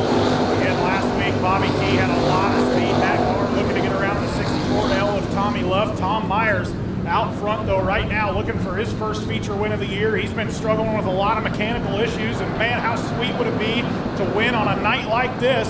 Now look at Anthony Fletchall. He's working the bottom of the speedway on the inside of this gaggle of cars as he gets to the inside of Buddy Heitzig, going to try to pick up that spot off of Ford, slips the tires just a little bit, get the spot back to Heitzig. Tom Myers looking to change his luck around here in 2024, trying to pick up his first feature win of the year now. Bobby Key still hammering the rear deck lid of the 64L left now. Buddy Heitzig, nice little diamond line up to the rear deck lid of the 40X. That last time by, fastest car on the track actually was Tommy Luft, so maybe reeled in your race leader just a little bit, as there's guys all over the racetrack deeper in the pack. Dustin Brown trying to make some moves right now. He's all over the pack of Buddy Heitzig in that 10G machine, and he might split her 3 wide here through the center with Fletchall on the bottom. Now here comes Bobby Key down to the inside of Tommy Luft, side by side for second, and I think he's going to clear him. He does. 7K of Bobby Key is all clear down the back straightaway into 3 and 4. Now 64L back out to the outside. He is on the bumper. All clear once again, the 7K car, Bobby Key. Now he's going to track down the race leader. Got a couple 7 cars out front on this one. Tom Myers, you got company. Bobby Key's coming. Bobby Key, fastest car on the speedway by 4/10 as he closes in on his fellow number 7, Tom Myers. He is within 1 car length of your race leader as they stair step him 3 wide deeper in the pack. Lots of contact going on. Bobby Key maybe found something there through the middle. He does a little cut down line off of 4. He's going to pull to the inside of your race leader, but he's going to tuck right back in as we're 3 wide back there for 6. Bobby Key, time to go to work here, race fans. Bobby Key now going to rotate the car down through the center of the speedway. Tom Myers kind of ran the same line right there. We're stair step 3 wide deeper in the field. That's Wida.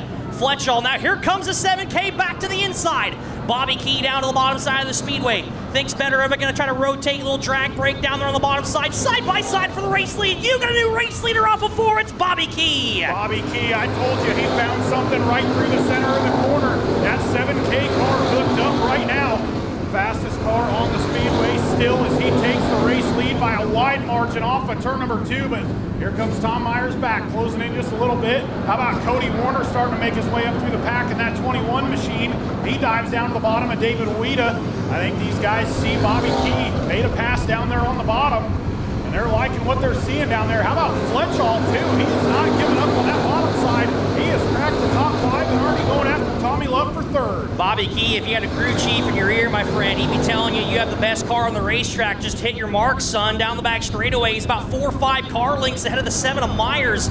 Bobby Key now down through the center of the speedway, going to rotate to the top side. Gets the car rotated off the corner. This time by 7 up, 7 down, 7 laps to go for Bobby Key. And I think Bobby Key needs to go back to that center groove. He made the pass for the lead on that center groove. Why not stick to it? And just as I say that, there he goes to the center groove, and he pulls his lead out way further. Oh man, Cody Warner gets way sideways back there. You've got a gaggle of them going at it, but Jim Toll going to be the benefactor of that. Problems for Cody Warner. I believe he has a right rear flat. I believe the 21 of Warner has a right rear flat tire on that machine as he's going to spin it out over there in 3 and 4. He's in the bottom side. Looks like he pulls into the infield, and the 21 car is probably done. Good for Cody Warner there. Pulling off the track, doing the right thing, not going to bring out the caution. Oh man, Kenton Walston gets real sideways deeper in the pack, but out front it is all Bobby Key looking for his first win in ages. It seems like in that 7K machine, been struggling with that car. Oh, one over on the backstretch. Eric Hensley is over on the back straightaway on his lid. Tim McCullum makes contact with Eric Hensley, and Hensley goes over on the back straightaway. Wild ride over there. So that's fastest part of the speedway right there. That absolutely. Once again, we'll let you know the status of the driver as soon as we get to you. Fire and safety. Fire and safety.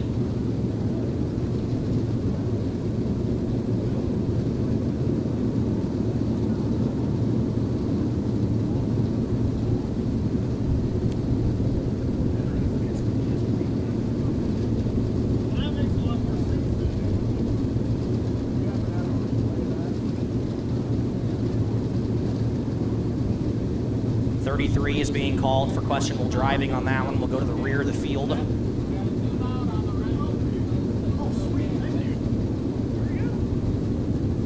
I'm a subscriber. Once again, race fans, we are still waiting on the status of the driver.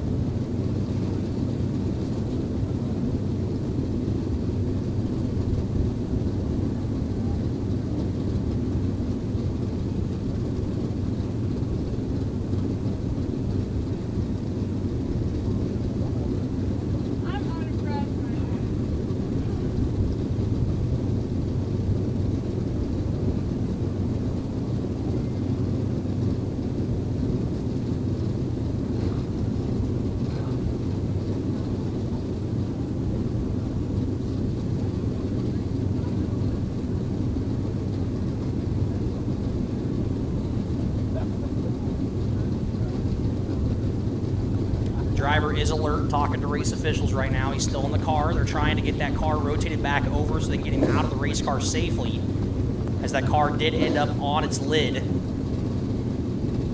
So they are working on getting that car back on all fours before they extricate him from the vehicle. 22H of Eric Hensley going for a wild ride at the backstretch of, that's one of the worst places, I always say that, but the backstretch here at the Speedway, one of the worst places to go off sideways.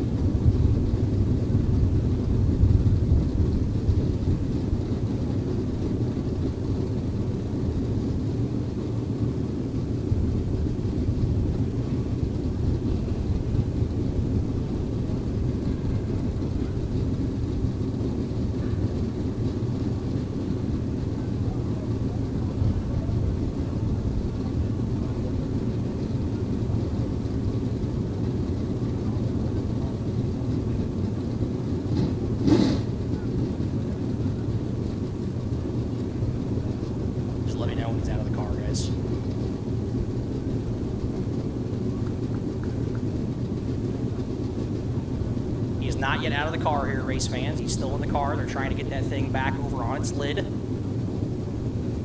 Off of its lid, excuse me, on all fours. Try to safely get him out of the car as safe as they can.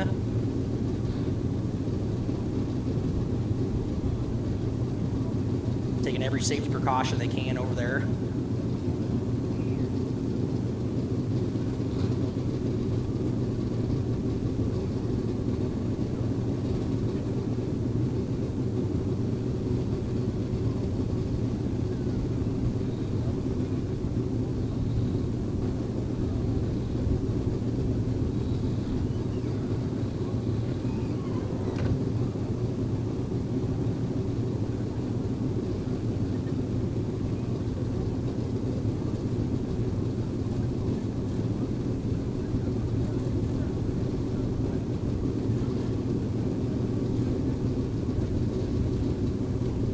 Race fans, good news from race control. Driver is out of the vehicle, race fans. He has made his way out of the vehicle. Looks like they've got it back on all fours, possibly over there. Can't really see much. Eric Hensley's doing all right over there, talking to him. He's going to make a trip in the ambulance here. That's good news there, Double A. For sure, and that's definitely what helps out with, especially when they get the red line special, but I think don't have that anymore. Down. Maybe need to switch to cheese balls or something for that. The cheese ball special. It's always good to have a contingency plan. Well, it looks like also before we get back underway, it looks like the 21 of Cody Warner He's going to make his way back out onto the speedway. It looks like they changed the tire out. Just hopefully stop the bleeding in the point standings here. Absolutely. At that 21. Looks like Tyler Gray is going to take it behind the wall. Yep, Tyler's already in the rear, so it looks like he's going to make his way into the infield here. I believe race control's telling these guys to start moving over a little bit. They're trying to get their lineup set while the red flag is out.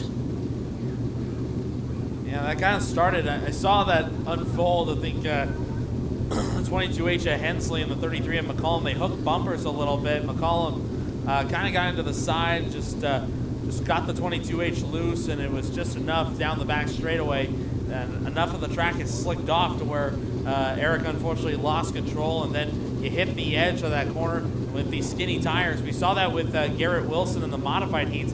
These tires are skinnier than the modifieds, and it did not take much for the tires to dig in and snap under and send Eric over. But thankfully the safety equipment did its job. I mean, still kind of reminds me of that wild ride here a few years ago when Kyle Briner took that with the USMTS modifieds when they were here. Briner took a wicked flip down that very same backstretch here at Adams County, but thankfully Eric was able to climb out of the car, and they're going to escort that machine back behind the wall. That team's got a lot of work ahead of them before they get ready for the next time around. And absolutely. Thankfully, they have at least a bye week. Yes, we do not race next Saturday night, so they'll have at least 2 weeks to get that thing back ready to go. Once again, the red light should be extinguished here momentarily as fire and safety do a great job of getting that car towed off the back straightaway here. Getting Eric back to his crew members safely. Yeah, it still kind of surprised me how they were able to sell all that beer despite that being such a short red flag. It just goes to show the amount of people that are here. All right, yellow light is back on here. That's good news. We're going to get the lineup sorted out here. Once again, we can't go back to green flag racing until the EMS crew gives us the all clear. So we will go back under the yellow flag just to get a lineup set here. But again, we can't go back green flag racing until the EMS crew lets us know that we are good to go. You can see we said there was there was next to no roof damage when Garrett Wilson rolled over. There's a good chunk of it on the rear end of that 22H. You can see of Eric Hensley's machine. It looks like the frame though seems to be nicely intact though. Yeah. So hopefully, I know the dirt back there is very soft. We just tilled it up, so it kind of softens the blow. It's not very hard back there. Pretty soft dirt back there, so. Don't know how good that corn would be at stopping a rollover, but thankfully we didn't have to. Thankfully we didn't have to find that out. I've seen some combine back there a time or two. Oh yeah, I remember seeing Buddy Heidsieck go through the cornfield out there. I was down in the pits after the killed a couple bushel. And pull a few stalks out of the radiator. I remember a time. Oh man, I don't even know how long ago it was now, but Chris Speaker went back there in his late model, and with that sharp nose, they found all sorts of cobs in his cockpit. Yeesh. Got a couple bushel up in his radiator. Well, I don't think it was in the radiator. It was in his lap. All right, race fans, looks like EMS has given us the green light, so caution lights are out. Nice job by Fire and Safety EMS doing that as quick as they can. Interesting choice here. Tom Myers actually bottom, but I wonder if he knew Anthony Fletchall is good down there. Thought maybe pin him up top and see if he can't hang on to the second spot. 6 laps to go here, race fans, on the American Ethanol scoreboard. Bobby Key looking for his second career hobby stock feature win here at the Speedway. Down into the Iowa Recovery Services restart zone. We're back to green flag racing. Bobby Key did not get up and going like he was hoping for. I know he was having issues last week with that thing cutting out just a little bit, but he's going to get a nice drive off it too. Look at that. He's going to get a huge gap down the back straightaways. They're almost 4 wide deeper in the pack. Things getting wild. One guy I'm looking at, race fans, super impressive drive here by Grain City, Missouri's Anthony Fletchall. Back up into that top 5, looking for another top 5 here in that 29 car. Another guy that's been super impressive here is that 64L car, Tommy Luff. Luff looking for his first career top 5, I believe, on the season. Deeper in the field, you got David Weeda all over the place there between Bennett Johnson and Derek Myers there down the back straightaway. Bad news for the field. Last time by, Bobby Key just ran his fastest lap of the race. He goes up to the high side this time. Is that Derek Myers going off the top? He's going to keep her straight. They're still side by side for second. That time, Tom Myers going to clear Anthony Fletchall. He's going to try to chop the nose just a little bit. Not going to make it work, though. Fletchall back down to the bottom. He gets out in front of Tom Myers, but once again off the high side, here comes the momentum for the 7 machine. Bobby Key absolutely checked out on this one. All he's got to do is just hit his marks. He doesn't need to overdrive it. Off the corner, this time by 3 laps to go. Unfortunately, Bobby Key does not have a rear view mirror, so he has absolutely no idea how far he is ahead of these guys. He needs to quit flirting with the top. His fastest lap of the race was right through the center, but he went back up to the top right after that. But luckily for him, he does have a big gap as Tom Myers and Anthony Fletchall still battling for that 2nd spot. Now here comes old walleye Jim Toll. He's looking to check his name into this battle for the 2nd spot. Bobby Key, all he has to do is hit his marks for 1 more mile, and he'll pick up another feature win. He's only got 1 to his credit here in the 7K camp in his career. This would be the first win, I believe, in that jet chassis. Yes, all year he's been struggling with the setup on that thing, but it looks good right now. As we look deeper in the pack, Dustin Brown. Oh, Bobby Key about pushed her off. The top 5. Oh no, Tommy Luft, one of the drivers we were just talking about that was doing a great job as your race leader takes the white flag. 1 lap to go for Bobby Key. Bobby Key rotates the car down there in 1 and 2. Car does seem to be stepping out on him just a little bit into 3 and 4. We'll see if he makes his way down the back straightaway. We'll see if he goes to the top or kind of just motates down to the bottom side of the speedway. Bobby Key off of corner number 4. Feature win number 2 in his career. Bobby Key goes to victory lane. Oh, Buddy Heitzig goes around deeper in the pack. Everybody going to miss him, though. The 2nd going to go to Fletchall, 3rd to Myers, 4th to Dustin Brown. And how about that? Bennett Johnson, last lap pass. He breaks his way into the top 5. So Bobby Key, he didn't give up on that top side. He was selling T-shirts all the way to the checkered flag in that 7K machine. Like Cole said, Bobby's been struggling with setup on that car all year long. Finally got something going tonight. Fastest car on the speedway by a mile. And now it's paved the way for the Gail and Karen Hampel Memorial Race for the Malvern Bank Series.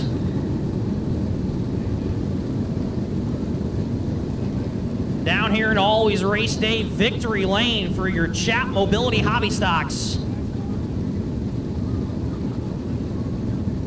The 7K here in Corning, Iowa.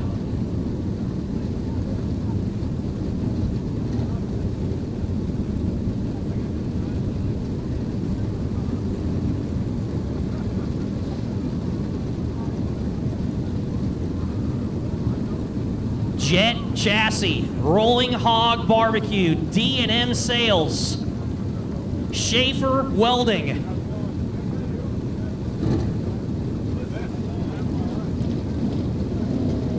Lakeside Supplies, Calkins Farms, Dally Post Saloon.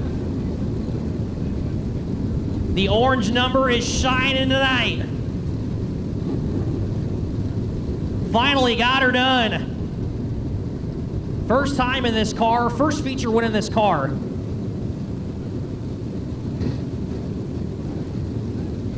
The dash says, don't go fast, don't suck. Let him hear your race fans. A 7K, it's Bobby Key. I don't know, Cole was trying to be your spotter up there, but do you have any idea how far you were ahead? No, I fell slow. You were almost a half a straightaway. No way. You absolutely gapped him. I mean, you're over here on the top side. I'm like, what are you doing, dude? Just chill out. Just run your line. Well, I didn't know how close they were behind me, so I just automatically assumed they're on my tail. I thought somebody pushed me, but apparently not, so that's cool. You'll have to go back to Dirt Crown TV and watch, but you were literally a half straightaway ahead. There was nobody around you. Who do you want to thank really quick? I want to thank DJ, everybody that helps me week in and week out. Scott, Steve. This one's for my mama. Tyler and Nick are watching on Dirt Crown, too. Give them a shout out. Hi, Tyler and Nick. This is for you, boys. Race fans, one more time. Let's hear you. 7K car. It's Bobby Key. Awesome job up there, race fans. You see him over in turns 1 and 2 right now. It is time for tonight's Gail and Karen Hampel Memorial A main event for the Malvern Bank Super Late Models West Series, round number 3 of the 2024 campaign. Race fans, Here's tonight's starting lineup for the Hampel Memorial, and we'll start with a pair of Adams County Speedway track champions. On the pole, it'll be the 4 of J.C. Wyman. On his outside, it'll be the 14 of Kyle Burke. Row 2 will be the 26 junior of Corey Zeitner and the 32C of Chad Holliday. Row number 3 will be the 62 of Justin Zeitner, and tonight's Skyline Materials 6th place starter, the 24 of Bill Layton Jr. Row number 4 will be the 99 of Jesse Sobbing and the 10T of Jeff Tharp. Row number 5, it'll be the 6 of Cade Richards and the 38T of Dylan Thornton. Row number 6 will be the 56 of Andy Eckridge and the 58 of Dave Eckridge. Row 7 will be the 52 of Brian Kaziski and the 04 of Tad Pospischal. Row number 8, it'll be the 56 of Chris Speaker and the 15 of Jason O'Brien. Row number 9 will be the 35D of Dylan Silman and the 15C of Kurt Schroeder. Row 10, it'll feature the 1 of Jake Bridge and the 3 of Mike Collins. Row 11, the 22 of Charlie McKenna and the 53 of Andrew Kaziski. Row number 12, it'll be the 99D of Daryl DeFrance and the 5S of Jeff Segabart. Row 13 will be the 33 of Paul Glendenning and the 65 of John Benning. Your 14th and final row, it'll be the 20 of Zach Less and the 11 of John Kirby. That is your lineup, race fans. 28 cars for 25 laps the distance. $3,000 going to the winner tonight. In 22 events here at Adams County Speedway, we have only had 8 different winners. Kyle Burke leads all drivers here with 8 wins. So you're saying Kyle Burke knows his way around Adams County Speedway? He's a former champion out here as well. J.C. Wyman as well, Corey Zeitner, Bill Layton Jr. as well, Chris Speaker, Jason O'Brien, Paul Glendenning. There are track champions here at ACS sprinkled all throughout this field. One guy I'm looking forward to watching is that 24 car, Bill Layton Jr. chooses the 6th spot. Yep. Interesting. So if he wins tonight, there's a bonus $600 going to him courtesy of Skyline Materials. If Bill does not win this race, the bonus goes up to $750 when we return to action on July 13th for the Rollins Zeitner Memorial.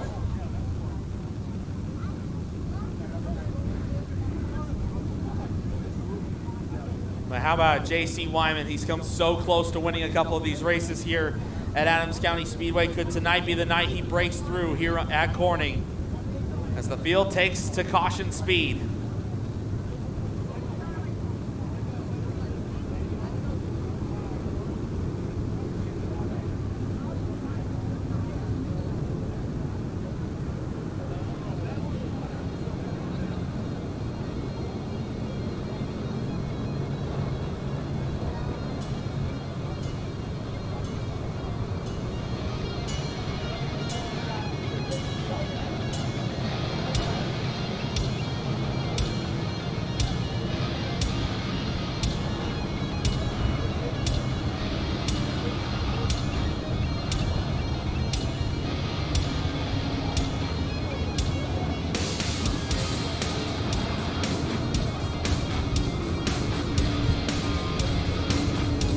Once again, race fans, on behalf of the Malvern Bank Super Late Models West Series, we'd like to thank each and every one of you for coming out tonight for the Hampel Memorial here at the Adams County Speedway.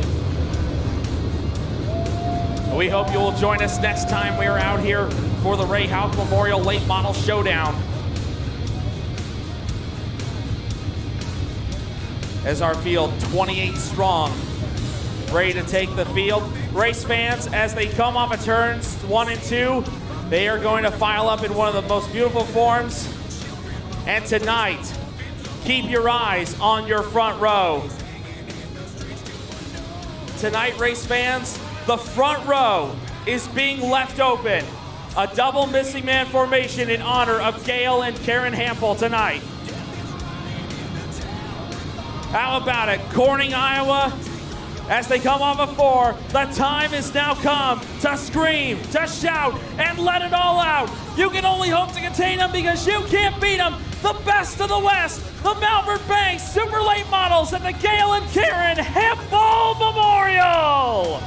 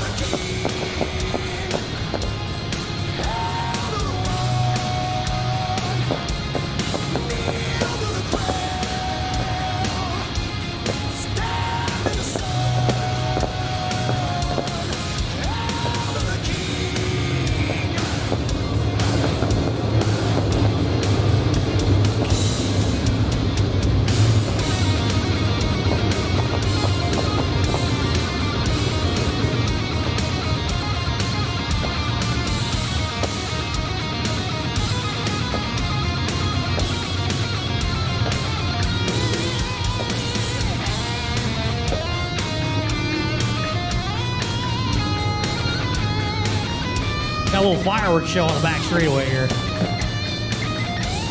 And a big thanks to everyone who made this night possible here at the Adams County Speedway. I think before too long, we're ready to get to racing action here at the Adams County Speedway. 23rd all-time visit by the Malvern Bank Series here at the Adams County Speedway.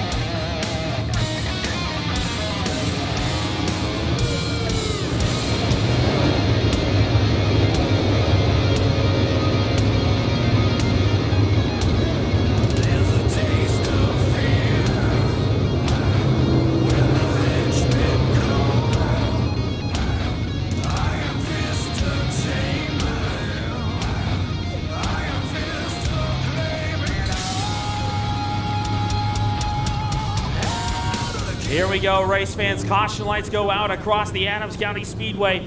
J.C. Wyman and Kyle Burke both looking for their first wins on the tour this year. The field tightens up and they will come to life off of turn number 4, race fans. This one is for the Hampel family. Off of turn number 4, the Gale and Karen Hampel Memorial is officially all systems go at Adams County Speedway. Burke leads the land rush down into turn number 1 as the field fans out 2 and 3 wide as we go through 1 and 2 the first time. J.C. Wyman trying to even Burke as they go down the long back straightaway here at the Adams County Speedway. Wyman shows the nose to the inside. Everyone scrambles for position, but off at turn number 4, it'll be the Marquette Missile, your leader after lap 1. J.C. Wyman second as they cross the line. Dan Holiday into the first spot. Corey Steiner comes forward. Meanwhile, J.C. Wyman again taking a look inside of Burke. That's for the race lead. Couldn't get the drop on Burke as they head down the backstretch. 3 and 4 they go. Meanwhile, Justin Seidner and Bill Lane Jr. toe-to-toe. That's for the 5th spot right up beside Corey Seidner. Here comes Lane on the low side, and Lane will nose the head of Seidner as they cross. Bill Lane Jr. will now secure position number 4 as they exit turn number 2. So your Skyline Materials 6th place starter now already up a couple of spots.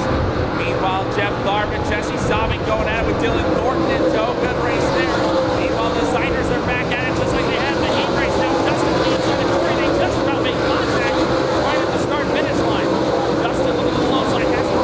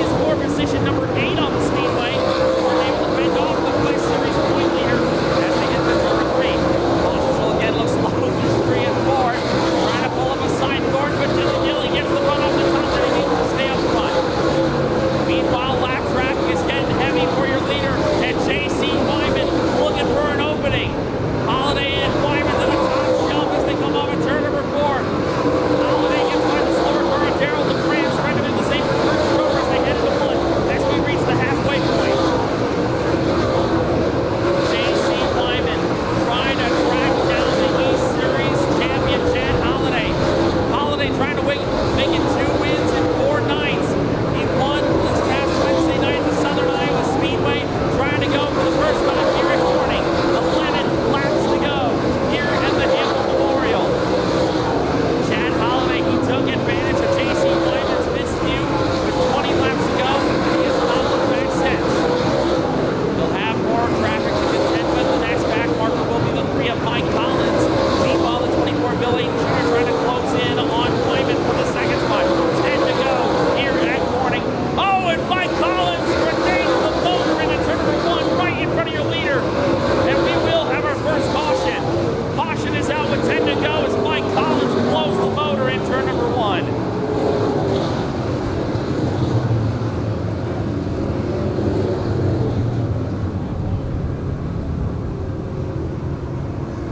So we are under yellow flag conditions for the first time here in the Gale and Karen Hamel Memorial as Mike Collins grenades the motor on the 5150 trailer sales number 3. Top right there, the longtime driver out of Council Bluffs, Iowa, coming to a smoking halt over in turn number 2.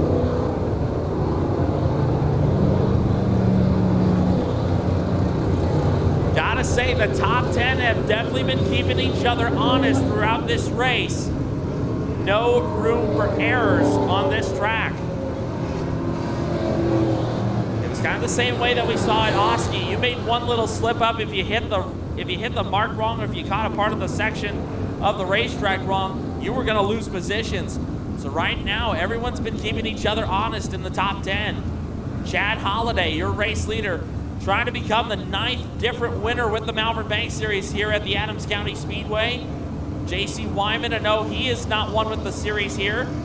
He would love to defend the home turf. Bill Ayton Jr., he has 1 prior win with the series here. And Layton trying to cash in big on that Skyline Materials bonus money. $600 could go to the 24 team. Of course, they were the last team to win that award. That was over at the Tony Stewart Tribute. I believe back then that was, I think that was a $300. That was a $300 victory for Layton for that bonus that he had out at Columbus Junction. Tonight it'd be double that if he could win it. Well, race fans, you see him down the front stretch. It's going to be a costly motor, but he'll be paid with your applause tonight. Give it up for him, the Joker, Mike Collins, unfortunately on the business end of the side-by-side as he gets escorted back towards the pits.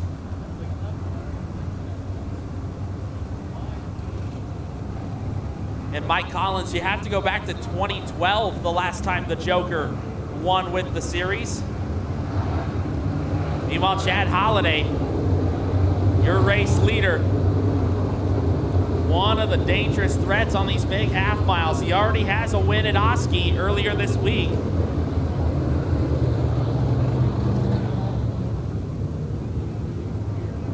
And right now, Holliday trying to become the second driver to have a win on the East and the West Tour. Bill Layton was the first one. Holliday already 2 East Series wins. Trying to get a West show.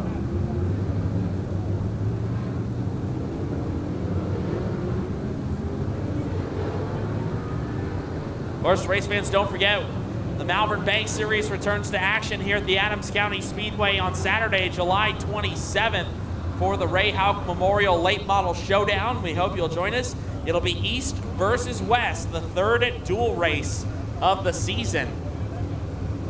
Of course, after this one, we will have our first dual race coming up in a couple of weeks. That'll be the Rollin Zeitner Memorial up at the Shelby County Speedway in Harlan, Iowa. We hope you can join us.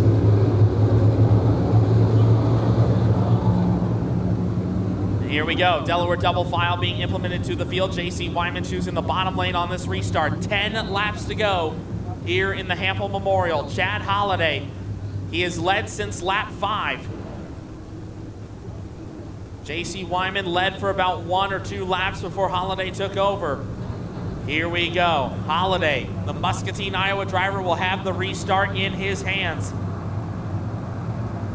Holliday will go to the top shelf and he'll bring it down the hill. Back to green we go in the Hamel Memorial at Adams County Speedway.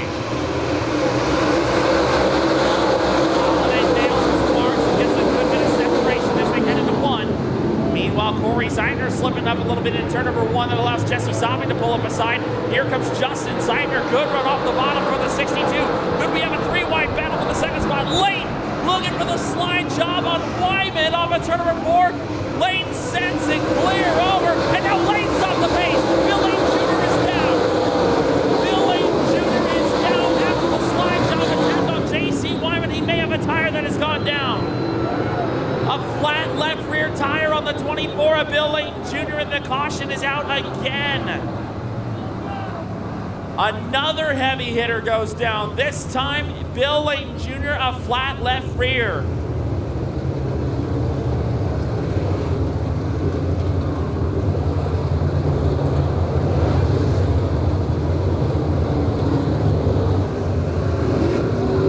Well, some second half drama here at the Hamel Memorial.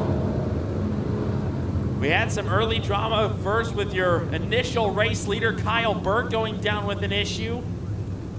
And now Bill Layton Jr. down. He's taking it to the hot pit. The hot pit located over towards turns 1 and 2. Drivers are able to make repairs to their vehicles over there, like changing a tire. If Bill does make it out, he will have to start at the tail end of the field. So I believe the $600 bonus has probably more than likely gone out the window for the Mark Wright owned 24. Like I mentioned before, Layton already a 2-time winner this year. It has an east wind and a west wind. The most recent win was on June 14th at the Tony Stewart tribute at the CJ Speedway in Columbus Junction, Iowa.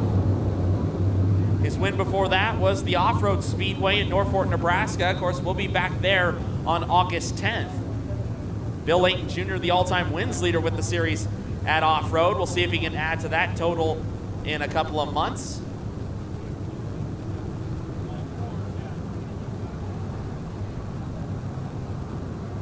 How about the 11 of John Kirby as well, the driver out of Dover, Arkansas. Won his heat race, but I believe, unfortunately, maybe something happened. Layton back out there with 8 laps to go. He can make a few passes and trying to salvage some points here as the caution lights go out again. Now that moves Jesse Sobbing into the top 5. We'll see how everything shakes out. Chad Holliday still up front. 8 laps. A lot can happen in that rail through 3 and 4. Right up the hill into Holliday. He muscles by, and Seidner will take the lead. 9 to go.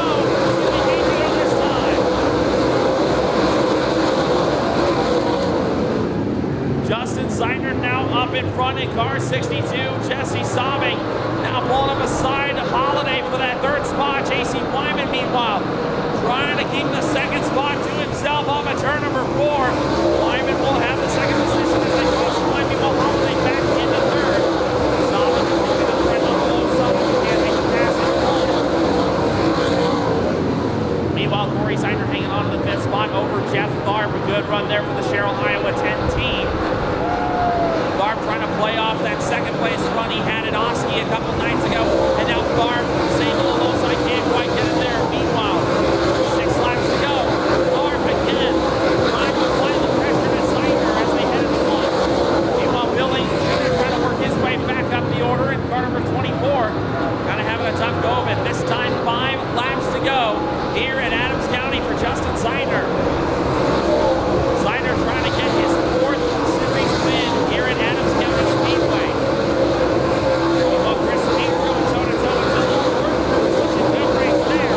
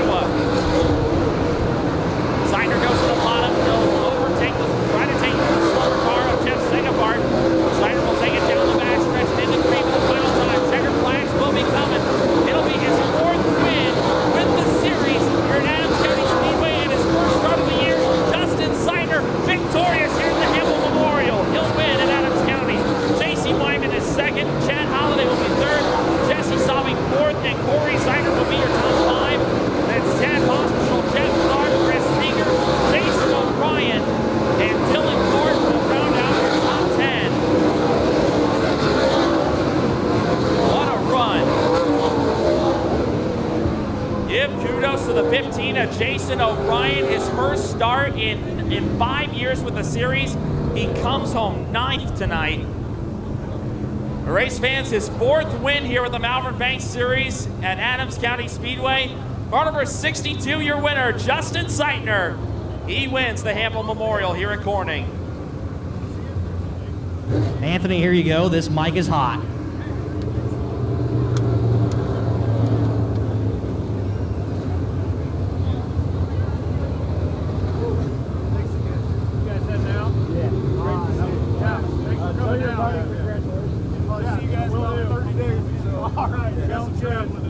Have a safe drive home.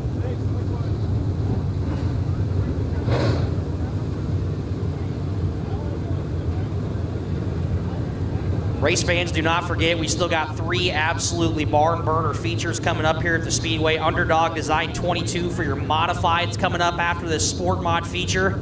Gonna give away another $2,000 for your Underdog Design 22. Anthony's making his way down to Always Race Day Victory Lane.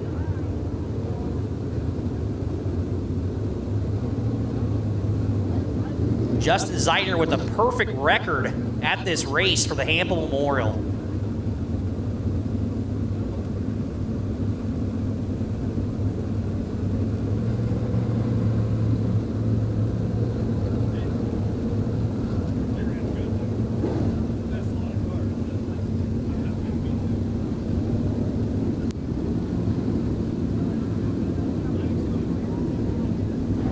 All right, race fans, we're down here at Malvern Bank Victory Lane.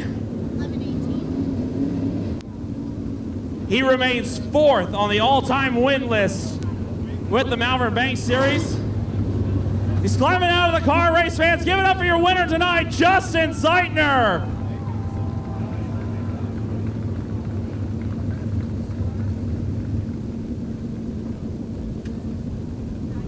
Well, the 6th place award does not get claimed tonight, Justin. What a hard-fought battle there.